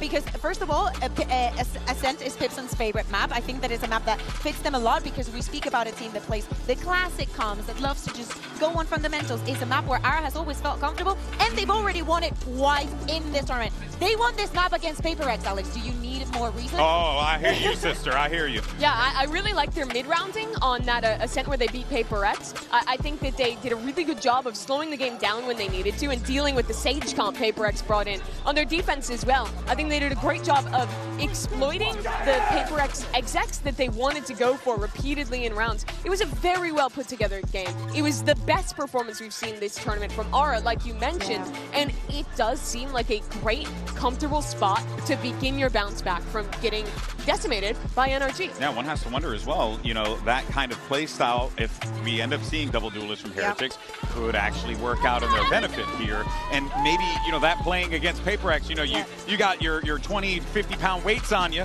right? You know, now you can kind of take those off and have to worry about Heretics. I don't know. I do think that there's a big, big chance for Giant X to be able to really stun people on this map, like you said, Bea. Yeah, I think that we're probably going to see 3 maps here, or at least I would like to see that, just so if Giant X is to go home, I don't want the last memory that everybody's going to have of them to be yesterday's game against NRG. Yeah, that's what they're trying to avoid in this game. Prove that they're not that team who starts off slow and cannot even get in the game whatsoever. You look at this map though, and it is so interesting to see this being one of those double duelist ones for Heretics. They don't play a huge amount of double duelists compared to other teams. They have the Haven with the ISO, they have this map as well. Which is wild considering you have Miniboo and Woot on the same team. Yeah, but I love when they do. I think that those two players absolutely thrive when they're put in these positions, and I think that the Yoru is such a good twist on the basic Ascent. He fills a lot of the same roles as a KO, as that flash character, but also you get the fast rotates, you're allowed to take more risk. I think it's a really fitting comp. I'd be very surprised if they change the comps, also because thinking about the second map that we haven't touched on, Lotus, with Wood probably being again on that chamber. Again, just moving away. Maybe they didn't even need to change anything. Just do not go to the maps where Wood will be playing in that Viper. Yeah, well, let's see. We're going to get the agent select here in just a moment, and we will find out what the choices will be for Giant X and for Heretics. Yep. And it seems like we will get that double duelist already locked in for Heretics there. Something that I really like about the way that Team Heretics plays this double duelist here on Ascent is that the operator is always a question mark. Sometimes it's going to be a Wood, sometimes it's going to be a Miniboo, but it's one of their winning conditions because it allows them to put a lot of pressure onto the other team. I want to see the confidence in them to go for plays. Pressure here for sure, Mimi, right? Yeah. Giant X knows that they have a big opportunity to be able to get an upset in map 1. That they do. I mean, I think they have to prove themselves in this game. If they lose this, especially if it's a dominant loss, it feels like it's just a continuation of that last game. We have to see the Giant X we saw in the group stage. Giant X have not been able to get a win over Heretics. Is today the day? Our teams are locked in and there's no more second chances. Let's send it over to your casters, Bren and Sideshow. Without a doubt, one team here is going to have their hopes dashed against the wall. Their year will be finished, and it's between two EMEA teams. It's EMEA on EMEA violence, and we're going to find out, is Giants just a flash in the pan? Is this where their run ends? Or are Team Heretics still do they have that dog in them? Do they have that ability to potentially even get to another grand final and defeat their demons, overcome the limit that they set themselves in prior years? That's all going to be asked. The expectations, are just so different between these two teams, aren't they? Yeah. Heretics, you never know what to expect from them. They either crash out or they go on a run all the way to the finals. But record when it comes to big matches, playoff games, and the like has not been great recently. Both duelists tucked into mid lane. A bait and switch setup. Woot goes down instantly. What a shot from Cloud. It's a hell of an opening. A great answer as well for one of the questions we had. We were thinking about this battle between Team Heretics Giant X as being a battle of the minds, I suppose, whether you can pick yourself up after getting battered, sent down into the lowers. And there were some big players that you need to be putting attention and focus on as to whether or not they can turn up and hit shots. I think both squads will have been disappointed with just their gunfire as well in the previous matches that we saw. Giants losing to NRG, getting crushed by them actually, and Team Heretics looking way out of form in their loss to MIBR as well.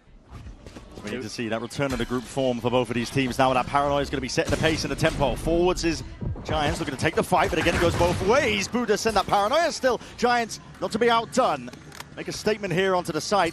Lay claim to it. The plan will be going down. A flash and a recon. Recon used earlier. Planted. No early pressure here. No, Miniboo and Rian's going to be trying their best at this point here. Rian's looking for an early pick-off. Get things back on track for them, but already he's going to be falling. Flickless, head clean off. Removed onto Rian's, and now Miniboo's left, straggling back into this fight in a 1v4. They have to overcome so many hurdles to make this a possibility, and he's not even going to get past the first. Rubinho deletes him off the server, and that is an early pistol round win here for Giant X. Big win for them, get the confidence back nice and early. Cloud has a big one, and then this one. Rubinho killing Benji Fisher, who was tucked behind the box trying to play off the back of the paranoia. Two really important kills for Giants to win an early pistol. I think if they want to come out with an upset, and I think it would be an upset despite the fact that they're the higher seed, because last time we actually saw these two teams play, Team Heretics crushed Giants in group stage. Historically as well, I mean, they're 3-0 against them. Yeah, slightly different rosters in some of those iterations, but there's a big kill actually for Team Heretics to get up. No damage even done there by Arrow with the Marshal. Yeah, potentially a bit of anti-dat. So many bodies looking at that top mid angle, anticipating the peak. They're rewarded for it with Arrow removed. Tip of the spear. Gone now for Giants. You have to be disciplined to make their way through and past this, because again, dangers lying around every single corner. Heretics already looking to get a stack of bodies over towards A. Yeah, Benji's broken the cam over towards B main as well. And got really pushed up. So he's given his team a good idea that Heretics have got the stack in the right place. Yeah. At a minute mark, you can still call to cancel if you are Giants, but it looks like they are making a move towards it, but pathing a little bit different now, going up towards Heaven, and that's where potentially the players are. Yeah, Miniboo's holding it, but there it is. Wading right into the crosshair, and it was placed perfectly at that. Heretics now, this is a trap that's been sprung, and they're just being walked right into. Heretics are loving this. The weaker weaponry matters not potentially, but still you can find a way to batter your way through, but you can't overcome them all. Heretics dish it out straight away, and answering with that one-to-one MasterCard Thrifty. Heretics actually played that round perfectly too. I mean, the opening idea is really nice. You get a Sheriff and a Marshal looking together, so even if you hit 2 body shots, you've killed a player on 150 HP. And then Boo actually pushed through this smoke to catch a timing with his classic, as Miniboo with the Marshals watching towards top. They knew exactly how to dismantle that pathing coming out from Giants. Yeah. And I think you pointed out something accurate too. They should have cancelled when there was a minute on the clock. Here. The cam's just been broken over towards B main, but the trip hasn't. You know that they're not fully pushed out behind you. Relax. Might be some inexperience showing there. Giants were showing signs of that, at least the other day. When everything was going wrong for them, they were rushing into most of the engagements. They were. It looked a bit messy, didn't it? A bit desperate towards the end. Can't blame them. A lot of these players are going to be unfamiliar to this level of performance, this level of stage. Benji's forwards though onto that again. The dart's going to be dealt with, but the flash was connected for that. There's a trip. Need to kill. Ara's going to be finished off in a blink of an eye. The players are starting to get a bit of a forward position as that door's broken down. Miniboo can't really help out from the side in a spot like this, but calling for the pause and a refight forwards. It's a flash into the corner, and these anchor players have got to try and lock this one down. Rians and Benji. Never in doubt with them. Safe pair of hands. Such a good position. Such a good position to anchor from where Rians was playing. And Rians gets a triple kill on the round as well, starting to build up towards that Hunter's Fury. Anytime you get a second round Thrifty going on, the ults start mattering really quickly when you get to the rifle rounds. Just gives you that extra round to start building things up. Last time these two teams faced off, I was talking about it, week 5 I think it was in EMEA. Team Heretics crushed. Ascent was one of the maps that was played. Giants still feeling confident by the look of it because they picked the map here. But it was actually the other half on defense where Giants couldn't get anything going. They still need a good performance here, though, on their attack side, just to give them a little bit of that buffer zone. Just love the guns. It's going to be a Cloudburster.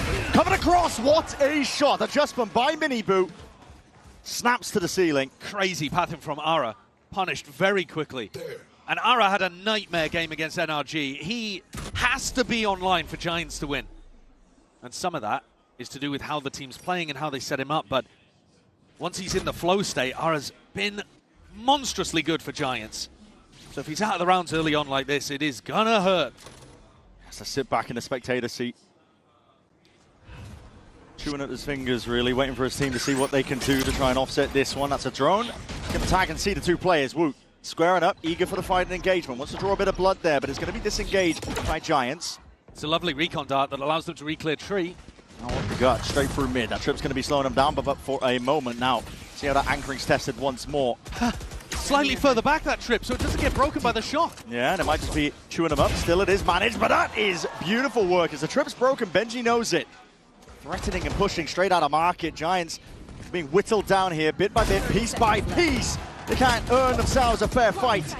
Going to have to take heroics to bail them out of this spot in a 2v4. Smoke obfuscating one of the angles, but up through lane. Miniboo's watching it. Hyper consistent now with that operator in his hands. And he might fall, but his team gets the job done nevertheless. 3-1 now. Heretics. Monstrous beginnings for them. Already, this is looking like it's going to be a difficult game for Giants, because Heretics sometimes feel like you flip a coin with them as to whether you get the great version of this team or the version that's not really turned up to play on the day. But here, they're hitting their shots. All of the util is really precise and good. Boo throws a nice flood smoke in that round as well. And Benji Fishy with a slightly offset trip. You know, the ideas are there, they're working. Players like Rians, Miniboo with the op, things flowing well. Pressure on Giants quite early in this half. Next rifle round's going to be important. Definitely is, but not the best beginnings the Giants were hoping for if they were going to shrug off that loss from NRG. It was a battering. I think our fastest game, or most dominant game at least, that we've seen so far. in Champs. The only one that comes to mind was some of the earlier games that were being played in groups, but here, judge in hand, Woot is going to be making short work of that. Shots fired towards his flank, gives it the perfect timing. He's going to fight straight into 3 HP, still alive and kicking. It should be that quick and easy cleanup indeed. Team Heretics now. They deliberately came into this round, Brent, with a judge and an outlaw. Yeah. And they've just got so much money, they're going to be able to buy up. Even though they keep both weapons, they can just get better guns at the end of this anyway. Go back to, if they want to, the AWP and full rifles. Giants have got to get value out of this KO ultimate. Flickless with it in hand. Not running an anti-KO ult setup here, Benji Fishy. He's going to have to bail out of the B site early on. He's thinking about it now, though. Okay. Yeah, it starts to reset back into spawn. Time with a setup here. Flash to set it forwards again. That KO ult, but that means the trips are intact. We already talked about it. Benji's playing up into spawn. That's a tag all the way. Look at this. Just slingshot it all the way back, and that's still lighting you up. Straight shots forwards again. Rians wants to anchor, and that is pure reactions. He unleashes, rifle in hand, and what a statement to make against Giants. In their heads. Doesn't get easier for them. They were getting run around, rings around them in the matchup against NRG. Now Heretics doing the exact same, one step ahead. Riens is so clean in that anchor spot. It's one that Cloud loves to play as well once the sides flip. What a day to come and support Heretics as well. Let's go. I believe I'm right in saying that that's Boo's dad. I don't want to be incorrect on the back of it, but I think he was here yesterday as well. I saw him in the crowd, and that was a tough day to come and support your son, but here the start a lot better. Giants have got to find a turnaround, maybe off the back of Ara's knives.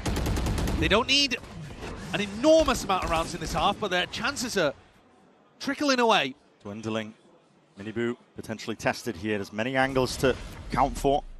See his crosshair placement with Ara inserted as well. Off to the side could make a difference. Gatecrash is going to be fading soon enough though, and West Side crosses up into it. Mistakes being made. That's a spike drop down straight in mid. Team Heretics don't get overzealous though. They don't over-rotate. They don't move too many of the pieces. Woot's still got good information over towards A. Drone, as he's saying, but doesn't actually clear too much space. Giants are trying to establish position in mid, but they've got no info towards the outsides of the map. It is going to have to be on Ara here. Time to clear market. All on Ara. See what he can do to cages as well. Benji.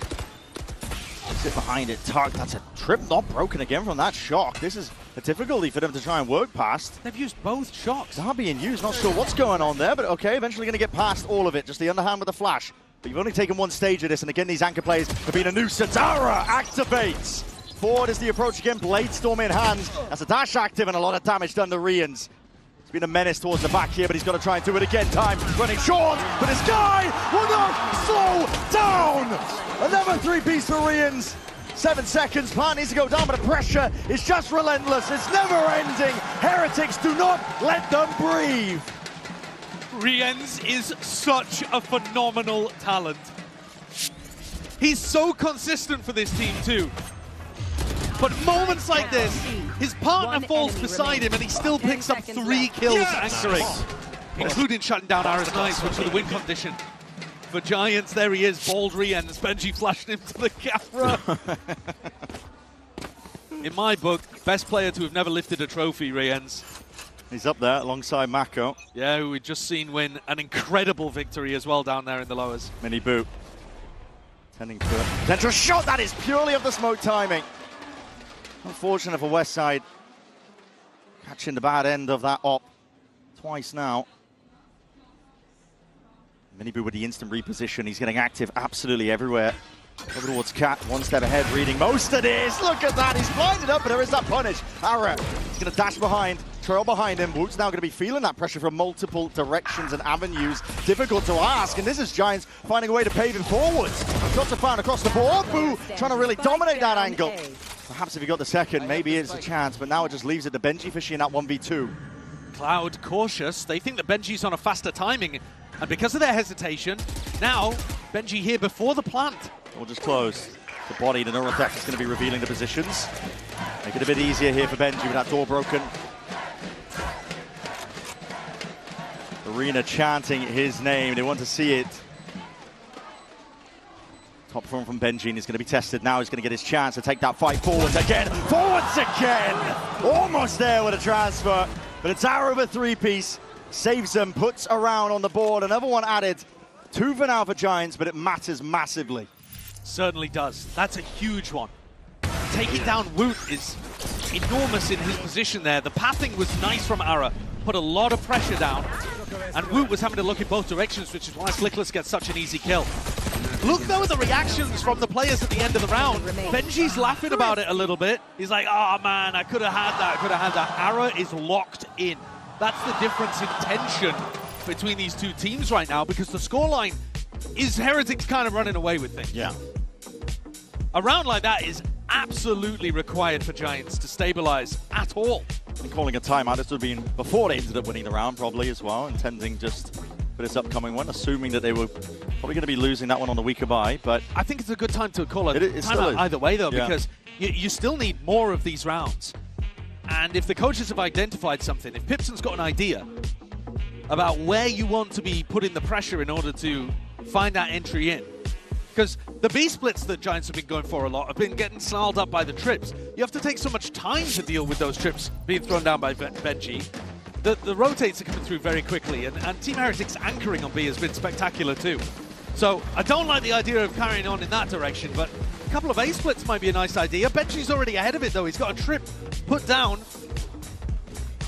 towards Tree in a spot that you would be anticipating if somebody was going to be running that A through mid.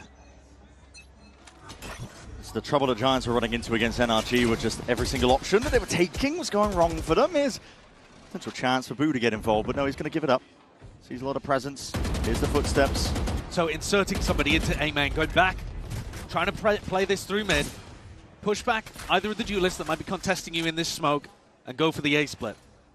They might even make it feel like a B split to begin with, and this drone down mid is aiming to accomplish that. Hello, as a punish onto the drone that's occurring. Rians trying to take this. Counter all the shots going wide. Counter ult to try and punish him, but is there any sort of damage being done? It goes whiffy on either side.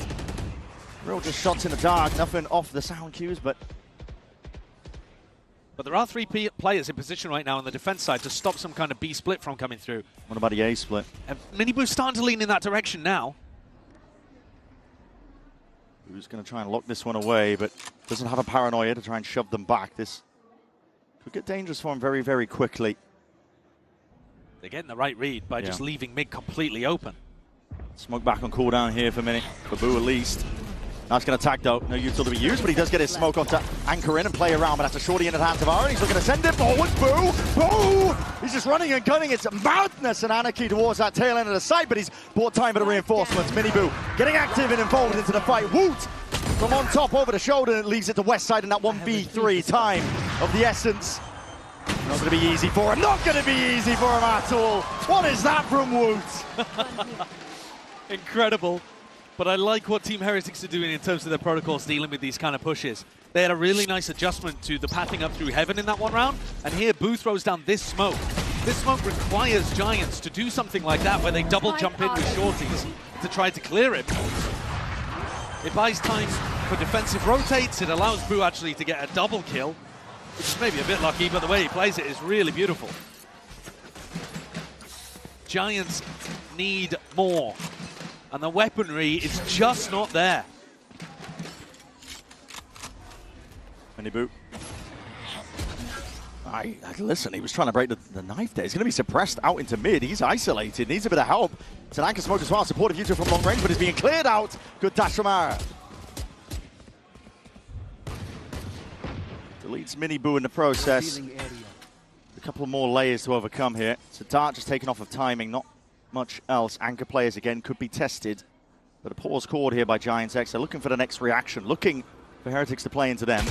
I like the idea of pumping the brakes here because Team Heretics have gone into this passive B setup, and now Rien's Benji look to try to get info. This is where you want to be trying to punish an info push like this. Can Giants find any kind of information on Rien's and Benji? They're not really getting posted on deep angles. They did pick up another rifle, though, with Miniboo dying, and passed it over Grabinho and Flickless. Now they make their move, though. Scaling into the site. The players, what is this timing being taken? They're just going to raw push straight through the smoke. Not much util being used, and that's going to be punished for it.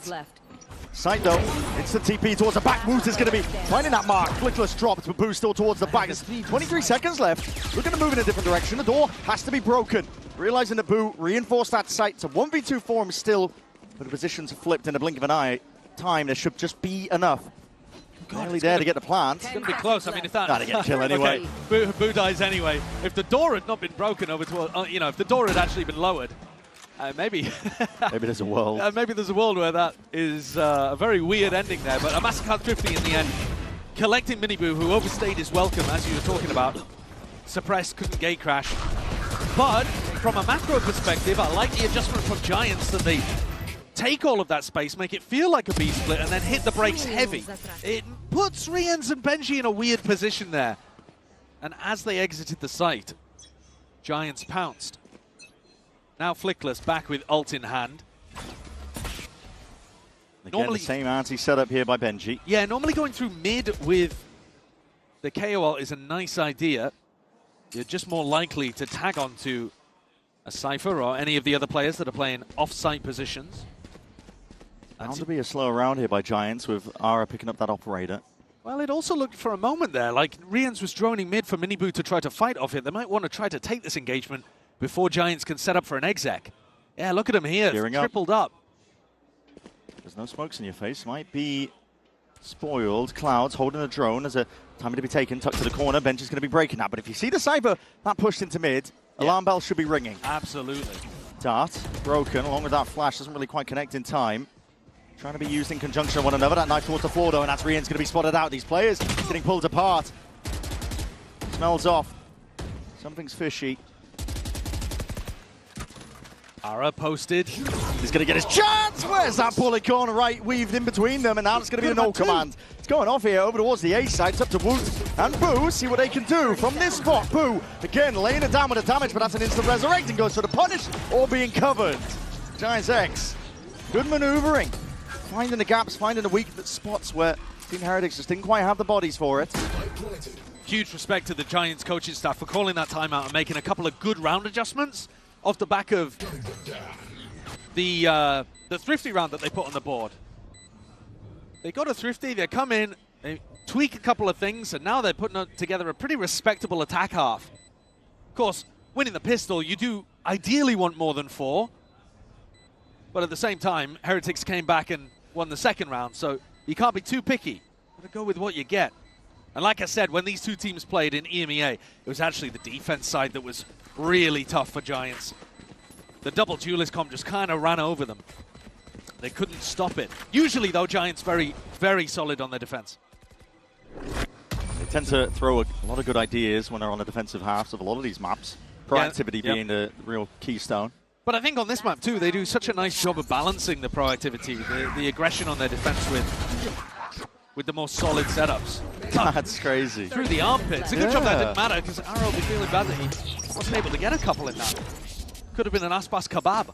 It really could. He's been dishing them out. Especially the other day. Here in the final round, though, this first half, Giant X one step away from making it very respectable if they can bring it to 7-5. Yeah, that'd be a great attack half. They seem to have hit on something that is working pretty damn well. Up into the one-ways, a flash primed and ready. Go for this one. Stray spam. Just trying to dominate and insert themselves in through A main. Woot with knives and an op. Flickless still with his 0 point available to take that away. Looks like over towards Jenny, roughly where about Boo is playing. Could be for Heaven, though, to stop the planners coming through. That's going to be information gathered. Boo, what are you going to do about this? Now, conventional drift, but your team might need you onto the side with the guns. Already out. Woot, knives, blade storm, forwards again. Right click, decimates, slicing and dicing and cutting his way through. And the operator adds the cherry on top. The deep TP from Grabino will finally be punished, and it leaves it into the 1v1. Benji saves it for Heretics. 8-4 at the half. It's Benji with the 1v1 clutch in the end, but my God, what a round from Woot. Flickless would have been hoping that 0 point took the knives away. That was looking like 2020 original pre-nerf Jet that he was pulling out here.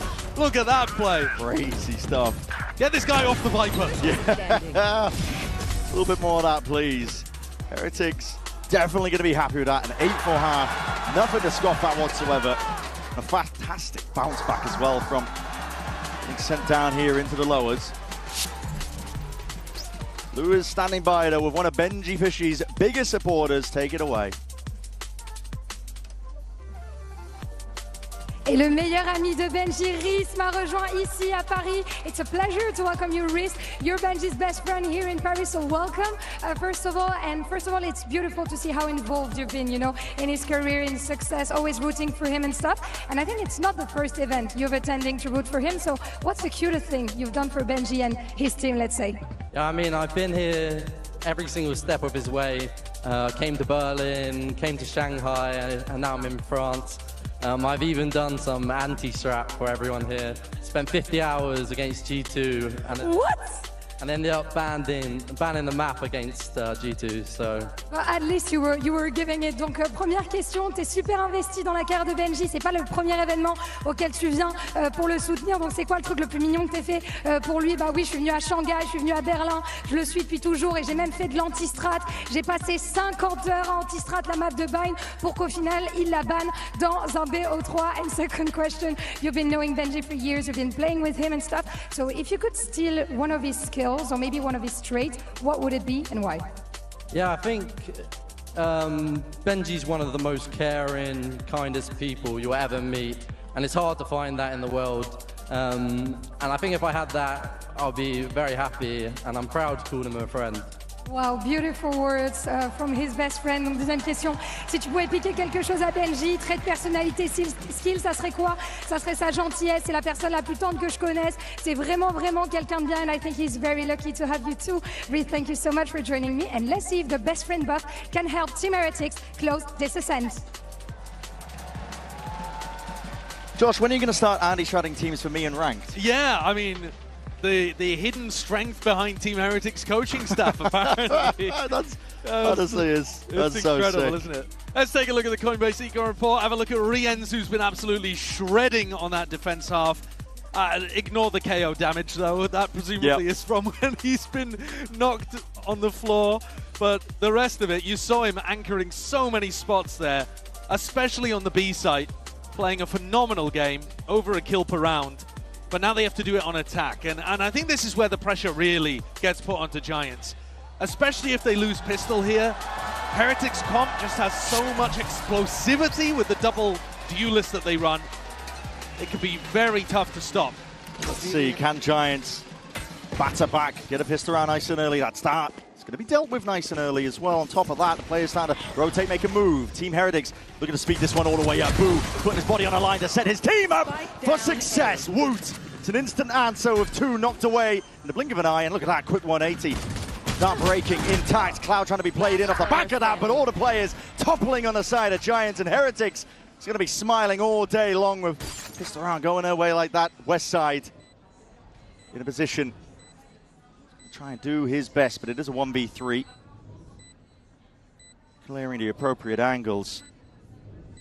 Doubled up, you got to think Heretics are all advantaged up here, making a bit of noise at the drop down. So now Westside has revealed his position and time taken away. Doesn't know where these players lie. Riens at the peak, but he doesn't give away his life. Dart forwards for that first tap.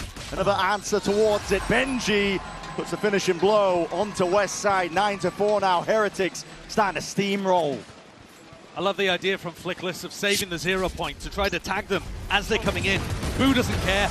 As you said, he's just bunny hopping his way in to play his duelists, his big players, his fraggers into the round. Yeah, Boo's happy, I think, similar to Boaster. He's happy. Guys, I'm entering. Yeah, I mean, presumably that's what Boo's saying in the comms as well, man. It's Angel-esque. Yeah, tied up. He's happy to be jumping in there and playing in the rest of his team because his job is to make his teammates shine. And now Heretics have gone for this buy, which we're seeing become more and more common when you're up quite a lot. Yeah. To go for the regen armor, go for the stingers, and save quite a lot of money just in case your opponents go for a force. The stingers are still extremely powerful, really good when the opponents are not forced to. Yeah, good in almost any situation. And still gives you a lot of money to be able to play with in the future. A real stack here from Giants on their eco. They do have 3 bodies in position to potentially do a bit of damage. That drone's going to be broken though. Signs of life, knife against the back wall. Not too sure how many players got tagged up, but could be seeing Grabinho in hot water soon enough. That dash is active. We'll see if Wu wants to go off of it. There's also a TP deeper into the side. Updraft over, that paranoia sweeps, and it's going to go on either side here, but the bodies just topple and fall. West side is getting active, join himself really into the fight here, but it's all controlled in the chaos of it. Heretics in a prime spot now to get that plant down. A bit of calm now reinserted, as Cloud is left into that 1v3 without any guns to do it. Focusing on getting another ult point towards Minibu. That door breaks, yeah, he's surely going to get run fight. down. Small micro thing to have a look at here. Grabinho had his paranoia prepped at the back of Jenny, and the timing that Team Heretics took was right as the smoke in main was about to fall. So this paranoia is way late, because Grabinho was actually refreshing the smoke just as the pop came through. Take a look at that, potentially in future A hits that Team Heretics are running. Small moments like that can get you an advantage. And now, 5 stingers still as they go into their bonus round. Can't stop him with a flash, can't stop him with a knife. What is the solution here for Heretics? Down 6 on their map pick. The Giants. Time to jump. Tough ask. Gonna have to answer back rapidly. And it has to be now. Put your foot down, assert your authority. Very spread out across the map for now. But Heretics are taking this one cautiously themselves. Getting a bit of space in through mid, even inserting Rians. He's deep up onto Cat.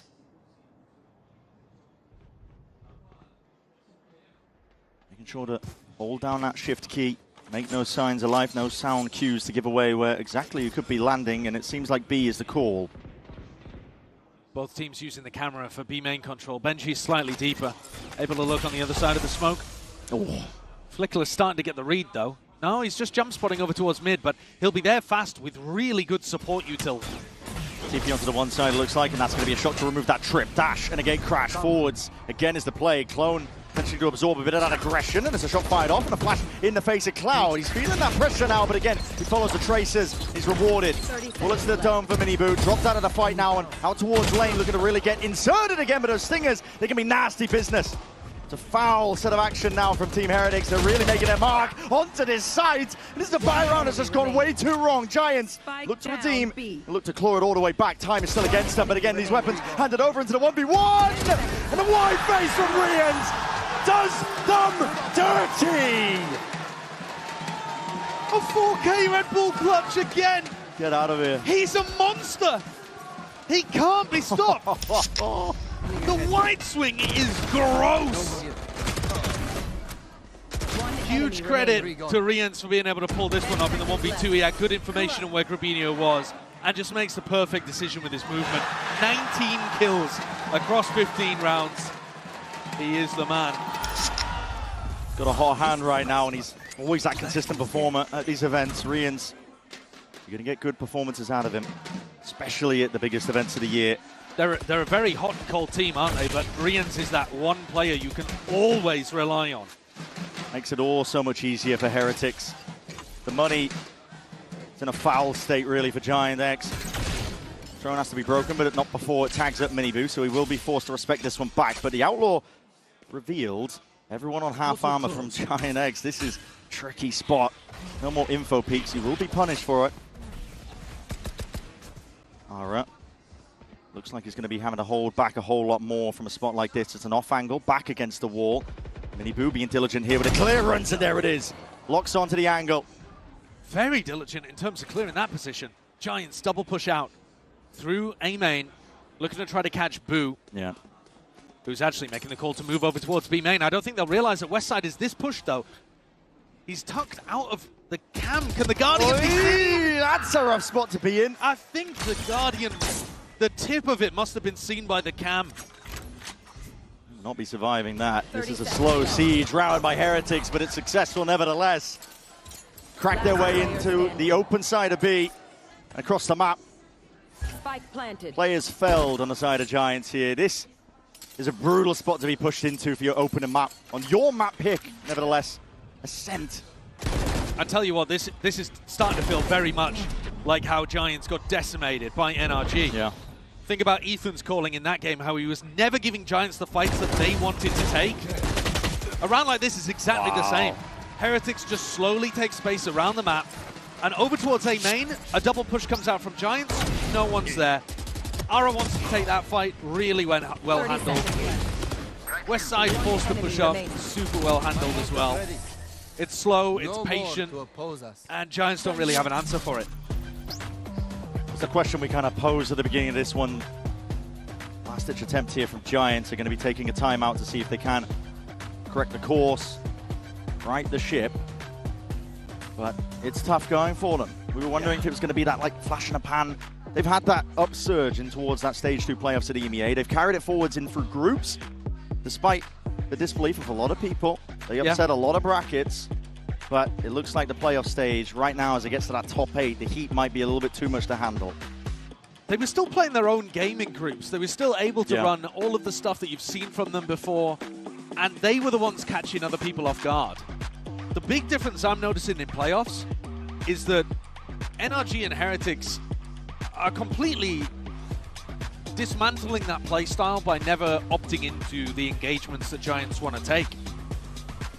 And I think we're just seeing that Giants don't really have that next layer to their game, which is to be expected because the glow-up has been insane from Giants. They went from a team that was towards the bottom of the barrel in EMEA, made a few roster changes, brought in Aaron Flickless, and really skyrocketed upwards, especially without Grabinho actually too. The strats look good, the team style came together, made the finals in EMEA. They have a lot to be proud of, but here they do appear to be running out of gas.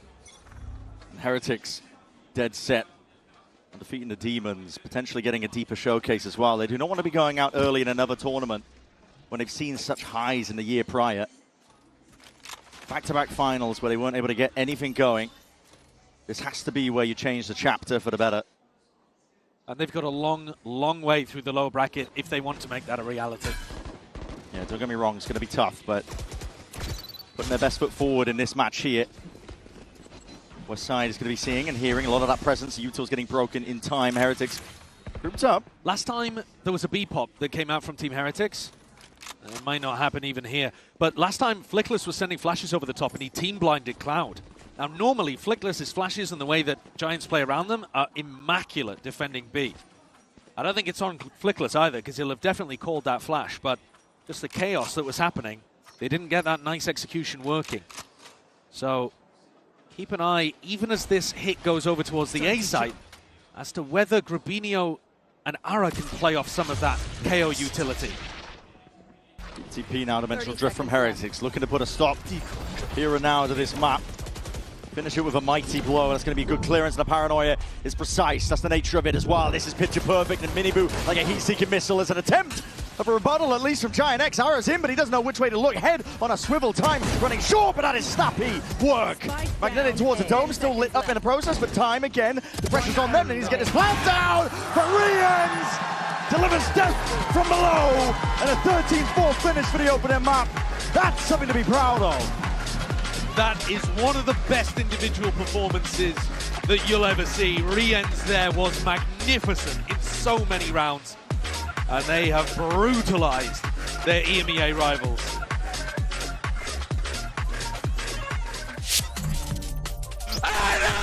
Oh my god! Oh my god! Bro, where is it, bro? Show it to the camera. This sexy dude. Look at this Giga Chat. Look at this Giga Chat.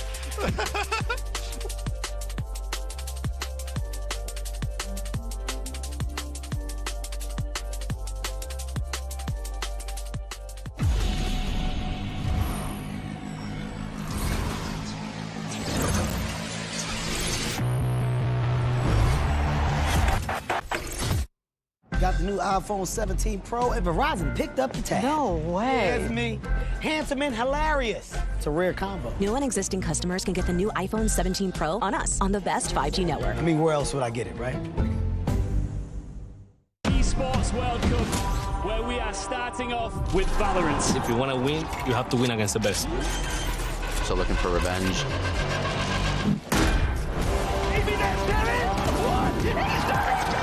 Alpha behind one. There's the shorty. And Alpha goes crazy. They've all battled through the pressure and expectation. Heretics have come back all the way. Finally, we won. Finally. Yeah. Let's go.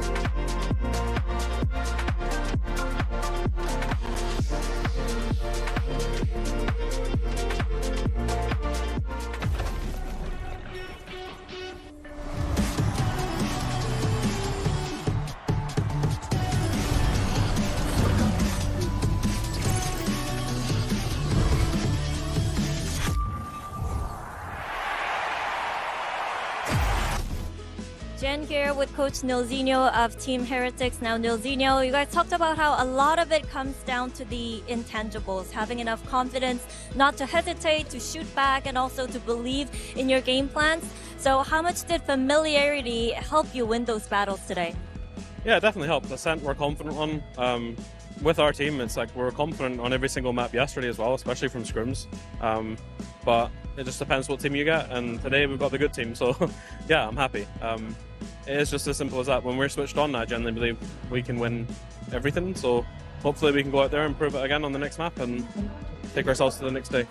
I also want to quickly ask you about Wood, because in a video he said he questioned himself about what he was lacking and he found it. So what did he find? Do you know? I'm not sure, but yeah, I don't know. Wood questions a lot himself sometimes, but I don't know. He's an incredible player. Just has to believe in himself. So yeah. We'll just have to ask him himself. Yeah. Thank you. Good luck. Well, if he wasn't believing in himself then, he must certainly be believing in himself now, because Heretics came out swinging and they were able to take out Giant X on that first map of Ascent. Goldenmore here alongside with Kukuka and Mimi as we break it all down. And oh, we even got the solo shots. That was cool. I like that. I should have timed it better. You know, I just finger was on the switch. It was a little too late on that for me. You know, I have power over here, guys. You don't know that. I don't think so. How dare you? How dare you lie to our audience? Now let's tell them real things. Let's talk about what we saw on that one of the stage. best players in the world. Yeah, that's real. Although you know, Achilles did disagree with you on that briefly in the green room. Yeah, but that's a fight that we'll have another time. Zed is feeling strong after DRX won. I've got a real fact for you. Okay, Heretics looked very good when Minibu and Woots played double duos. Also when Rienz just plays, period. But they looked really good with this composition. Something you were talking about to me, Bea, was about how they switch around who's holding the operator when they're on the defensive side. And I think that's really cool, right? That they can swap that up. It makes it really tough for your opponents to figure out what's going on. And also lets the players, when they feel like they have a play to make, a risk to take, to do that and fight forward with this comp. We speak about familiarity, and of course for this match is very important to me. I did not see anything that I did not see in the region already. Is the swapping of the operator, how they play the rounds, how Heretics tries to be a little bit aggressive. And at the end of the day, they got in their heads right from the get-go. Giant X manages to get the pistol. There is an instant response for the side of Team Heretics. So moving forward, we're going to a map that is going to be also very good for Team Heretics. That's right. It's Lotus. We'll talk more about that in a second. But for now, let's hear what's going on with Coach Pipson and the GX camp to see what's going down heading into map 2. Jen with Coach Pipson of Giant X now. Pipson, just wondering, what is the right way to react to a loss like that when everything's at stake and that was your map pick and you're going up against an opponent that you've never beaten before?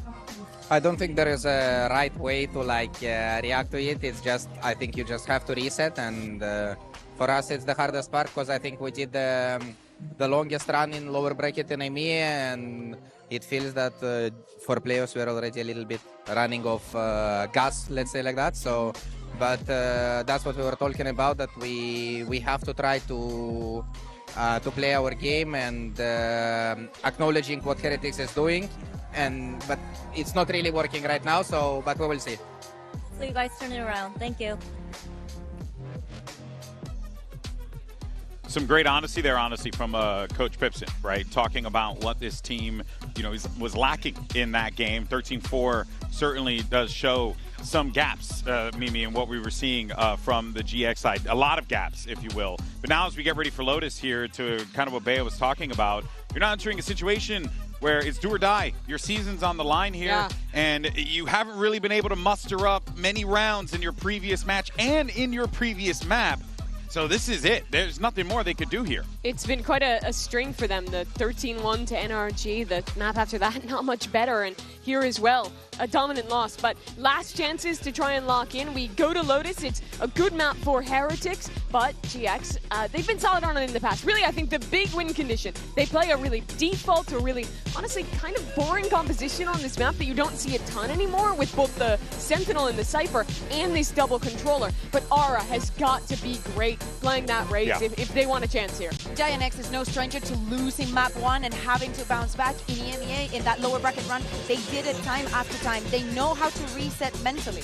But this is a great map for Heretics. I love when they get to play this chamber composition. It gives so much agency to Woot, especially on this defense, to get proactive different areas of the map. You can also have him fight forward and kind of use his aggression to hide where the deadlock is playing. Heretics love playing those kind of games, just swapping around the setup. And I think that's going to make it really difficult for Giant X to call this attack side and figure out how TH is set up. They're going to have all the confidence coming into this. You speaking about Woods and also seeing Flickless players on the other side, the timings on those walls and the utility has to be on point, because Wood will try and find every single gap to punish you, to not allow those lurks to even come to fruition, especially onto A.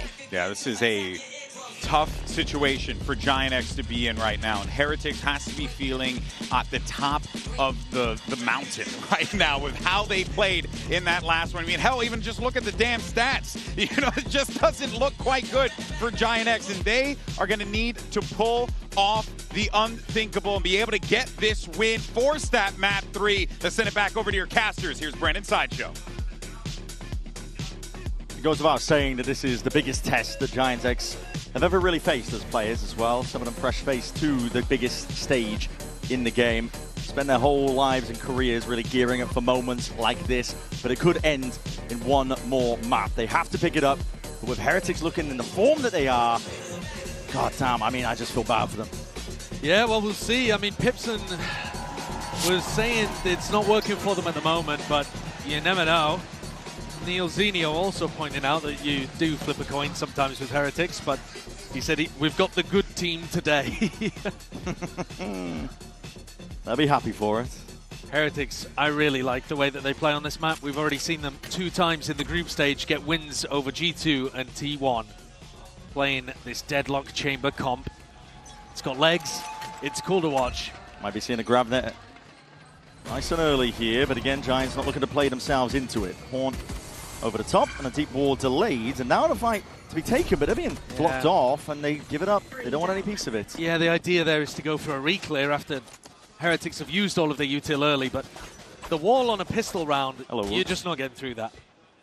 In range of the TP, Headhunter bullets are available. Classic out though. Horn can be broken. Sidestep there to Paranoia, and he has been dealt with, so good opening. Yeah. Cloud finds the opening kill on Lotus just as he did on Ascent. They'll need a bit more of that, but looking to end towards B, that's where Benji is. Should have his grab net back up about now. Yeah, there it comes.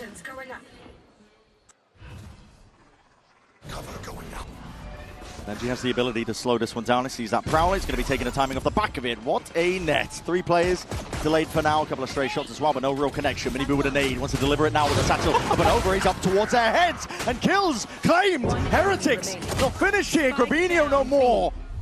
Reinserts himself, but up against Flickless now. And health advantage, gun advantage goes his way. Flickless could seriously do some damage, but Rian's intelligent as all. Plays forwards here. His position, though, is not great. He's worried that there could have been a C-lurk going on. Doesn't have eyes on the spike. Time pressure don't want him. Hold on, your knife out, you're jumping around. There's no bloody way! What is that? Josh, I'm lightheaded. Oh, my. How the hell has that gone so poorly? Oh, my. Wow.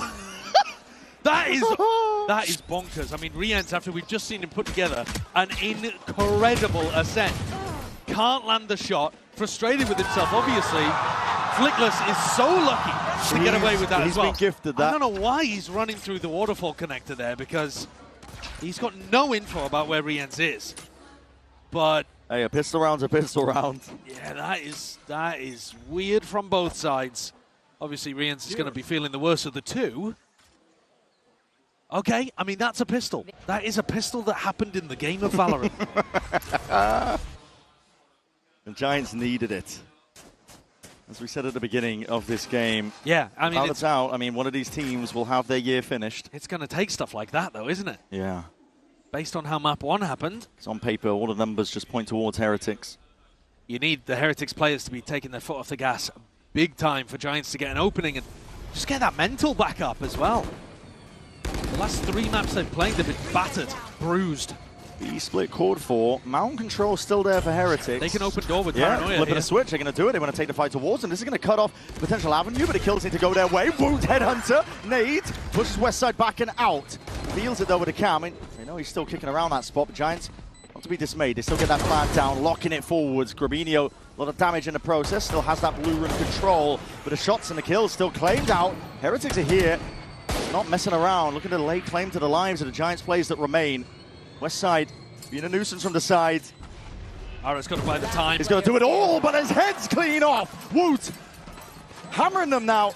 shot after shot, and a defuse full stuck. Boo has got this one, and he's got that presence of mind, and his team has his back. The Thrifty straight back. Heretics bring it 1-1. It's going to be one of these games, is it? Yep. It's going to be one of these games, I suppose. Same kind of thing from map 1 to map 2. Already a little sloppy to open up here, but Woot is heated. What a performance. I mean, Woot, you're getting him on Jet and then on Chamber across these first 2 maps. Getting the best out of him. Yeah, it's incredible to watch.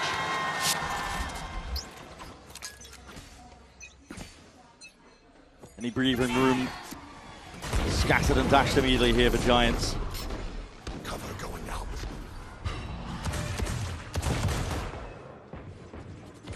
Still going to try and do their best as well to work the map with a couple of sheriffs. Stray guns in the hands. Mini Boo. The deadlock wall is just so annoying when you're on an eco in a spot like this. Yeah, good luck breaking it. I mean, Westside would have to spend all of his bullets just to get rid of it, and that's just not feasible. So Team Heretics can leave B for now, put much more focus and attention elsewhere, and then return as the deadlock wall naturally breaks at the end of its timing. Does look like pressure's going to be coming towards Boo here, with a paranoia and a jump spot. That's going to be heard by Westside, I think. Inserted. They're going to be pre-aiming him. Yep. It's lucky that he doesn't die to that. TP's back, though. Giant X now going to be gearing up, looking to send this one full speed ahead. Westside's even the one taking contact. First out. Saving the defensive paranoia for the retake here. Team Viper Orb. Play has to be made by Giants. They can't just sit up to the site here. Plant is down in their favor. They need to refight a little bit closer. Looks like they're squaring up again, posturing. Looking for that brawl down to the waterfall side. This is where the Omen flash would have been amazing if Grabinho had saved it.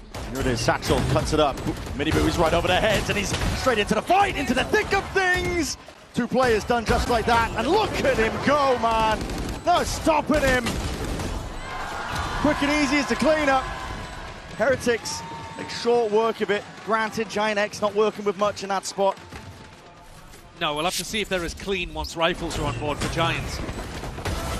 I would like to see them, if they get the read that there's some kind of retake setup occurring, to save a little bit more utility for a post-plant fight. Even if Grabinho had just had paranoia in that moment, I really think that could have turned the tide on an eco of all rounds. But they've let Miniboo get up to a very early showstopper here, 6-1. And that could easily start a snowball going for Heretics that would be impossible for Giants to recover from early in the half. Are they going to try and GravNet nade this and then push deeper? Hold on. I mean, he's got this. Oh, here's the showstopper. Didn't clear the corner. Yes, he did.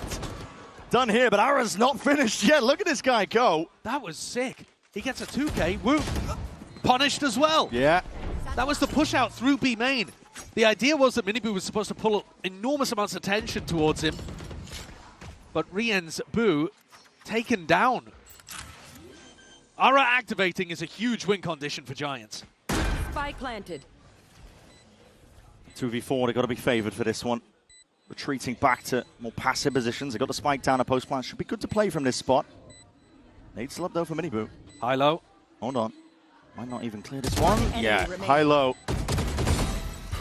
Does the job there. Benji's going to be left in this spot here, but push back. That's the rifle. Might just like to leave with his prize, especially with the armor intact, but no, he wants to make a go for it. They've got the money.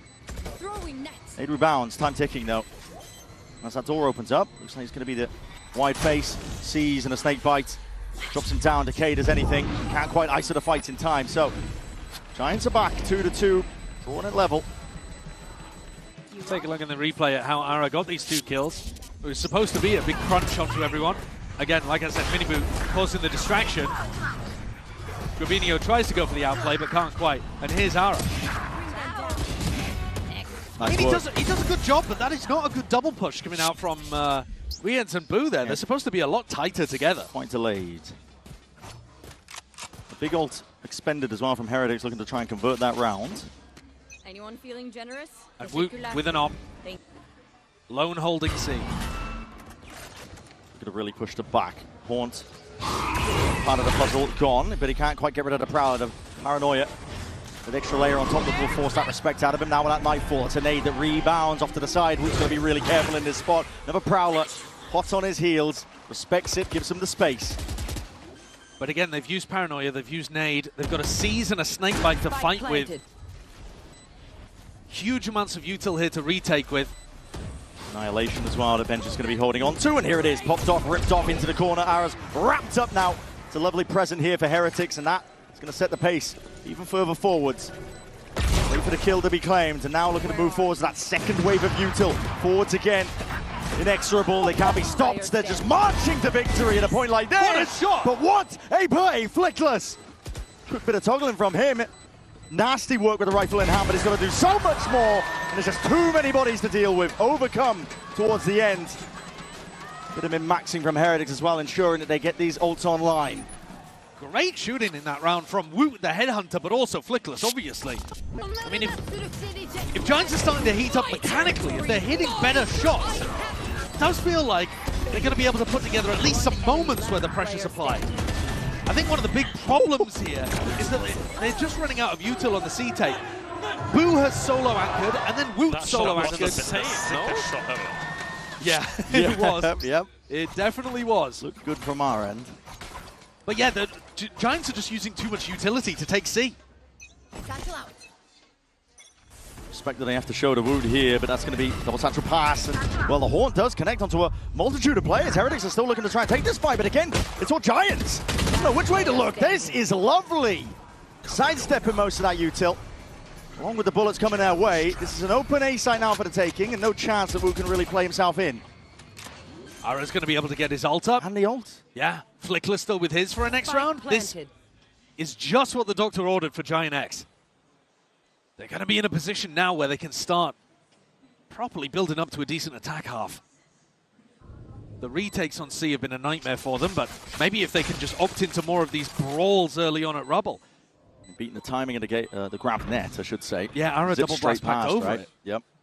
I was surprised, actually. I thought maybe he'd get tagged by it, but the speed that he had sent him flying through it. And then he's got that horn to be able to play off towards the back. Very obvious ult combo coming in the next round as well. Showstopper into the Viper's pit. And that'll knock Team Heretics down onto an eco if Giants can execute it properly. One of the questions would be, where do you want to go with it? And for Heretics, can they provide enough resistance? Look at this. Oh, that's ridiculous. Yeah, beating the time into the Rubble fight. Who didn't know which way to look. Up top there. Potential win conf on, and we'll see what adjustments get made. And it looks like a setup has been switched up on. They're taking the eco now, Brad. Okay. But they could have a double off in this round from Miniboo and Woot. Choosing against it. Potentially looking for something similar here. Just a cam that's broken on the back wall, and it doesn't trigger the play that Heretics were hoping and looking for. They do have the double off. Yeah, Woot has committed towards Rubble. I mean, you want to try to fight them and get a kill like that before Ara and Flickless can set up their ults. Rians. First shot accuracy going to be important here, but it will have to respect and pull back away from that Prowler. That's a seized delay. Use at the right time for it as well. That Showstopper does connect though. No stopping that. Explosion towards the back wall. Woot trying to play himself back in. Risks to be taken when he's not really working with much. Woot, let's see how snappy you can be. The Headhunter does not reign supreme. The wall has just dropped down in their faces, but Giants are so eager to opt into this engagement. Happy to take the fight against them. And no pit needed in this one. Planted. One enemy remaining. Perfect crosshair placement. Ara is firing, isn't he? Locked in. Getting Ara and Flickless working. It'll make a huge difference. Miniboo with the real operator, not the tour de force, manages to land one of the shots. 4 players, by the way, caught in the grab net from Benji. They just didn't have the people behind it, and Miniboo can't keep that operator. But Heretics will still have enough money to buy in the next. I think they'll be reasonably happy just about getting Ara's ultimate out on an eco. But I also don't think it was a bad decision from Giants. They're up against a double off. Get in there. Get the damage done. Make sure you secure a round. Ara keeps playing like this. Should be building up to the ult soon enough anyway. Yeah, absolutely. And Heretics are going to take a tag time out here. Looking for something to adjust. Back on the buy. Weren't able to keep the operator into the next, so we'll have to invest back into that here. But as we were saying, will have to make adjustments. Giants have found something that's working for them. Well, I think the big adjustment to be made here by the Heretics coaching staff is how you stop Giants going rubble now. Because clearly your idea about the rubble, the gravnet, the nade, that kind of stuff, it failed enormously in round 6. So your solo hold towards C is working. You're drawing out enough util to set yourself up for a good retake. But if Giants are just going to take A space every round, that's a big problem for you because they can start splitting B, they can go for AXX. Your life's going to become a lot more difficult. So I would imagine that a lot of what Neil Zenio is going to be talking about here is to do with stopping that engagement on the A side of the map. And maybe it takes 4 players, but you want to make sure that Giants are afraid to go there early on.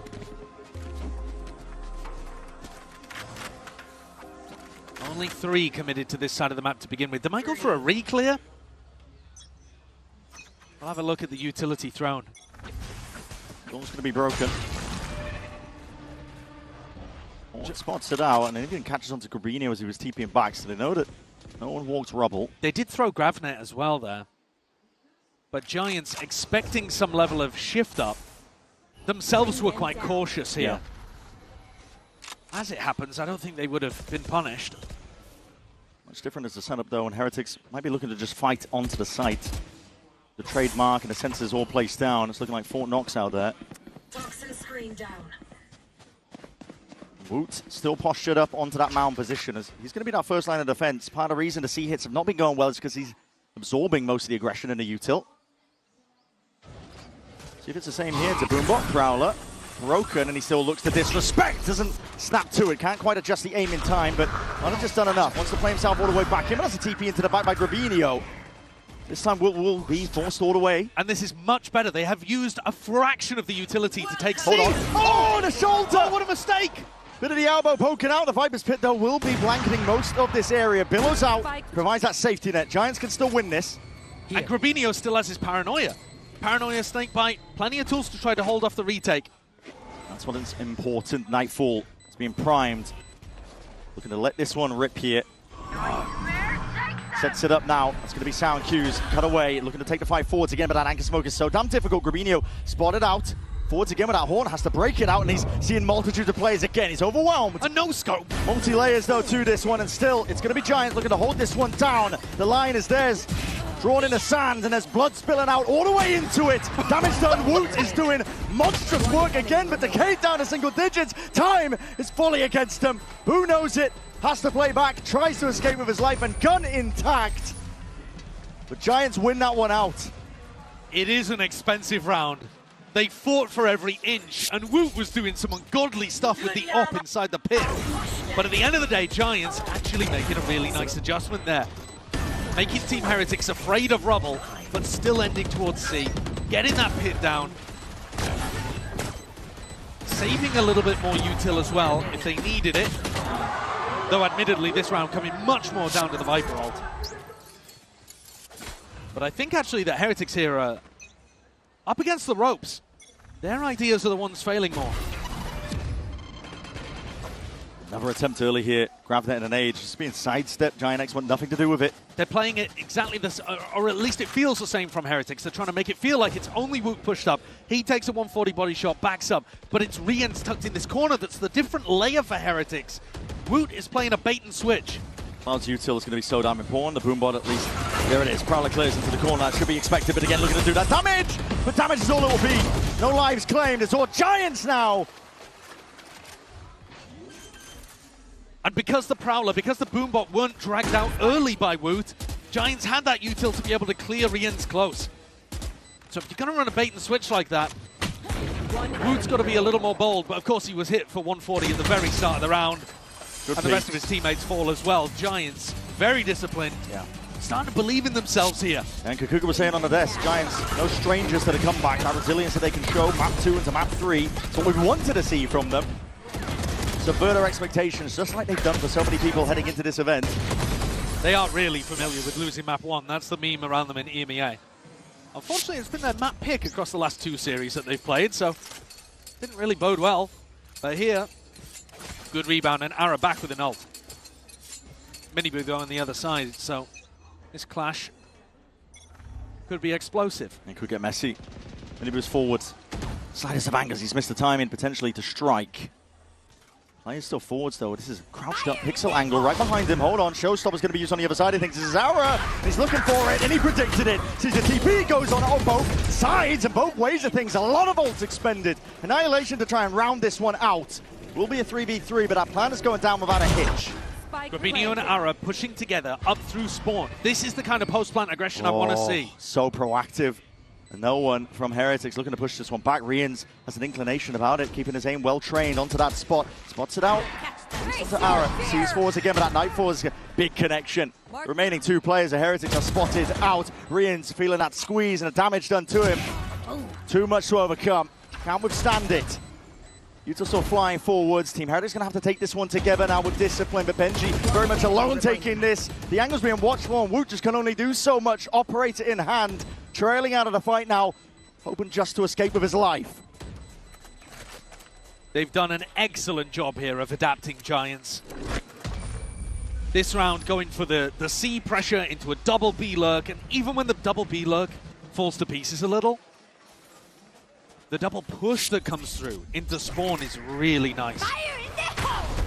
Ara got a ton of space off the back of his Showstopper, and they are starting to abuse heavily the fact that Heretics are only keeping 1 C anchor in these rounds.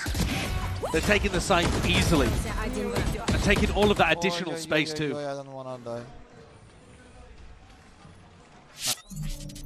Last couple of rounds of this half, and now the pressure is firmly on Heretics. It's their map pick.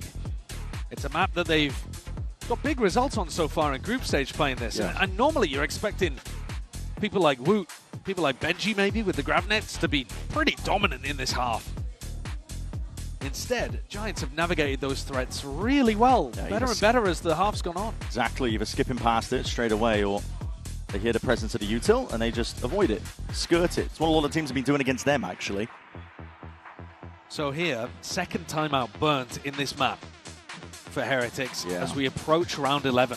Only 2 rounds left in a half as well, so burning that second timeout spells it out really. I think that they feel like they need these last 2 rounds. And they're on an eco coming into this one too. It's a weird buy because Miniboo's going to actually force up a rifle with the op. Going for a Guardian in the end here, but still can't afford even a Boombot, or at least doesn't want to go for it because he wants to keep the money alive for the next. These are the spots where Heretics need to rely on their aim. Another grab there. Nothing to be comboed with this one though. I'll land a little bit deeper, plays all the way straight past this one. Woot's waiting in the wings, operator forwards, but that Boombot glides past. Doors open just for a second. Doesn't see any action though. Giants very good at biding their time and waiting it all out. They don't want to be overextending themselves into the weaker buy of Heretics. Yeah, really good patience, not offering Woot anything. Could be dangerous though. No, not quite. West side. Forwards again, Ara. Tip of the spear for his team. Rian's off into the back as well. Time being bought, but a shot's not quite connecting for him. Rians is having an absolute stinker after how he dominated on Ascent, 3 and 11. Cover going out. No charges. Miniboo bought the Guardian in this round to try to make a bit of a difference in a 2v4. Looks likely that that investment was not worthwhile. Rough going, both of the brothers going to make a go, but again, Boo being dropped, and Miniboo follows shortly after. 8-3 for now. Timeout was taken from Heretics, probably leading to this round here, but as we were saying, both timeouts being used by them to tell how much they want to at least round out this first half. They're so aware of Woot there. As the door rotates, you know, the Boombot pushes it back, nobody gives him a peek, hiding behind the attacker's Viper wall, and then posting up with an Outlaw to punish him the second time around that the door is tapped. So really, really good awareness of where he might have been playing, because usually he's just been posted on C.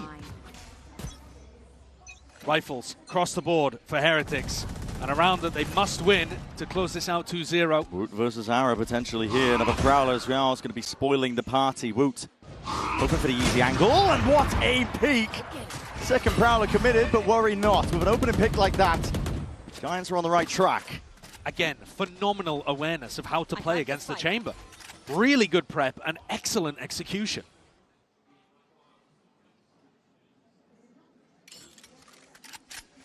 That really weakened the defense of Heretics.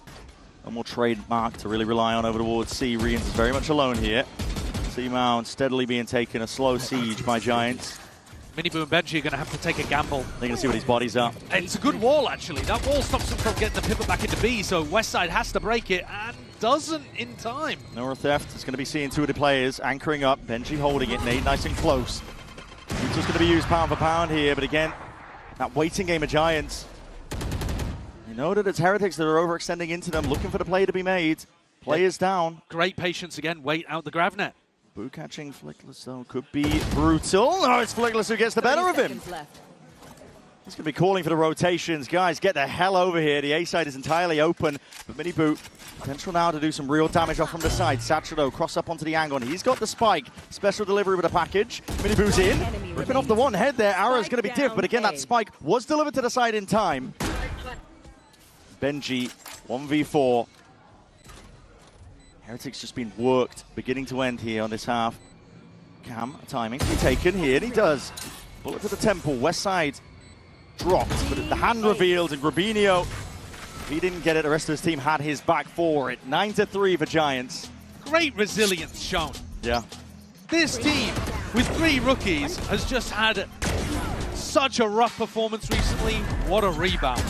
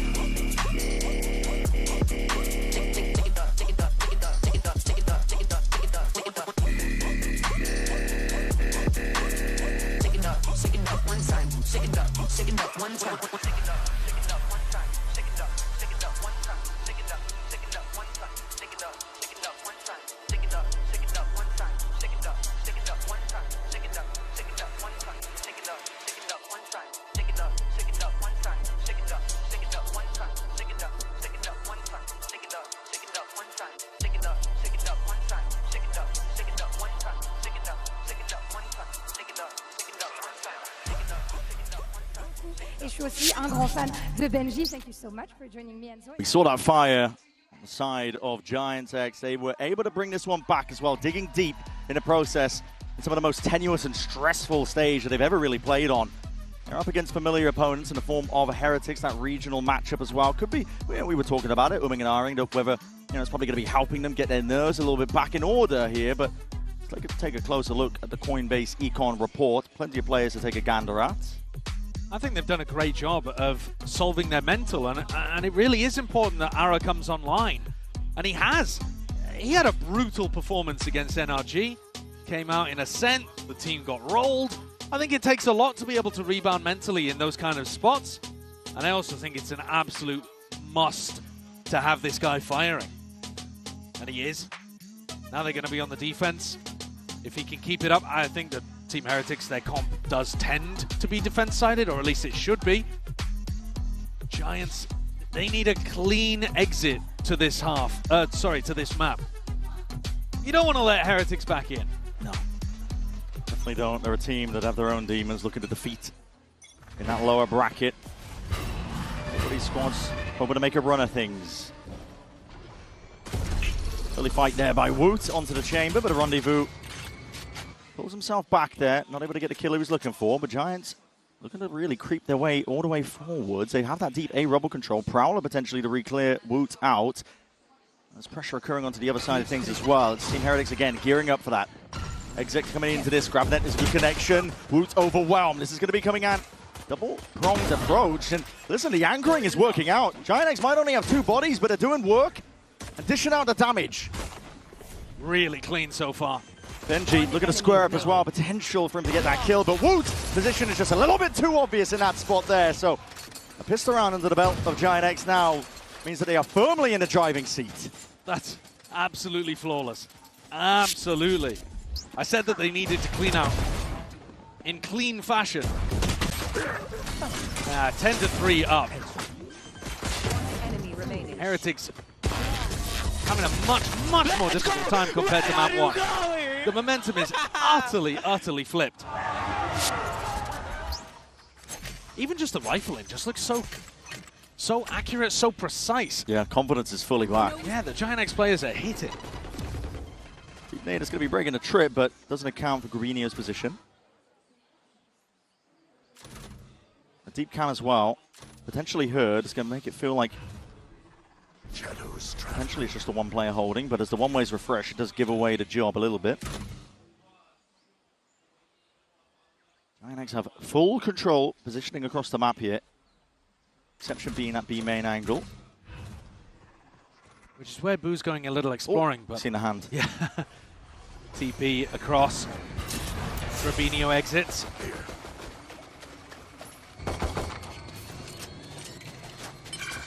No snakebite available, but Grabinio is still with the paranoia, so they've got plenty of tools to push this back, and it's only classics on the other side for Heretics. It doesn't really look like they're gonna have it in. Prioritizing getting ult orbs, working their way around into B. Flickless there with a snakebite and a wall. Yeah. Things looking pretty hopeless here for Heretics. They'd have to pull out magic. Plant down might just be the best thing they're looking for here. The Flickless wall up, and guess what? Cloud waiting onto the sidelines.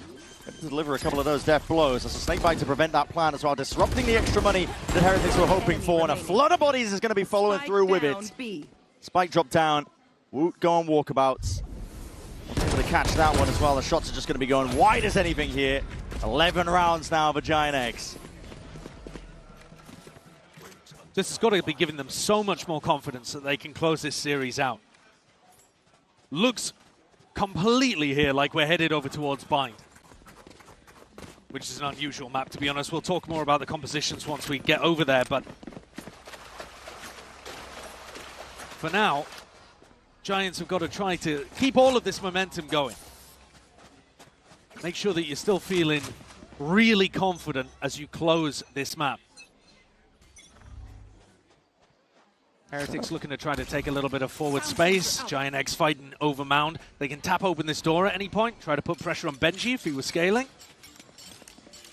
And all of this designed to just drive you into West Side. Yeah. It's a weaker setup, roughly. I mean, one of the trips committed towards that from B angle. There's another kill trip over towards Tree. Wall up as well prevents a hard committal here from the Heretics team. So we'll see them back away. Just an insert of Woot looking for the backstab while they look to re-explore elsewhere. And they have dismantled this triple Mound setup. It's a very early defense rotate for GIANTX. Door opens.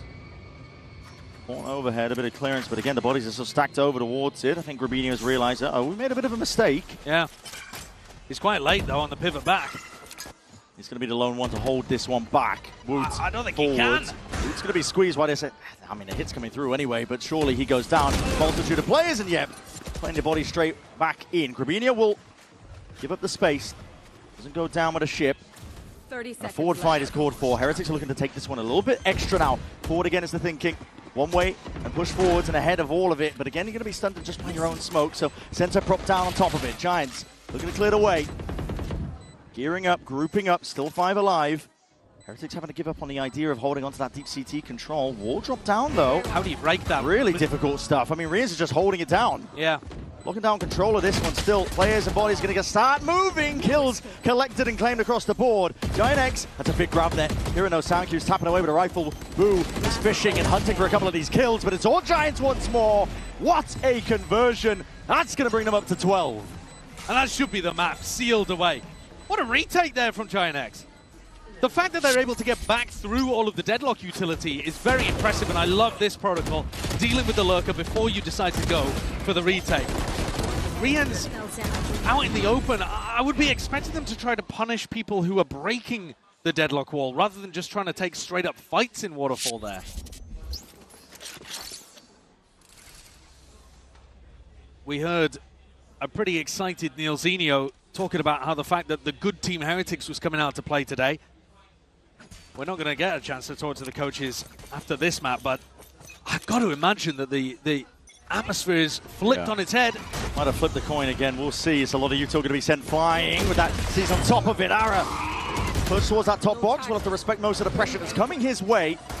Now sent flying forwards as well. Makes it feel like there is that heavy emphasis. And bodies now, players being inserted. Giant X scuttling around. That Caesar's connect. Flickless could be in a spot of trouble. And Bova needs some help and needs to bail out, but he's squaring up now to take these fights side by side. Crossfire set up. Heretics, though, in charge. Largely towards that one. Finding all the marks. Crossing out the players. A lot of damage done to them, though. This is still a bit of a dangerous territory, especially with Westside coming at the bit to get involved. What a shot onto Benji. Minibu now looking to put him back and push him back away. It's a tap of the plant. Minibu again looking to pull most of these players out. Where is the last one remaining that they don't know about? Ara creeping forwards again. This could be it. Nailing a coffin for the map. Ara, the deliverer of death once more. 13-3. Hell of a statement after that slapping on the first one. The Giant X are straight back in it. They somehow managed to beat Heretics to a more dominant performance and closing things out with a 2v4. Unreal stuff. Time for a quick break. When we return, of course, the analysts are getting us nice and ready for that bind map, the decider in this elimination game.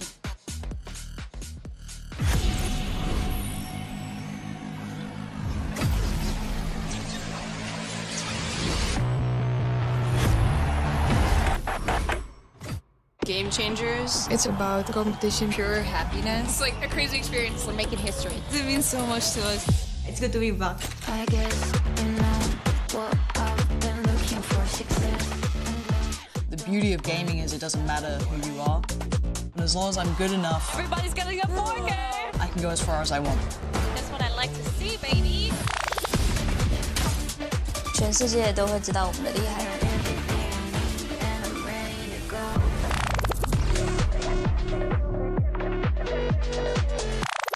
Are your VALORANT esports instincts next level? This man is a big player in big games! Prove it. Put your game sense to the test with the all-new VCT real-time prediction game, Shot Call. It's a Twitch desktop extension available exclusively on official VCT broadcast channels. With Shot Call, you and your friends will be able to call your shots, score points, and earn rewards. Here's how to play. During the official champion streams on Twitch, open up the Shot Call overlay on screen to make real-time predictions by answering questions. Whether it's predicting a Forsaken clutch or correctly calling a site rotate before it even starts, you'll score points, climb a live leaderboard, and have the chance to win prizes. Play along seamlessly with Shot Call's built-in notifications, or open the extension in full to check your progress and see how other viewers are guessing. You can call the shots during VALORANT Champions Paris starting on September 12th. Tune in, try it out, tell us what you think.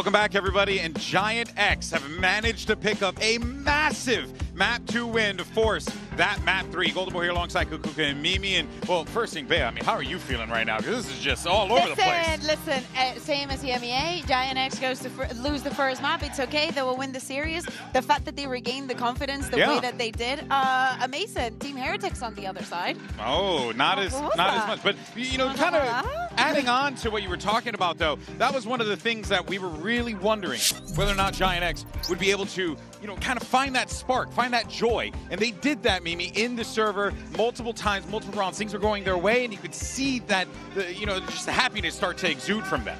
They lost 3 maps in a row, only getting single-digit rounds. It was a low for this team, more than just losing map 1, which they're used to. It was a streak, but they've broken it, and they look so much better in this one. They look confident. Players are willing to swing and take fights. They looked on point with that. When they had advantages, they were converting them. This is a team that managed to complete that full reset that we were so worried that they would fail to do so after losing another map dominantly. A lot of chicken nuggets. If you know, you know. But super well played for the side of Giant X, coming out with that composure.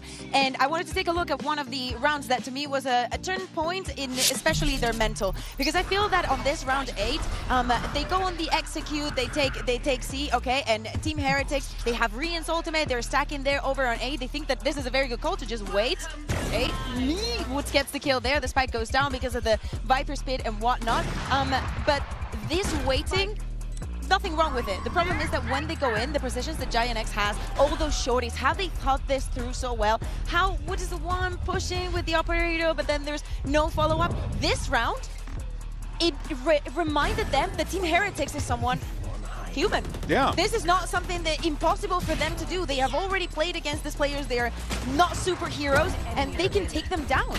Yeah, I think they just had to be okay, you know, getting in the muck, getting their hands dirty, and getting the job done in a manner that might not be maybe like the cleanest of ways, but it's just the fact that they were able to shut down Heretics over and over after they had done such a great job of really in that first map, not allowing Giant X to be able to get any movement. This map, completely different story. Yeah, and I want to laud them too. This is a tough map to call, I think, when you're playing against the Deadlock and also Woot having the operator on that chamber. I think they did a really good job of pushing Woot off the lines early, forcing him to use that TP and kind of diminishing some of the impact that he normally has at such a high level throughout. And I think one of the guys you do have to credit for that a little bit is Zara, who had such a bad time in the match that they lost to go down to this lower bracket. But this game was finally Aura back to the level that we saw when they beat Paper X on a set. I think that the system also that they've built around of like trust and just going up together to me is not only that. That West side was having an amazing game. The openers that we were having when Wood opens I think that somebody else opens the door for like the 3rd time and gets an insane kill onto him. They remember that they can disrespect them time and time again. That gave them the confidence back, and 13-3 on your opponent's map. What a difference. Look at Aura, especially think about the day that he had yesterday. He was also flawless this map in the open in duels. If he manages to translate this also into map 3, yeah, I'm talking about you, Aura. Should be a win for Giant X. Yeah, and it wasn't just Aura. I mean, the entire team had a pop-off performance, which honestly, they needed that.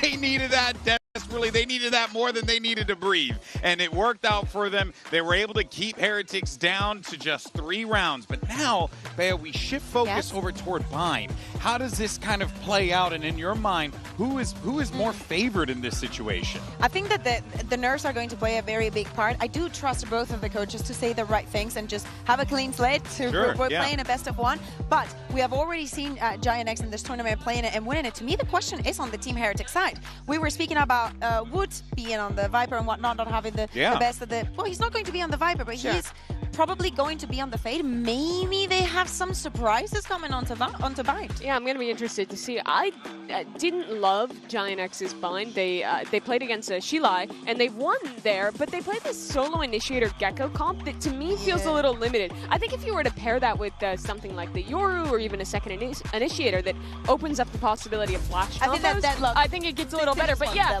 I feel like the synergy is a little weird between Solo Gecko and Deadlock, but they're back to it again. It worked last time. You know, I'm critiquing it a bit, but they still find a lot of value out of it, and I think especially I like what they're doing with the Deadlock as Heretics. they're a little DRX goated here. Yes, absolutely. Something that's been very strong. They tried their own Mosquito. Why not? Would definitely not be playing on the fade. Rians moves back, one of the best initiators in the world. This fits them so well. The key to success was the double duelists on map 1. Heretics now back to it on map 3, playing this composition, which has already proven to be quite strong on this map. And, you know, this is the map where DRX beat G2, playing with similar ideas. It's proven, it's good, and Giant X, despite that dominant win, this is a big task. All right, folks, it's map 3, and the question on everyone's mind is whether or not Giant X can do the thing they've struggled to do, defeat Heretics, or does Heretics find that next level to take themselves in the round? Let's send it back over to Brennan Sideshow. And what's been a lopsided affair between these two teams as well, both of them getting back into form, dominating maps on either side to drag us here, the staging ground of Bind. And Heretics coming out with some twists and changes. The last time they played on Bind, week 4 of EMEA, and I love this theory. The question is, can I put it into practice? But the double duelist, this waylay into the Euro, it's fantastic at baiting out these trap plays, and that is the bread and butter of Giant X. I think it all comes down to execution, though. We saw Team Liquid try to pick up the waylay against DRX, and it didn't look like they'd put in enough time. Bit less thought out here.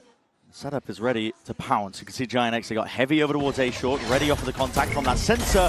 There it is, Refractor pull back and away, and Flickler still holds it down. Doesn't matter that he's hindered. He's got his aim set tightly onto it. Anticipation of that punish over towards that TP. There's bullets are raining down. Miniboo, there's no way he's making out of this man like a magician, but not quite. The rabbit's gone, done and dusted. Double fight back into Hookah, pressure on Ara. Looking to take a fight now forwards as well, but Ara was ready for it. And Woot didn't go with Benji. Well trained as well with a crosshair. Woot disjointed. Looking left to right here, him and Boo. Completely different zip codes. I'm going to be sending that one forwards with the wingman, who's forced to reveal his hand, breaks it nice and early, does claim the kill. Boo from the top there, but doesn't win it out. Ara has his name and his number. Pistol around the Giants early on. Well played by Giants. You see that they go for full short control into a sand crunch, but the hero is Flickless. He's hit by that classic combo of the waylay going in, dashing in, throwing down the saturate, and then a second player comes in to try to kill the hindered Flickless. Coming, guys. Trust me. And he just hits the shot anyway. Ara Flickless instantly online in the pistol round. That's how Giants are going to win this one if it happens. I also don't really think that we can tell just yet whether Heretics look clean with the execution, because, you know, Miniboo did his job. Rian's just got hit by a blinder. Gearing up now. I see a shorty in your hands. A super dash charged here. Double dash towards that Lamps area. And oh my goodness. No backup. No backing out. Still there's fights to be taken and kills to be claimed across the board here. Heretics are making the most of it. Slipping past all of these smokes. Backside control is theirs, but that Showers is going to be reasserted. Rubino could be in a spot above it though. Might be taking a fight that he didn't want to on that timing. Yeah, with the damage done, my God. Wrangles control of the Bulldog. He's able to dish it straight back at them. Controlled by Giants. Could have got really deadly, could have get really dangerous. But every single aspect of that handled towards the end. This was essentially the exact same round as the previous one, just over towards A. You got the same dash in, throw the saturate, second player comes through. It's just this time it actually worked for Heretics. And Giants' response is to go for a TP crunch, but towards Showers instead of sand. So Giants go for the exact same defensive ideas, Heretics with the same attacking ideas. Slightly more successful for Heretics to open, but then they just had pistols, so they couldn't close it out. I'm waiting to see if we've got more depth from both of these squads as well. Ara might be able to play, if they smoke the bottom of B, he might be able to play here for this ult orb. And it looks like Heretics are going to try to contest him. A stim beacon or a dash, and Ara might be punished for picking this up. Towards the deep horns, Giants are waiting. He doesn't go for it. No, Cloud and Ara. Side off angle, that is a hell of a way to take that fight. Leaping into the fray. Giants are the ones who are claiming the lives of these Heretics players. On a round where they have fully invested, a bonus conversion will be dire indeed. Grubinho still holding it down, but then that weapon differential does play a part. Benji dismisses him, wave of a hand and a couple of bullets to do it. Should have probably been favoured in that TP. situation. What the hell is that? There's another crunch. West Side's trying to make a go for it, but where's that gun gone? Gun? Hold on, Your gun? tossed it away! You've just thrown your gun away, man! He thought the rival was in a very different place. Uh-oh. Well, that is going to haunt them. God. Heretics now in a 2v2. There was prior damage done to Boo and an ult claimed from Ara, but Ara's miles away from this. If Flickless goes down, and he only has a Sheriff, though one body shot would kill Boo, it's going to put Ara in a difficult spot. Flickless scared of being timinged. It's just all about pace here. If Flickless can slow them down at all, it's on so the line. helpful. What? A shot. He goes down a bit early. Yeah, and he was the player in real danger, as you already said. One shot to the body would have done him in. Ara's forwards, though. Double Satchel has a showstopper, and let's go. He wants to send it. Trying to take the fight to them, and scuttering and scurrying away. Team Heretics are not eager to try and fight into it. But they have to end A. There's 15 seconds. No time. Nade at your feet as well. This is going to be completely blockading you out of the fight. Ara could just really be spelling spoiler. Spelling out defeat. Doom onto this round. 6 bullets left, and it's covered by Rians. Over the shoulder. Could have been real damn deadly. Well, I think that was Giants' round to lose. They had all of the control of what was going on. Grabinho should have even been favoured in that spot. Crunch comes through. It is mad that he doesn't run over the rifle there. I'm watching it in the replay. It does really look like the rifle should be at his feet. But a critical error put Giants in a rough spot, and they even used the showstopper, trying to win the round off the clock. Ara on top of this box, watching towards short, hoping to pick up a freebie onto Benji Fishy. Another skirmish over towards Showers, perhaps. They try and set it up. They might be able to run a crunch onto Woot. Woot? He's always got that gate crash to escape, though. Thinking about it, at least with the flash, but it won't give away his position. Just either sit in the smoke, take up residency, baiting. Shots fired from the left side to try and pull Woot out into the open so he doesn't clear that one corner. He will have the gate crash, and he will respect most of that presence. Doesn't make a sound cue for Giants, but I think they've understood based on context that he has disappeared, and this is going to start going over towards B. Cloud starting to rotate already. Giant X are going to have a stronger sight here.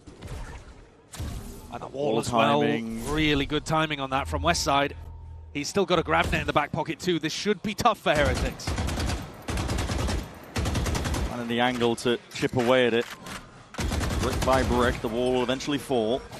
Another sensor down towards that hookah angle. Could be the trigger for a play for Giants here, waiting again. Utils on their hands, grab net, snake bite, molly, all being overlapped. I mean, Giants have used almost all of their biggest tools for this one, but now the kills are yet to be claimed.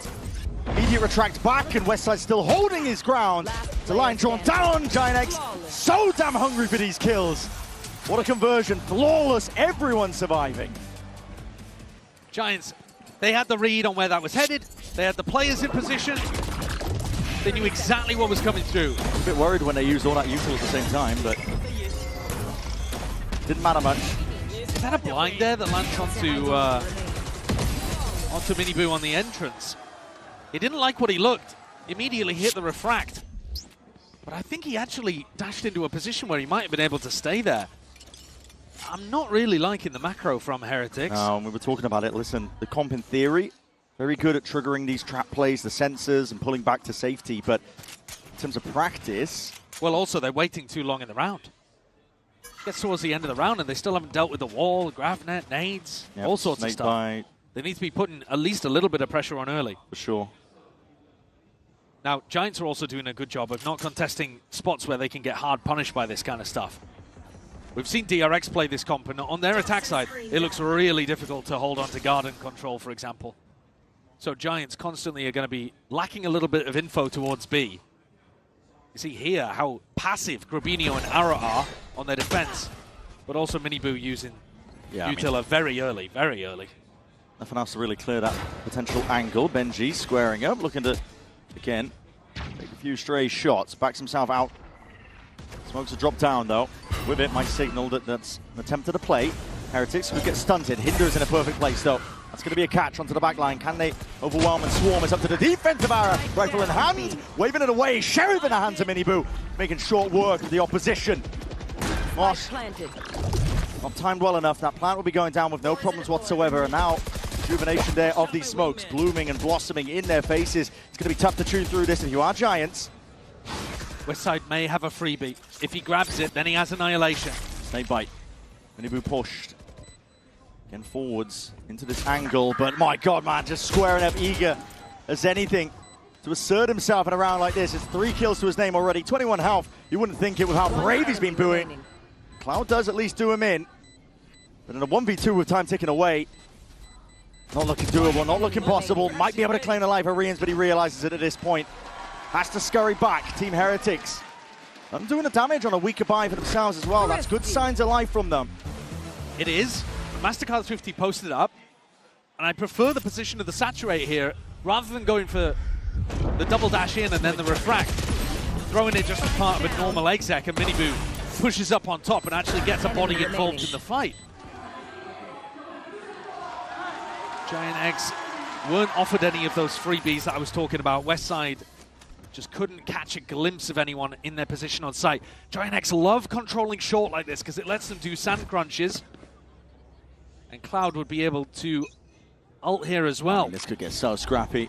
Like you said, the ult's in play on either side. Dimensional Drift is going to be used to try and clear most of this way. Ara backpedaling. Convergent Path's going to be used to try and really lock this one all the way up. Making that retreat. This is so damn rapid. Heretics making the most of this one now.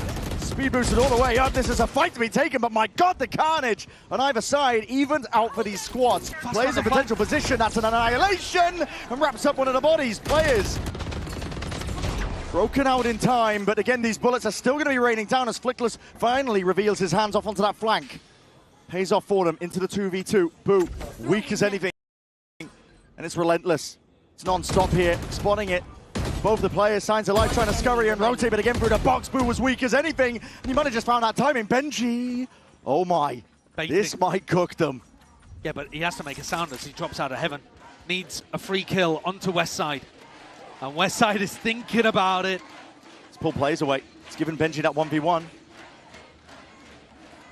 But he's going to have to make that sound to drop down. Was that hurt? It looks like it. Now the plant, Westside creeping in from the side, looking to see if he can claim that life. And Benji finished off. Another round added to the total in the tally. Giant X still maintaining control. Big, chaotic round there, finishing over towards A. Credit to Flickless for recognizing that and immediately pushing out of the B site and wrapping around behind. He got big value here. Cuts down Minibu. Bro, I hit my ulti, Anchik.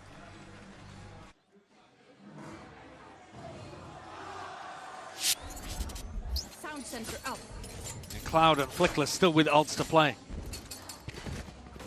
Heretics on a bad buy. And so far, the ideas have not been overwhelming. I think Giants' comp is better on defense. Minibu looking to beat the timing here off the back of that flash, but again, no avail. No one blinded up. With the Outlaw in hand, Ara mightily confident to just really lock down this avenue. Spotting out just the elbow once more, and he's looking for it, but he will respect it with that Prowler just breaking it and backing out and away. Boaster was saying that one of the best ways of playing against this Wayla Yoru comp is to fight them before they get into spots to run their executes. Use that util. Yeah. Force the util out early, disrupt them, take the engagements, stop yourself getting overwhelmed. Given turn of events, this time it's going to be Grubinio who's going to be catching these players, and he sees it. Too many bodies to really count, and he doesn't want to get overwhelmed. Rolling retreat from him. Backs up and away, and that's going to be his crash used to try and clear most of the way. That is broken in time.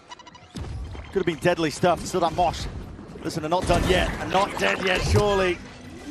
Giant X, they are absolutely overwhelming them now. How do you withstand this kind of pressure? Plenty more util that came from Giant X. Very good from them. Always willing to absorb the pressure. They've lost back. They have lost Boo in Spawn. They've lost Boo. There is a chance here that he gets a backstab on Flickless and picks up a gun. If he hits it. Like Flickless is starting to think about it now. Sound cue? Yeah, okay. Pulled out. Yeah. Good info fed there from the A players over towards Flickless. This has been a game of extraordinarily one-sided maps. Yeah, it has. A 13-4 into a 13-3. And if it follows like this, it looks like it's going to be Giants running away with things. I do think that their composition is slightly better on the defense side. You have two characters that are phenomenal there, the Viper and the Deadlock. You've also, on your attack, only got the Gecko Flash to be able to take any space with. So I think this comp struggles a little once the sides are swapped. Yeah. But it might just be the case that Heretics are down and out by that point, because they had no opportunity to get back into Lotus. They have to drag it all the way here, because you do not want this to be the final chapter of your year for Heretics. They want to reach the same heights they were able to get last year, but for now they're staring on the barrel of defeat, and it will mean elimination if they lose this map. There are no more second chances at this stage, and a bitter, disappointing end. 8th place finish. No one's ever happy with that, and no one ever remembers the teams that do land their position there. No, going out instantly in playoffs was not on the cards for Heretics. Then again, they did bomb out almost immediately, no, literally immediately, I should say, in Toronto. So, and in the EMEA playoffs, I mean, they have been an extremely coin-flippy team. Undefeated in EMEA groups, 0 wins in EMEA playoffs. They are a weird squad. And this has been a weird match. It has. Super flip-floppy. Checking the situation. It'd be nice to see both teams putting things together here on Bind, but it would rely on Heretics finding their opportunities in rounds like this, when their economy's on the line. Yeah, this is a critical round. Has to be the turnaround for Team Heretics. Pure disrespect again. Showers control, a top priority for Giant X. Viper's Pit is going to be covering most of the way over towards B. Players gearing up now to get ready for the exit. Mini Boot, double dash into that smoke, horns up towards the top. That's a good transfer to spray. Bullets raining down. They heard the placement. Refract coming in handy there. Wall up and over, tossing that frisbee. Gravino going for a bit of a reclearance. Benji can't hold his own. A spot like that wasn't expected to take that fight. Nightfall now going to be committed on top. His ultimates have to be expended. His Heretics will have to win this one out. The plant not denied. No pushback onto us. So it will be that extension. With a kill claimed, Woot's done enough damage. Boo scrambling backwards, looking to try to play towards his ult and a molly. Hello. Wall propped up in your face, though, is going to make this one even more awkward. And that Gecko Flash just dissipates right at the wrong time. And that one, there needs to be players fighting forwards. What a play! Heretics take it off the back of timing, and they take it all together. Leaves it down to Flickless now, and it's a 1v3. It was a 1v4. Has to ISO these fights, and Woot is locked in. Prime position. Rifle well trained. Talked about the fact that Team Heretics needed to be able to win a round like that.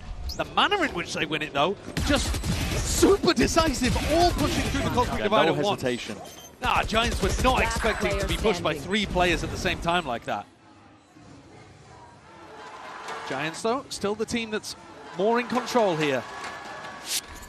Showstopper available for them on the defense side, and they've gone back to this defensive setup that we've seen from them so many times. Looking to maintain early short control and then crunch sand if needed. Hello, oh, no, they're off. Well, I mean, listen, it's full on. Heavy-handed, Benji just stands his ground. He's going to be punished for it. He's getting bullied. Turn to the mincemeat and market. I see that dash forwards again. This is an instant reaction to Heretics. They see all of that presence. Benji, of course, calling this one out, so they get open access now to that B side. Will be the plant down. No pushback. 3 smokes used by Boo. 1 to cut off Hookah. Riens, his job to cover long. It's an off angle. It's going to be tested off his contact again. That is going to be the orbital strike primed and now let loose and ready. Denies any chance of follow-up. Stars drop down. Gravino, though, is going to be spotted again with that tail end of the Prowler. West side looking down control out towards Hooker. He's hoping and aiming for a couple more fights. It's going to be a war place down all the way. Now starting to trail their way, scaling into this side. It's coming from every single avenue. Multiple fronts, and the fight's just not going their way. Woot is just flipped on the side. He can't really even get a handle on that. No sightline, would have had to batter his way through. Giants were in complete control of the site. Instant response coming out there from Giant X. Really fast, really aggressive. Bullying Benji Fishy right off. He's 2 and 8. Don't like the way that Boo used his ultimate either down towards B long. The Giant X controlled essentially every avenue of the map, apart from elbow. Very decisive and very disappointing there for the Heretics coaching staff. They're back onto another eco. Just when they thought they had a toehold in the map, Giant X rip it away with some of their classic defensive aggression. I mean, this is getting more than dicey at this point. For Heretics, it's everything. Your year, your season culminating. Potentially a flattening. Now eventually broken. Rubinho going to be backing himself out. It's a double dash forwards again, and that smokes to cut up most of the site. Trying to really dominate this position, but that is a great hint, and a follow-up is there. Even with a close quarter weaponry, Team Heretics really trying to force the issue. Aaron needs to be pushed back and away, and a lovely fight to be taken by Rians. Very decisive, immediately going and clearing that. Grabnet will connect. Has to be pulled back and out. This plan is not actually down yet. Flickless is behind them. Hold on, found it. And the timing to be taken, but it will go down regardless here. Round win for Heretics. All he needed, as we were saying. Maybe realizing that they just need to up the tempo in spots like this. Yeah. Saturate does catch onto Cloud, as you mentioned, really nice. Going for the double smokes and punishing the Giant X players who decided to swing out to fight front side. But it's this push, I think, that really decides things for them. Making sure that they have a lot more space, dealing with potential backstab threats, getting themselves back in with an opportunity here to level things out at the half. This round, Wu can turn up the tempo again with his ult. Stringing it together now.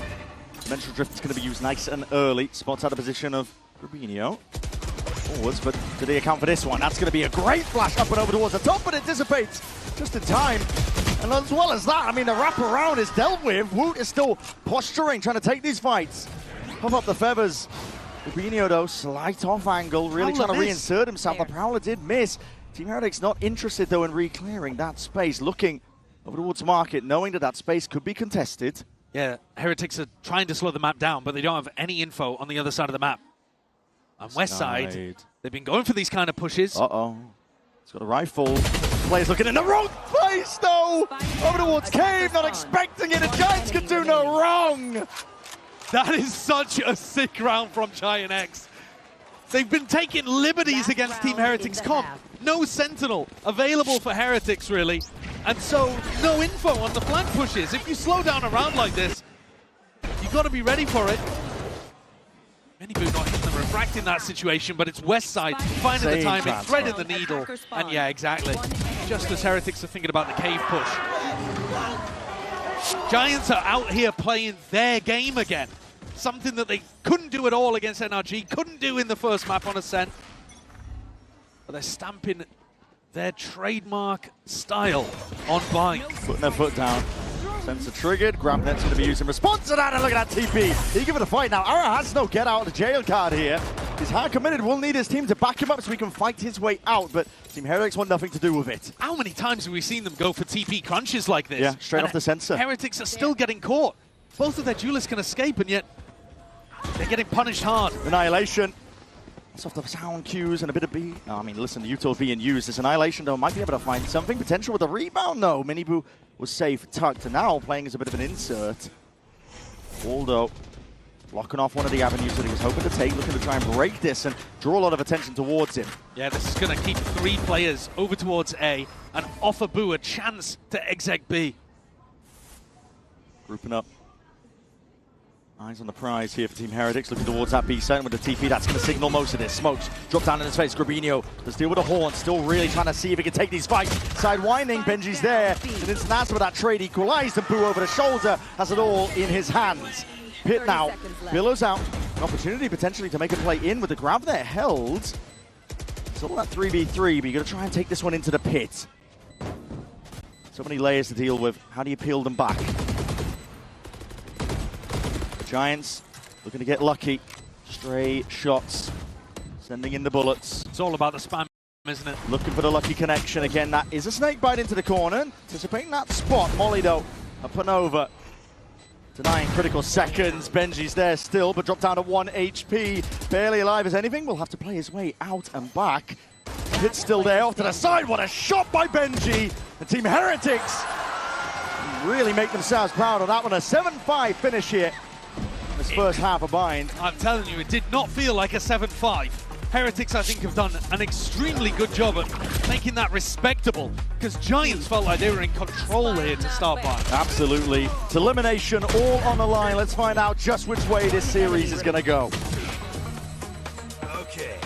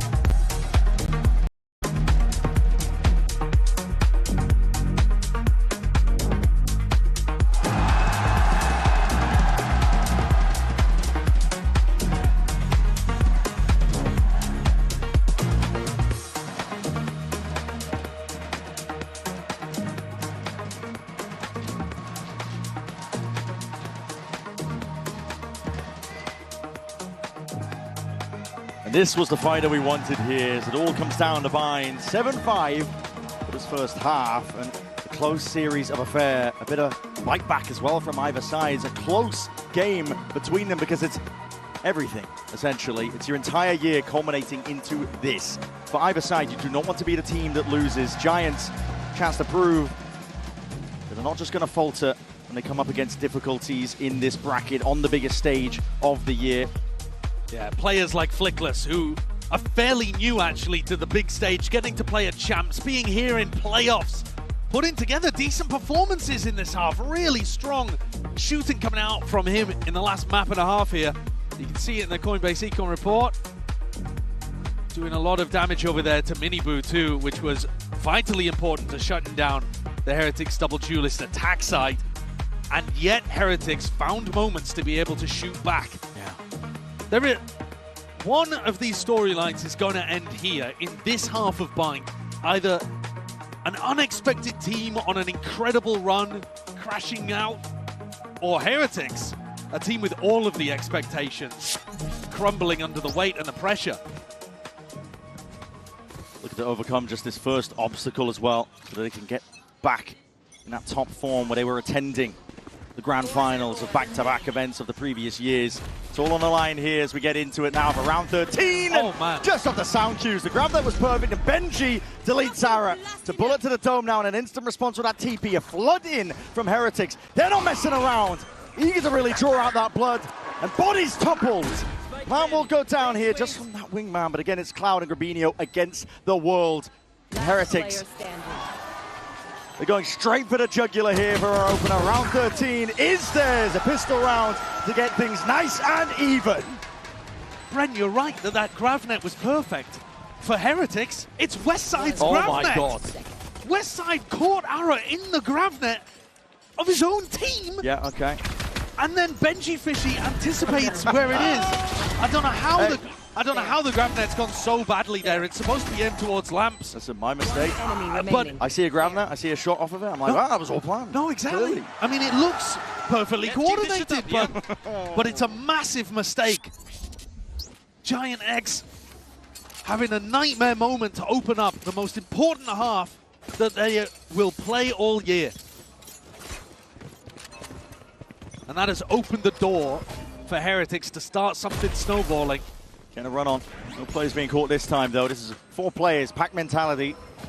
Giant X now looking to get the ball rolling and really get moving. That's a satchel out, but again, that is hot and heavy with the molly at your feet as well. There's a lot of damage done, and with the classics, they're still finding a way to bail themselves out. Miniboo, though, dishing it out off from the side. He's only got that stinger, but still making good usage of it. Dominating that Lamps control. Saturate, rebounds off to the side, looking to re-clear and gain a bit of that space with the plant downtime ticking. Heretics trying to get themselves more involved, insert themselves into the conversation, and this time the shot's landing. Damage done to Flickless and Grabinho. Yeah, and listen, anything's going to be bringing them down at this point. You've got to respect that snakebite, slight gap, but again, they know where these players are ISO'd. Now that the fuse pull will disrupt it for a moment, but Grabinho surely not long for this world. Can't withstand his own, not with his health in a state like that. Cloud was the only player with any health up, and somehow Miniboo deleted him with a stinger from long range. He had full HP, but he went down in seconds. So despite the player advantage, unfortunately here, the overall health and the guns that Heretics were working with ends up making the difference, but they still managed to inflict some level of economy pressure. So Heretics are not coming into this bonus with the best weaponry they possibly could. Giant X need a response now, though. 7-7, the map tied up. They were in control of the first half, and now suddenly they're not. Heretics eager to stamp down. They've got that dog in them. We're going to see it sidestep, at least with the C's. Snakebite even being committed. Heretics are looking to overfight into this one, but the flashes go both ways. That's a grab there and a stun if I've ever seen one, and these players are ripe for the taking. Their lives tossed away to the side. Westside is the one to deliver that one, scythe in hand. A wonderful opener. There are 2 Buckies behind this smoke, so there are still chances for this to go wrong for Giant X. And Miniboo pushed up very deep with the Vandal on the other side of the map. So if you do make the pivot over towards A, it's not like he has a huge amount of util, but the saturate's great to avoid being traded. And it's one hell of an off angle against a team that doesn't have prowlers, doesn't have a drone to work with. Has the rifle. There's danger here. Anticipating the peak. And here it is, walking all the way up, spoiled by the barrel, hinder down. Does he want to go for it? Lay claim to the life. Yes, he does. Takes his one and gets out. Not too greedy from Miniboo. Now he can be that thorn in their sides. The reposition over towards Showers. Plan going down. No one defending that one. So that's going to be dropped down, but it does reveal his position. TP. Showers locked down, but a sensor down. And Rien's picked up a rifle. Could still be damaging here. Heretics looking to take this one close, shoulder to shoulder, ensuring that nothing slips, but they split up for but a moment. Timing to be taken. Smoke propped up, a bit of spam. Might as well be a wall for all it's good now. Team Heretics finding it really difficult to try and get their way through this one. West side 2 HP, not a problem. Still with that dismissal. Cloud swinging wide. That's a heavy lick dealt to these Team Heretics players. The stuns made such a difference in this round for Giant X. Grabbing it and a stun for the first 2K that you're going to see here from West side. And then Sonic Sensor providing a stun towards the end too. Boo's flanking there with a Bucky and a pistol, but I was worried that West side was going to topple because he only had 2 health. Now Giant X are going to be happy they got around on the board and they still have the lead on Bind, but their money is not in a great place. 3 light armors, a chance to be broken, Woot with an op. Mosh up overhead. util thrown forwards as well to feel like they're taking that B-long control, but Giant X have different ideas. Well, Woot can see it. Yeah, Woot he's got knows all it's not control real. of B-long. Thrash now over towards it. Bodies are going to be coming late to the party here. Maybe with a Stimmy to try and help them out, but with the vulnerable applied. Hold on, that's a saturate. And guess what? Ara straight up floating into the air. The fight to be taken. West side. Oh my, this guy. God damn. Has to be the savior there. Yeah, he has, hasn't he? Spike denied at least with a plan. That was just from that molly. Dropped down, but a 3v5 to work with. Heretics. They trickled back in. The pause played by these Giants players. Tap again, looking for the next response and reaction, and swinging from the wide. Yes, Grabinho's there. West side to join him. They combine their might. They get control and that plant back down. Boo. Not much to do in a spot like that. West side's not finished if you don't. Drags him right back. Claims his life. Flawless here for Giant X. What a huge punish in this round from West side. As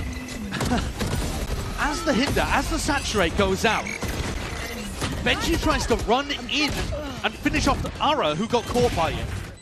And then Miniboo decides to ult, and they're both just in horrible positions that Westside punishes. A little bit maybe of the inexperience with this composition, really catching Heretics in moments like this, where they try to overreach. And now they're the ones with the economic damage. Getting a flash, hello. These are shots ringing out. You're making the Sheriff sing, Heretics. This is not the round where they're supposed to be pulling out value like that. No, definitely not. Mosh pit now forwards again. Pull back there with a refract. Heretics might have just got the right answer. Without a concealment. Not happy with the state of affairs. Giants leading by the 2. Both of these teams finding value whenever they played for aggressive short control. Benji's got a jiggle peek and spots somebody out. Green hears it though. Oh, it's plenty of footsteps. It's going to play this lurk right in, but the plant's already going down on B. Spike planted. It's going to be later on. Insurance policy here. Giants are just going to try and hold them off for long enough. Can he get active? That's a jump up. And here it is. Activated indeed. Grabinho deletes 2 of them off the map. And looking to again apply that pressure just from the side. It's a scurry forwards. Heretics realize it. They're being approached from every direction. Body block. Let's see how precise this one is. It's happened to defuse. Boo! Boo! Boo! Oh! That is a monstrous outplay. Absolutely perfect, and Benji Fishy deserves the credit for that too. The 2 of them combined together to stop Grabinho from being able to exercise a denial on the defuse. We've seen it before. It's actually quite difficult to pull off. Immaculate stuff for Heretics. They can't quite believe they've done that. That's unbelievable. A Red Bull clutch, a Thrifty on top. Now trailing by just the 1 round. Could be aggro again, though, as we're looking at it. Miniboo potentially squaring up for it. That's a Stimmy drop down. He wants to get active into the fight. The refract, though, we'll respect that. Didn't want to overextend. No, only going for a single bullet there, Miniboo. Realized that his crosshair placement wasn't perfect. Instantly got out, but they're looking to try to take the fight before Westside can get in position with his annihilation. And now, Cloud calling for the group up. Giant X going to look to try to go down short. Does offer them good opportunities to make use of this deadlock ultimate. Yeah, A looks so damn weak from Heretics' perspective, especially with that Cosmic Divide, Annihilation. This is going to be paving the way to a bit of success now. Snakebite, though, drop down, and rebound with the Annihilation will find Nort. Still at plant. We'll be able to go down here in safety, Giants. Okay, Grabinho, he's got to try and contest with this one. This time, though, Benji knows the tricks of it. He was caught in that position just before on that previous half. Now he's in a Nightfall, hard committed. Clears the way most of the way to the middle section of the site. It's going to be driving a wedge into these Giant X players. Looking to hold this one back, but a dimensional drift is that cherry on top. Constant information. Gathered up here for Heretics. Sound cues cut away. How do you deny this? Again, this is an approach from Heretics. Bodies onto it. Boo to defuse. Snakebite to try and push him back first and first most. The molly at their feet. Woot's gone down to friendly fire, and he's forced ticked it again. Boo! He tanks the Snakebite and wins the round back to back. The ways in which Heretics are coming away with the victory in these couple are going to be so tilting for Giant X. What a flash up and over the top. Pressure onto Ara. That is really nice. But I also, credit to Benji in that spot. You mentioned it. He died in that position before. Grab netted, Snakebite it up. The nerve to hold it down in a spot like that has drawn Heretics level. It might be the Heretics, but that was looking like divine intervention. And now fast play forwards. Now Horn knocked out with Miniboo. Attempts to transfer, but he claims the 1 kill. Oh, feet, bloody hell. Just gets out. And those kind of Horns always get big value.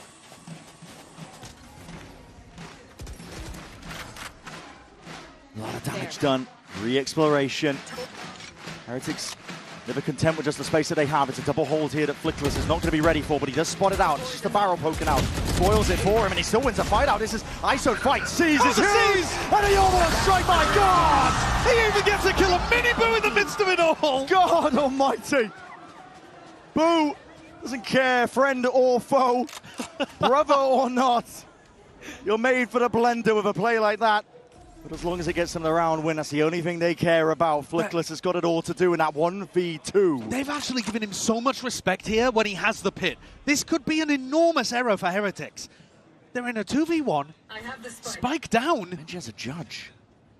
If Flickless is able to get the plant and have enough space to go for a pit, 30 there are seconds left. absolutely chances that he can win this. It's essentially a full clearance. Plant down. No players in sight. Boo wants to play this one patiently, waiting for the backup. Benji Fisher going to be returning to join him. No pit committed. Uncertainty now, but the shots are rattled off, and Flickless has got a bit of awareness for it. Needs to be clean here from Heretics. Stimmy, Benji putting his life on the line, and Boo! God! Snaps back magnetic aim, and Flickless is no more. What a hero Boo has been in the last 3 rounds for Heretics. Sticking defuses, giving his life, sacrificing his brother, and then hitting an insane flick towards the end.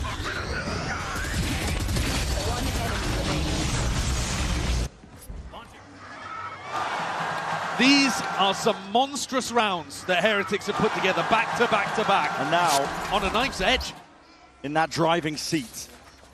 They've had their backs against the wall, trailing by 1 or 2 rounds most of this map. With elimination on the line, they have locked in. Not looking to put an end to their chapter this portion of the year. But it only takes 1 round for Giant X to start putting the pressure back on in the other direction. Heretics' money is not good. All of these rounds have been so close. Thrash here. Snakebite. Backing it up. Yeah. They need this Thrash to get space so that they can get into the site itself. Judge. Yeah, you're not really getting past Benji there, are you? Dangerous weapon at the worst of times in that spot Hookah control. So Cloud calling potentially here for his team to go and take some space over towards B long. Back through the teleporter and end A with the second part of the Thrash. Oh, what's that? Stray spam, smoke drop down. Boo is confident here, and the Thrash is going to be following him shortly. This is all fake pressure, meant to pull players away. Well, they actually might want to end B right now, yeah. Entertainment.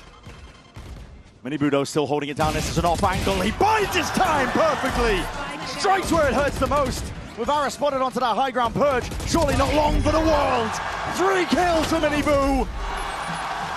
Heretics are lighting them up. A flawless round there as Heretics squeeze into a 2-round lead. Enemy down. Boo once again finding a freebie. A Minibu on an off angle that they just don't check. We had an opening map that Giants were not part of. A follow-up map where Heretics disappeared entirely. And now on Bind, Giants in control of the first half, let it slip slightly, and have opened the door for Heretics to possibly win and eliminate Giants from the bottom of playoffs. It's still anyone's game, though. It feels like it would only take a small adjustment for Giant X to be back in this.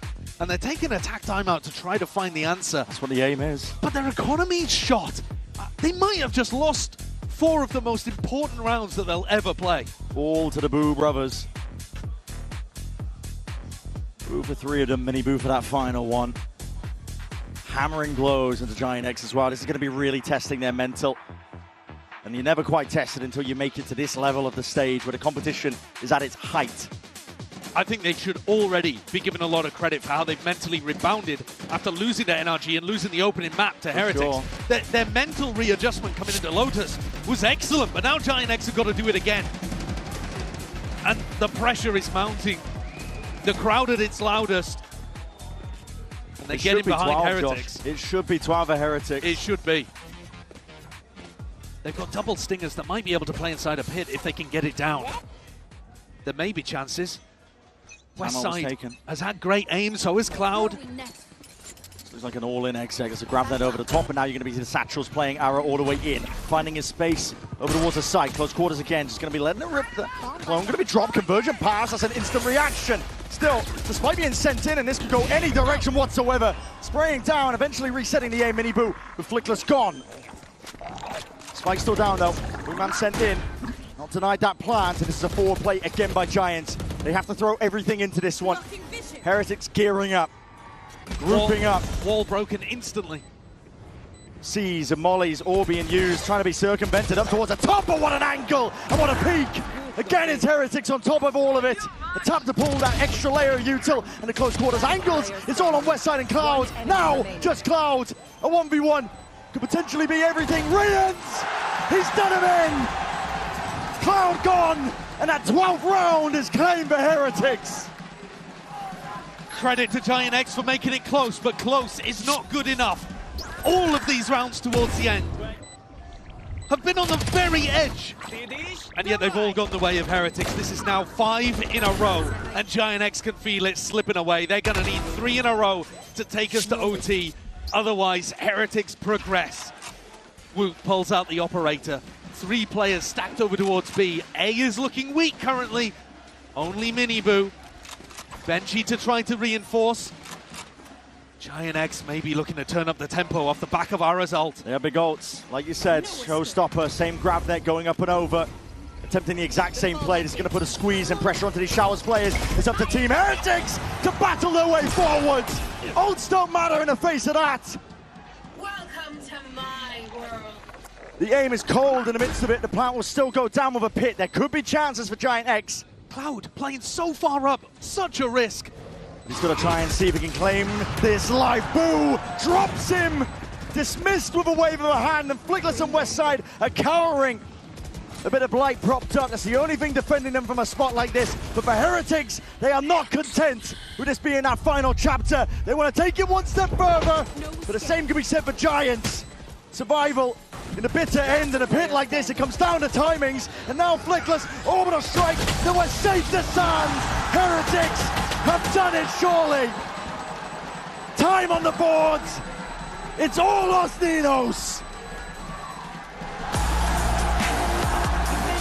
They take down another EMEA team in dramatic fashion there on Vine. Heretics had to battle against adversity, got destroyed on Lotus, but they survive in the lower bracket, bringing out a composition that we haven't seen from them before, making it work perhaps with a small amount of experience and some huge moments, living life on the edge, but Benji is happy about that one. Oh yeah. What an emotional couple of days to be watching Heretics fight for their life. And what a run for Giant X. This is a team that outperformed expectations enormously, but when the pressure mounted, couldn't quite find what it took to get them over the line. This hurdle in playoffs here at Champions, a step too far, but a squad with an awful amount of promise. Absolutely. Disappointing for now, but they can look back on this with pride. The job that they did. Top 8, nothing to scoff at, especially as it was unfamiliar ground for a lot of the team. But today it's Heretics who are the winners. They continue their story. They survive another day. Took everything from them. They battled it back from the bitter end. This is a squad that can be up and they can be down. They can be hot and they can be cold. But when they're playing their best, as Neil Zinio said earlier on, they can beat anyone. And I think you saw glimpses of that today on Ascent. And towards the end there on Blind, the magic, the miracles that they were pulling out.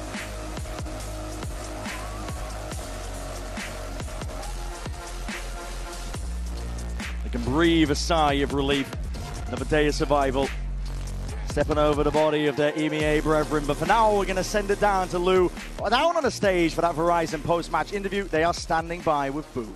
CH confirms their EMEA dominations against GX to survive in the lower bracket. And Boo, I'm going to have to borrow you for a second for an interview. First of all, congratulations on taking down GX once again. And you know, we've been kind of used to seeing you on the international stage back last year and this year also. So in your opinion, what does experience play here at Champs, especially against an opponent that you know very well?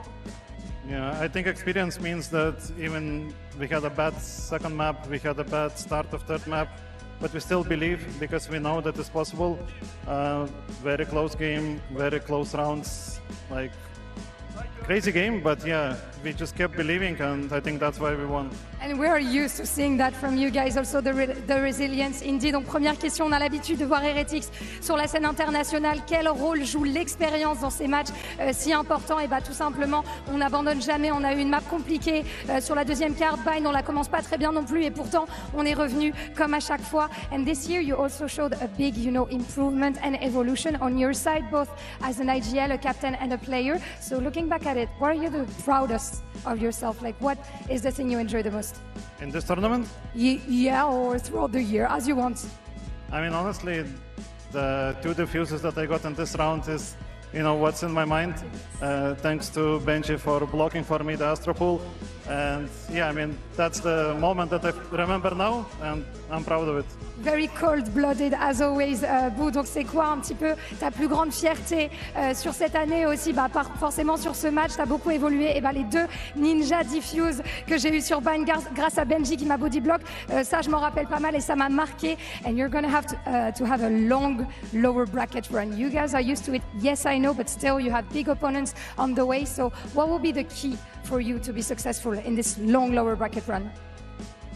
I mean, for now we are looking for top 4. We want to play in the arena in front of a lot of fans.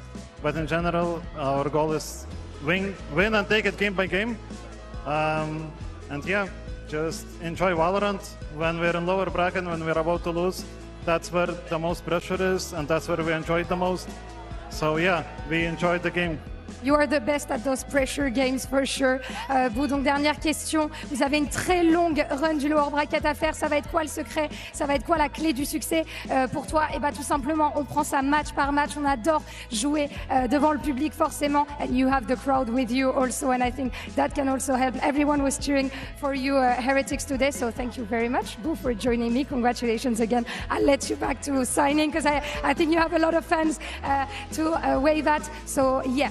la dernière question, forcément. Traduction pour la lower bracket run. On va essayer de s'en sortir. That's it for us on stage today. Team Heretics advances to the next round. Thank you for having us, and we'll toss it back to the analyst desk to wrap up the day. Thank you.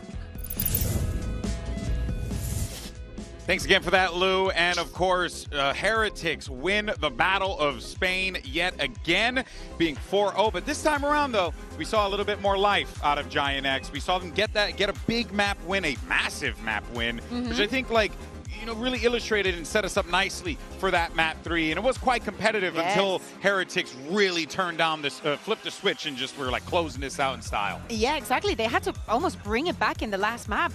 Giant X was being so concise. They were being so aggressive from the defense, something that we also saw from them regionally. But seeing them playing like this against Team Heretics, I mean, honestly, the balls to just open and duels, especially going against this Mosquito Com, we thought especially that on the attack, Team Heretics was supposed to shine. And Giant X did perfectly on that department, but they just came back to life. I think that interview that we saw with Boo, the diffuses, Boo having kills onto his team doesn't matter. They still get everything. So it's good to see. No. But coming into today, what I told you is like I don't care, quote unquote, like who wins today. I want this to be competitive. I do not want a team to close their year thinking, you know, like we just bombed out. Oh yeah, and we definitely saw that. By the way, you see on the bottom of your screen there, Benji Fishy will be joining us in a moment, but for now, we have to say goodbye to 2 squads. One of them, I'm genuinely shocked. G2 Esports, the #1 seed from the Americas, falling today.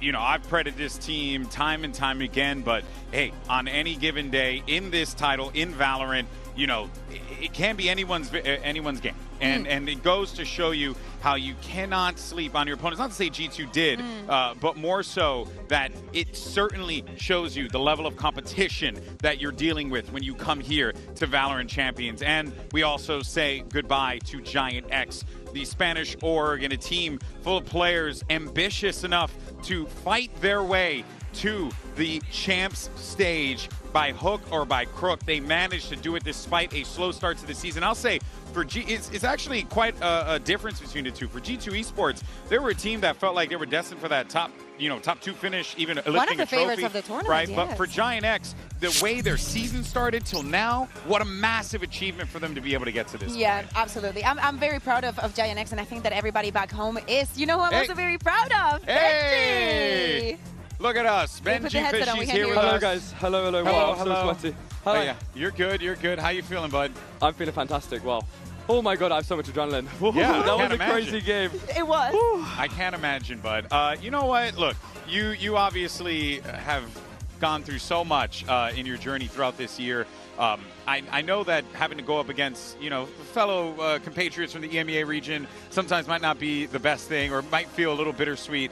But when you saw, hey, we're going up against Giant X, were you like, okay, guys, like they're going to try and catch us off guard, which is why you guys came out with a different composition toward the end there? What was the sitch? I mean, to be honest, I really wanted to play against NRG over Giants. I mean, not because Giants is from... And you should have stayed in the upper bracket. Yeah, I mean, that is a good point, yeah. But... yeah, no, for me, I find it just boring playing against EMEA teams because we've played against them all the time. Exactly. So for me, I mean, the thing is, last time we played them, I believe we lost to them. So it was nice kind of revenge. We won. We won? Yeah. Okay, you know more than me. Never mind. But anyways, I just find it boring playing against teams from the same region. I like kind of internationals playing against like so many different play styles and stuff. It's a lot more fun.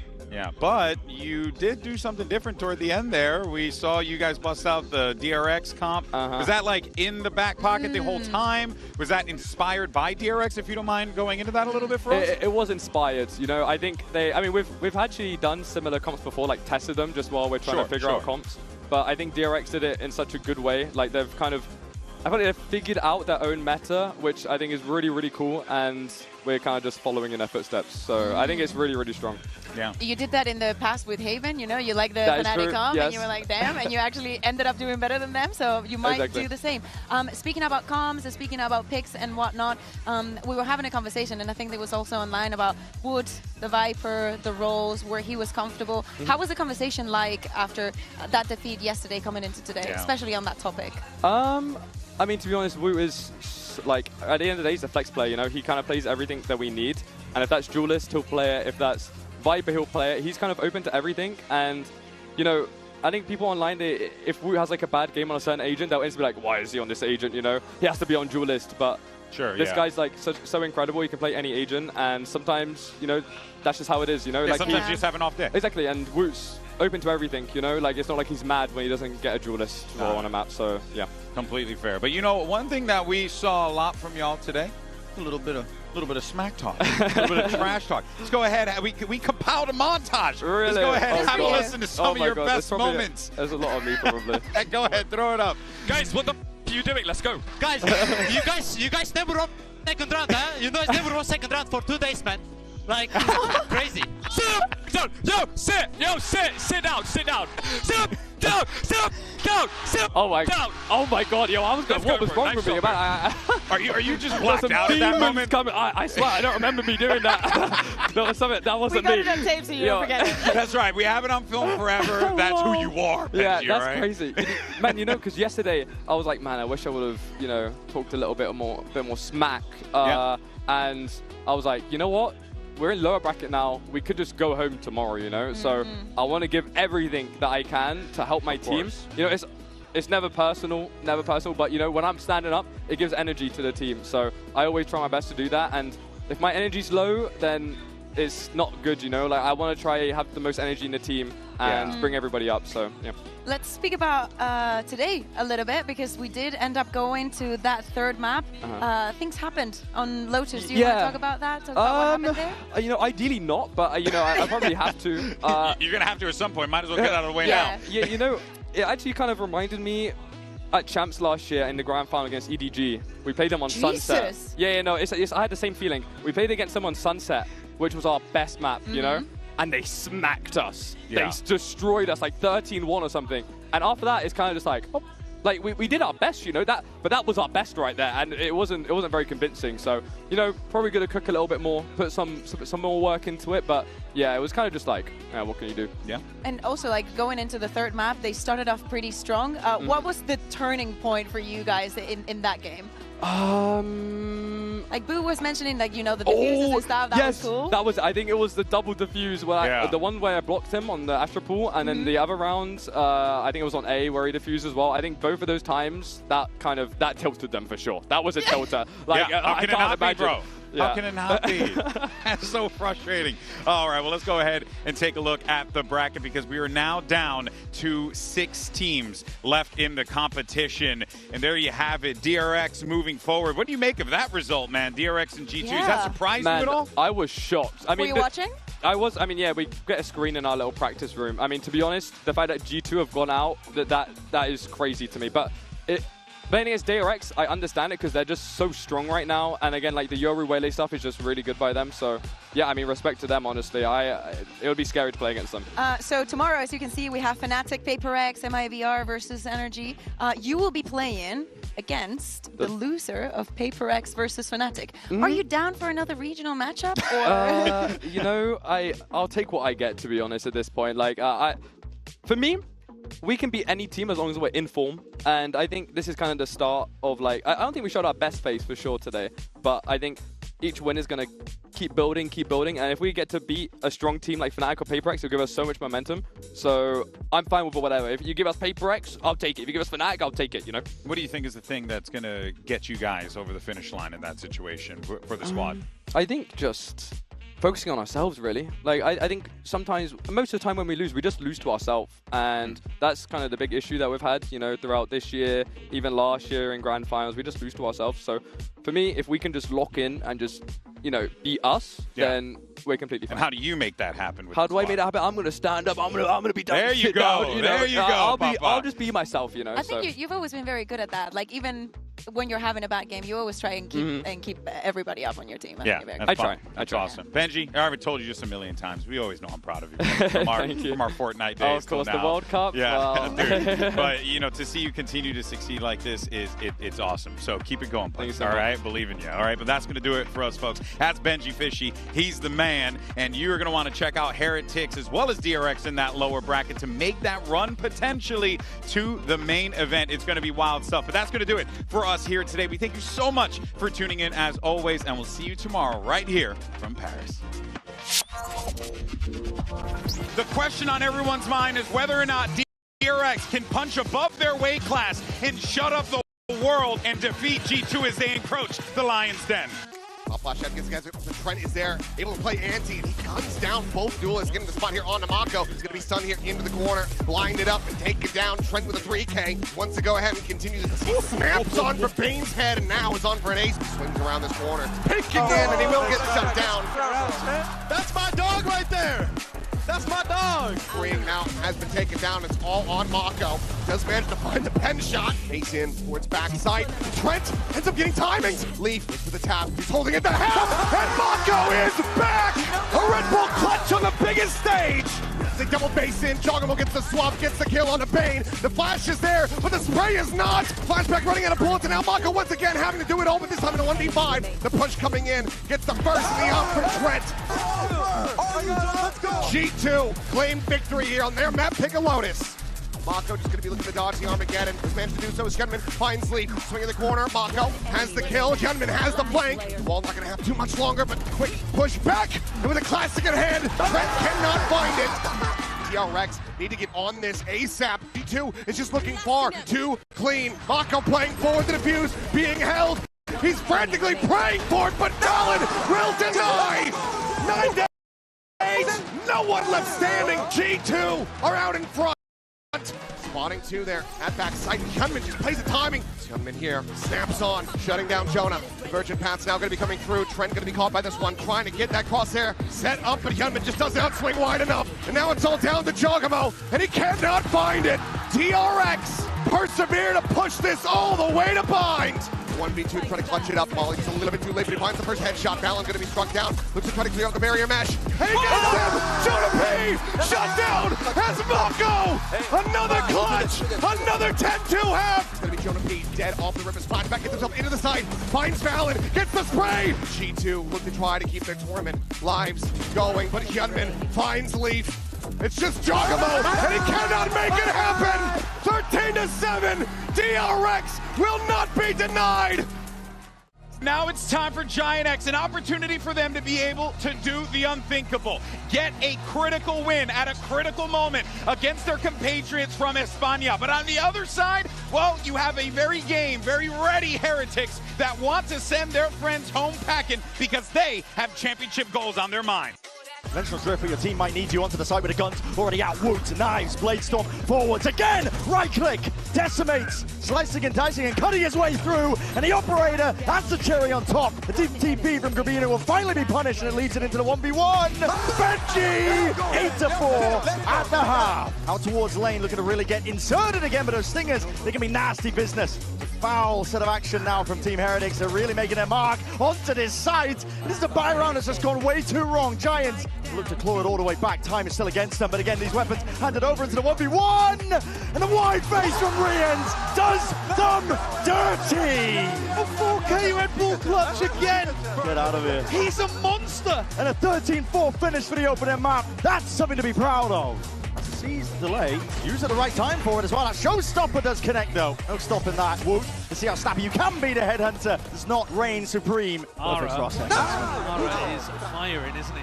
A lot of damage done to them though. This is still a bit of a dangerous territory, especially with Westside chomping at the bit to get involved. What a shot onto Benji. Where is the last one remaining that they don't know about? Ara creeping forwards again. This could be it. Nailing a coffin for the map. 13-3. Hell of a statement. But GIANT are straight back in it. Flashes go both ways. That's a grab there and a stun if I've ever seen one, and these players are ripe for the taking. Heretics finding it really difficult to try and get their way through this one. Westside 2 HP, not a problem. Minibudo still holding it down. This is an off angle. He bides his time perfectly. Strikes where it hurts the most. With Ara spotted onto that high ground purge, surely not long for the world. 3 kills for Miniboo. Heretics are lighting them up. It's all Los Ninos. And they take down another EMEA team in dramatic fashion there on Bind. I like to party, party. I like to get wild. I like to party, party. What they say, yo, send tune a road here, you road boy. Send tune a road.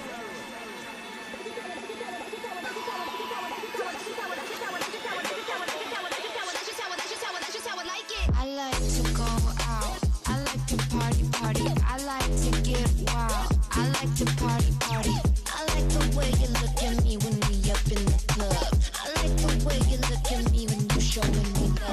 like to go out. I like to party, party. I like to get wild. I like to party, party. I like the way you look at me when we up in the club. I like the way you look at me when you show me love.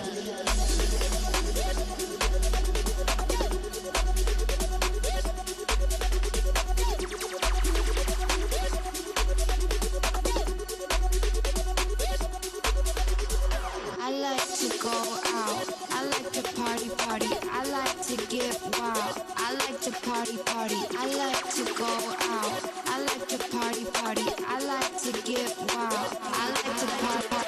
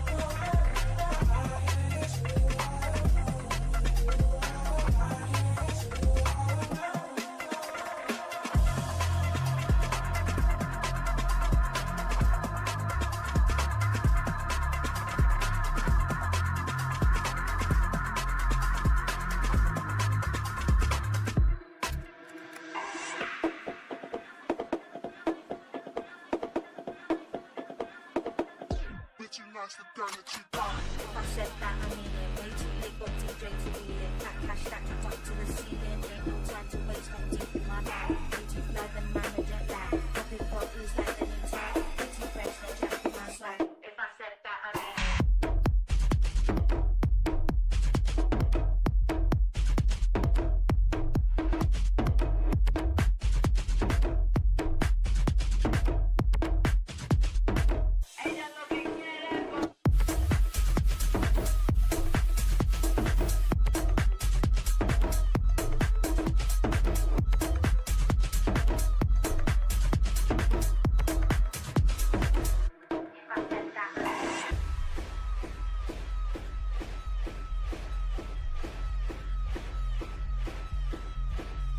If I said that, I mean it. Way too late, got DJ to reel it. Fat cash stacked right up to the ceiling. Ain't no time to waste, I'm deep in my bag. Way too fly, the man a jet lagged. Popping bottles like the new tags. Way too fresh, they're jacking my swag. Way too nice, the gang are too bad. If I said that, I mean it. Way too late, got DJ to reel it. Fat cash stacked right up to the ceiling. Ain't no time to waste, I'm deep in my bag. Way too fly, the man a jet lagged. Popping bottles like the new tags. Way too fresh, they're jacking my swag. Way too nice, the gang are too bad. If I said that, I mean it. Way too late, got DJ to reel it. Fat cash stacked right up to the ceiling. Ain't no time to waste, I'm deep in my bag. Way too fly, the man a jet lagged. Popping bottles like the new tags. Way too fresh, they're jacking my swag. If I said that, I mean it.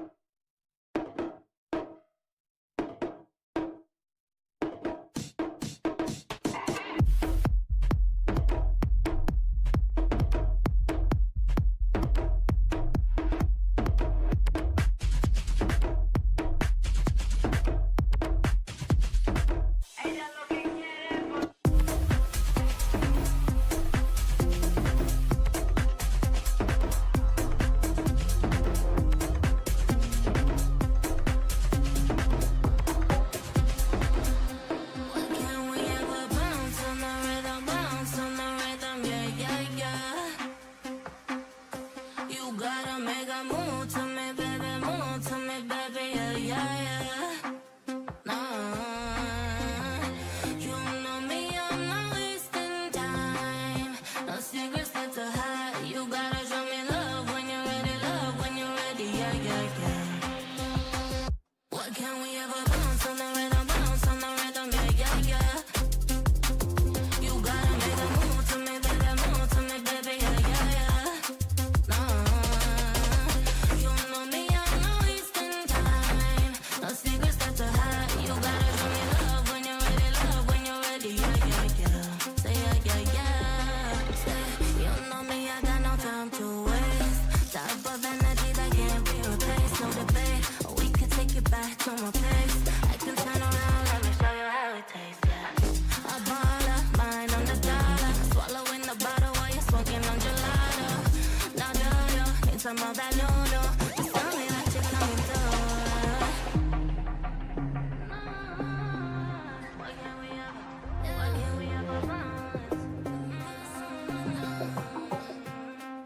What can we ever bounce on the rhythm, yeah, yeah, yeah. You gotta make a move to me, baby, yeah, yeah, yeah. Nah, you know me, I'm not wasting time. No secrets left to hide. You gotta show me love when you're ready, yeah, yeah, yeah. What can we ever bounce on the rhythm, yeah, yeah, yeah. You gotta make a move to me, baby, yeah, yeah, yeah. Nah, you know me, I'm not wasting time. No secrets left to hide. You gotta show me love when you're ready, yeah, yeah, yeah. What can we ever bounce on the rhythm?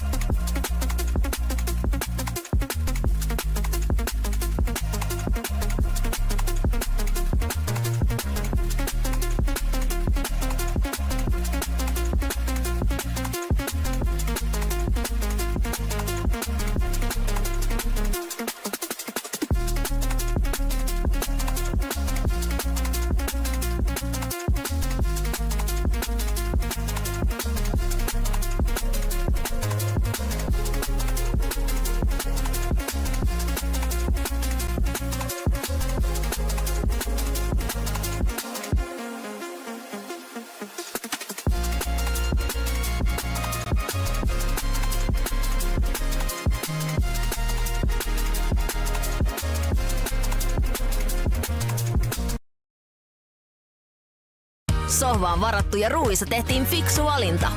Foodorasta Hesburgerin herkut jopa -40%.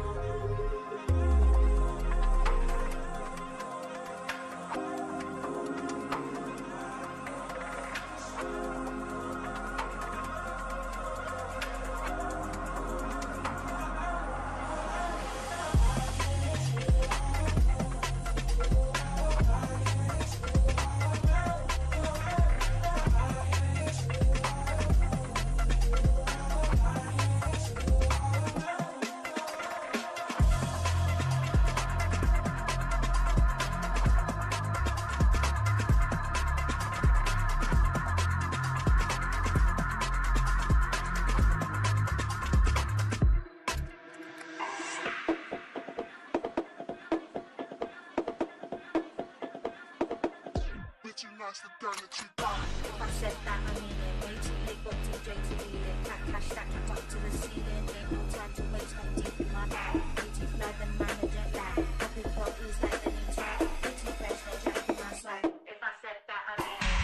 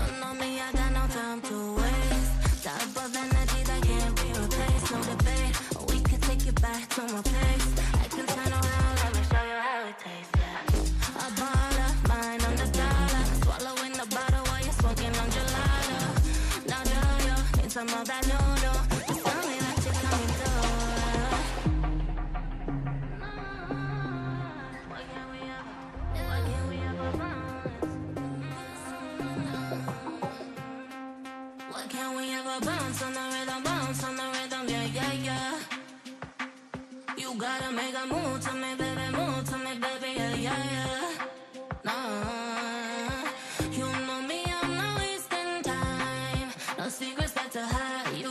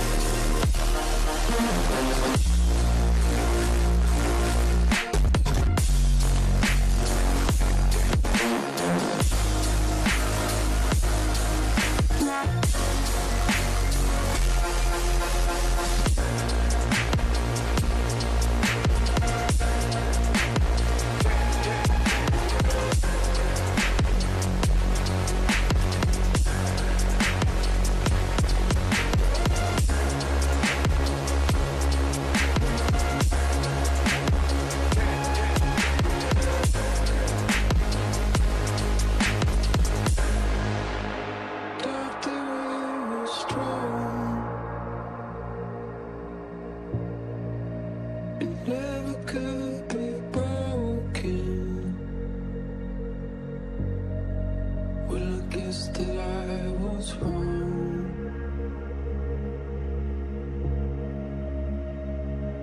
All alone. Now every day I'm lost. Flooding in my ocean. Sinking over time. No one to save my life. Okay, fine, goodbye. Okay, fine, goodbye. Okay, fine, goodbye.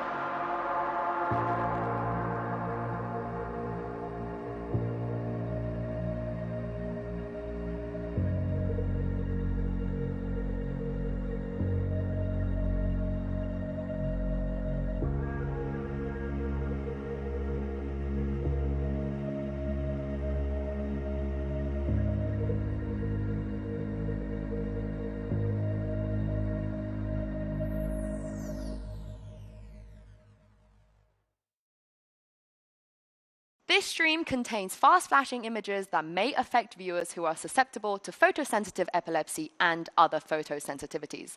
Viewer discretion is advised.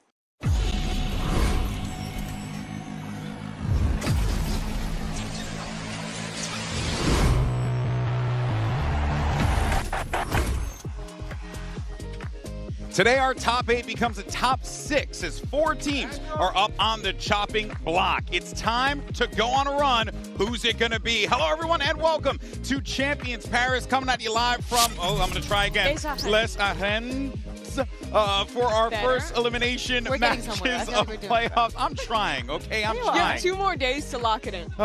Okay, hopefully I'll get it. In 2 days we have like the final days test and we will And rate then I'll you. have a new venue to have to learn the name. Well, guys, I'm Golden Boy, the person who can't speak French words properly.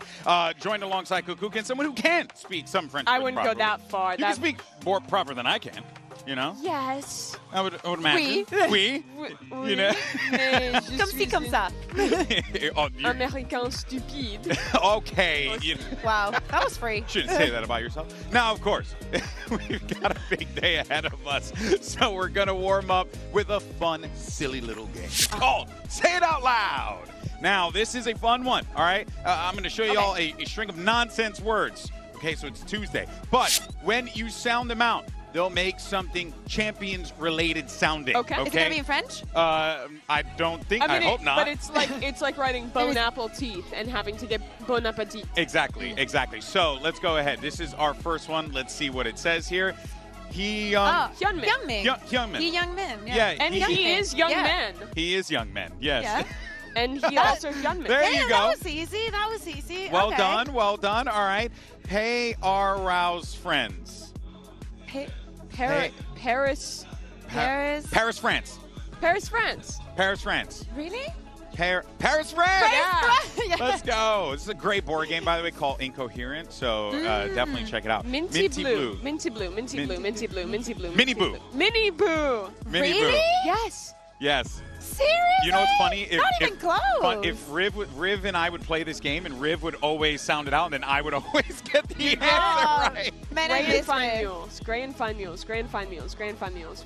You got it. It's Knolls, not mules. I misread. Gray and finals. Grand finals. There you go. There you go. All right. Well done. Well done. We're doing so good. All right. We have one more. One more. Say it for me. Barn to burn. Barn to burn. Barn to burn are like sentence. Yes. Marketing. Yes. Burn to burn. Nice. The jackets are very cool. It has like. It is actually quite nice. There you go. Well done. Well done, everyone. Okay, we're all warmed up. We're all ready to go. So let's go ahead and get down to I'm surprised you guys can pronounce that with how many like rules and not rules are in English for words. Wait, pronounce what? The words. Like you just have to make a guess. Like some will exist and some will not. A million times. Anyway, you know what did exist? Yesterday.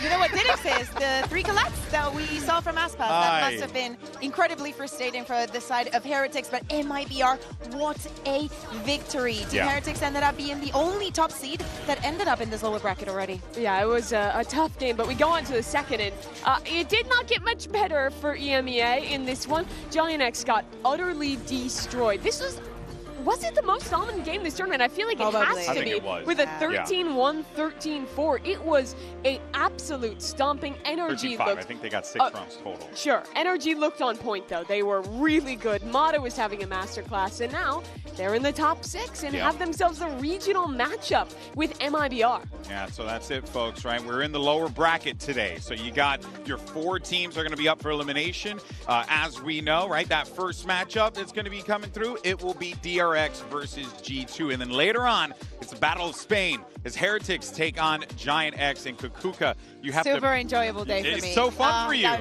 right? so happy to be here today. Aren't you excited? Kid you not, this is the day that I hate the most in Champs because it's you made it to playoffs, and the next day you can, like after the first day you play, you can be going home. So this is the most devastating day. The best day because the Spanish team wins today, Bea. Yeah, but they also lose. No, but it's Spanish team wins. Okay. Yeah, you got to look at it like glass half full. Positive. Glass half full rather than glass half empty. You A know? Spanish team will be top 6 in the world. Boom. I like that. Thank you for the narrative, Mimi. That's good. Look at that. We're helping each other out here, you know, making Kukuka feel better for the inevitable. Now, of course, we still have 8 teams left in this competition. Anything can happen, truly. So, you know what? Actually, let's bring out the wheel. Bring out the wheel. We need to figure out with the magic wheel of destiny. All right, guys. So we're going to take turns asking the all-knowing, all-seeing magic wheel of destiny questions. Then we will see what we get. So first, let me ask my question Who first. goes first? You go first? I'll go first. Okay. I'll go first. My question is, will Jogamo have a pop-off performance today? Do you trust me to spin? Go for it. Go for it. I mean, I don't trust you, but you know, satisfying sound. it really is. It's nice. And survey says, what do you think? What do you think? I think he will. Yeah, I think he's going to go dummy crazy. That's what the kids are saying, right? Okay. They say that all the time. Very definitive, this No. wheel. All right, I'm hoping for something more definitive. Yeah, Mimi, you go. I got another G2 question for the wheel. Okay. Wow. Will No G2 bias. make a lower bracket run? All right. Let's see. That's a good question. A lot of people are wondering that. And the wheel has spoken. It says, not on my watch. Get out of here, Wheel. Oh, wow. I was not ready for that. All right, Bea, your turn. Actually, I'm going to one-up you on that one, but I'm going to go broader. Okay. So we not all of us ask about G2. Okay. It's fair. It's fair. I like that. Are the 2025 World Champions playing That's today? a good one. That's a good one. Okay. All right. And the wheel is telling us that it's, I don't think so. Whoa. No. That's it crazy. Could be absolutely baked. I do have one final one. Yeah, you can go. Will I Straight. forever be bald? Spin the Spin wheel. it, Bea. Surely not. Surely. What do you think? It keeps giving you the same answer. What do you think, I think QB? the wheel doesn't like you. Male pattern baldness is a thing, everyone. Okay? Take your finesse stride or whatever. Honestly, I do have a hot take about that. If you want to get hair, you should just go and get hair, you know? I know the procedures that if I wanted to have done, I'll just have done. Give me your I hair. just think Will that Bea ever be bald? I can give you, yeah. Will Bea ever be bald? Yeah. And the question is, I mean, look at that hair. I don't think so. What? Exactly. It's Okay, all mine. the real It's all nose. mine, baby. It's all mine. This all is, mine. This is a miserable experience. This is my Just third go and get day. some hair, you know? If I wanted So- to change something, if I wanted to get a new nose, I'd just go and get a new nose, you know? Yeah. I feel like there's a stigma here between like men What, you go getting to the things done. nose store? Yes. Okay. Go down to the local nose factory. All right, everyone. Let me go ahead and just decompose myself Decompose. here. That's what I'm gonna do. I'm gonna Not decompose. decompress. No, I'm gonna decompose. Okay. It's what's happening real Oh, I time. can All right. spell it. Well, guys, look, from our pool of 8 remaining teams, we actually, here is the crazy thing. We have 3 players that have a chance to really ascend to that GOAT status here, because no one has been able to claim the the title of a 2-time Champions winner. Only 3 players have that opportunity. It's Aspas, Jogamo, and Ethan who could potentially do that. Mimi, are you feeling somewhat confident that maybe one of these guys could pull it off? I think it's likely we'll at least have one of these guys in the finals, because you look at how the bracket is playing out, and we're going to immediately get Aspas versus Ethan for a spot in the upper bracket final. That'll put them just a game away from having that opportunity. But you look down below, you look at Jaw on G2, I think people can really see the possibility, even if the wheel doesn't believe, that a lower bracket run could come to fruition. So as we continue to go year by year, it only gets more and more likely to have someone finally do it twice, and it does feel possible this time. Yeah, absolutely, for the players. I think that the one that probably people will not think that much is Ethan, because when we think about the impact that Aspas brings to the team, same goes with Jaw. I think that the responsibilities that he's taken have definitely made a difference for the side of NRG. sure. But if NRG were to win, I do not see us giving the bracelet to Ethan, you know? Nah, I mean, you know, But he could be the 2-timer, you know? Everybody can be a winner. Hey, and that's all he wants. I'm sure that's all he cares about, to be fair. But of course, that brings us to today's MasterCard fan poll, because we want to know which player you think has the best shot at winning a 2nd Champions trophy. It's Aspas, Jogamo, or Ethan. Scan the QR code, cast your vote, and do not forget, lovelies, use the hashtag VALORANT Champions in VCT so we can feature only your good stuff on the broadcast, okay? Only the good stuff. It is interesting because despite only having those 3 who can actually win another Champs trophy, there's a lot of players who can build the trophy case. Kron is still in the running, is currently the winningest player in the game in terms of global achievement. Yep. Yet to get a Champs trophy. He has an opportunity as well. And you also, now that you bring up Fnatic, Milan won Champs in 2021. So as an assistant coach, he could do it as a head coach this year. Will be definitely a great closing for Fnatic. Yeah, that would be wild, and I'm sure a lot of people will lose their mind if Fnatic were able to walk away as Champions winners. But of course, though, G2's Trent looking for his first global win, and he's going to have to make one hell of a lower bracket run in order to do so. We had an opportunity to catch up with him following the loss against PaperX in this Omen player moment. I have a lot of emotions right now. I'm very happy to have played this match, even though we lost, and I'm very happy that it was against PaperX, a grand final caliber team. I think a loss for sure, to just see like what they exposed, what didn't work for us, what did work for us, and especially versus a good team like that, you get to really get in all the crevices and actually see what the root of the problem was. I think it was a very eventful match. We'll have a lot to learn. Now with the Odin in his hand, the door not opened up, the salvos to try and cut them off. Where it hurts! Split them in twine. PaperX right now, they don't know which way to look, which way to stand. You have 2 lives for a reason, right? Even though you lose one, you have to be even better in the lower bracket. So if you keep dreading it too much and you relive the loss, then you're just going to lose the next game.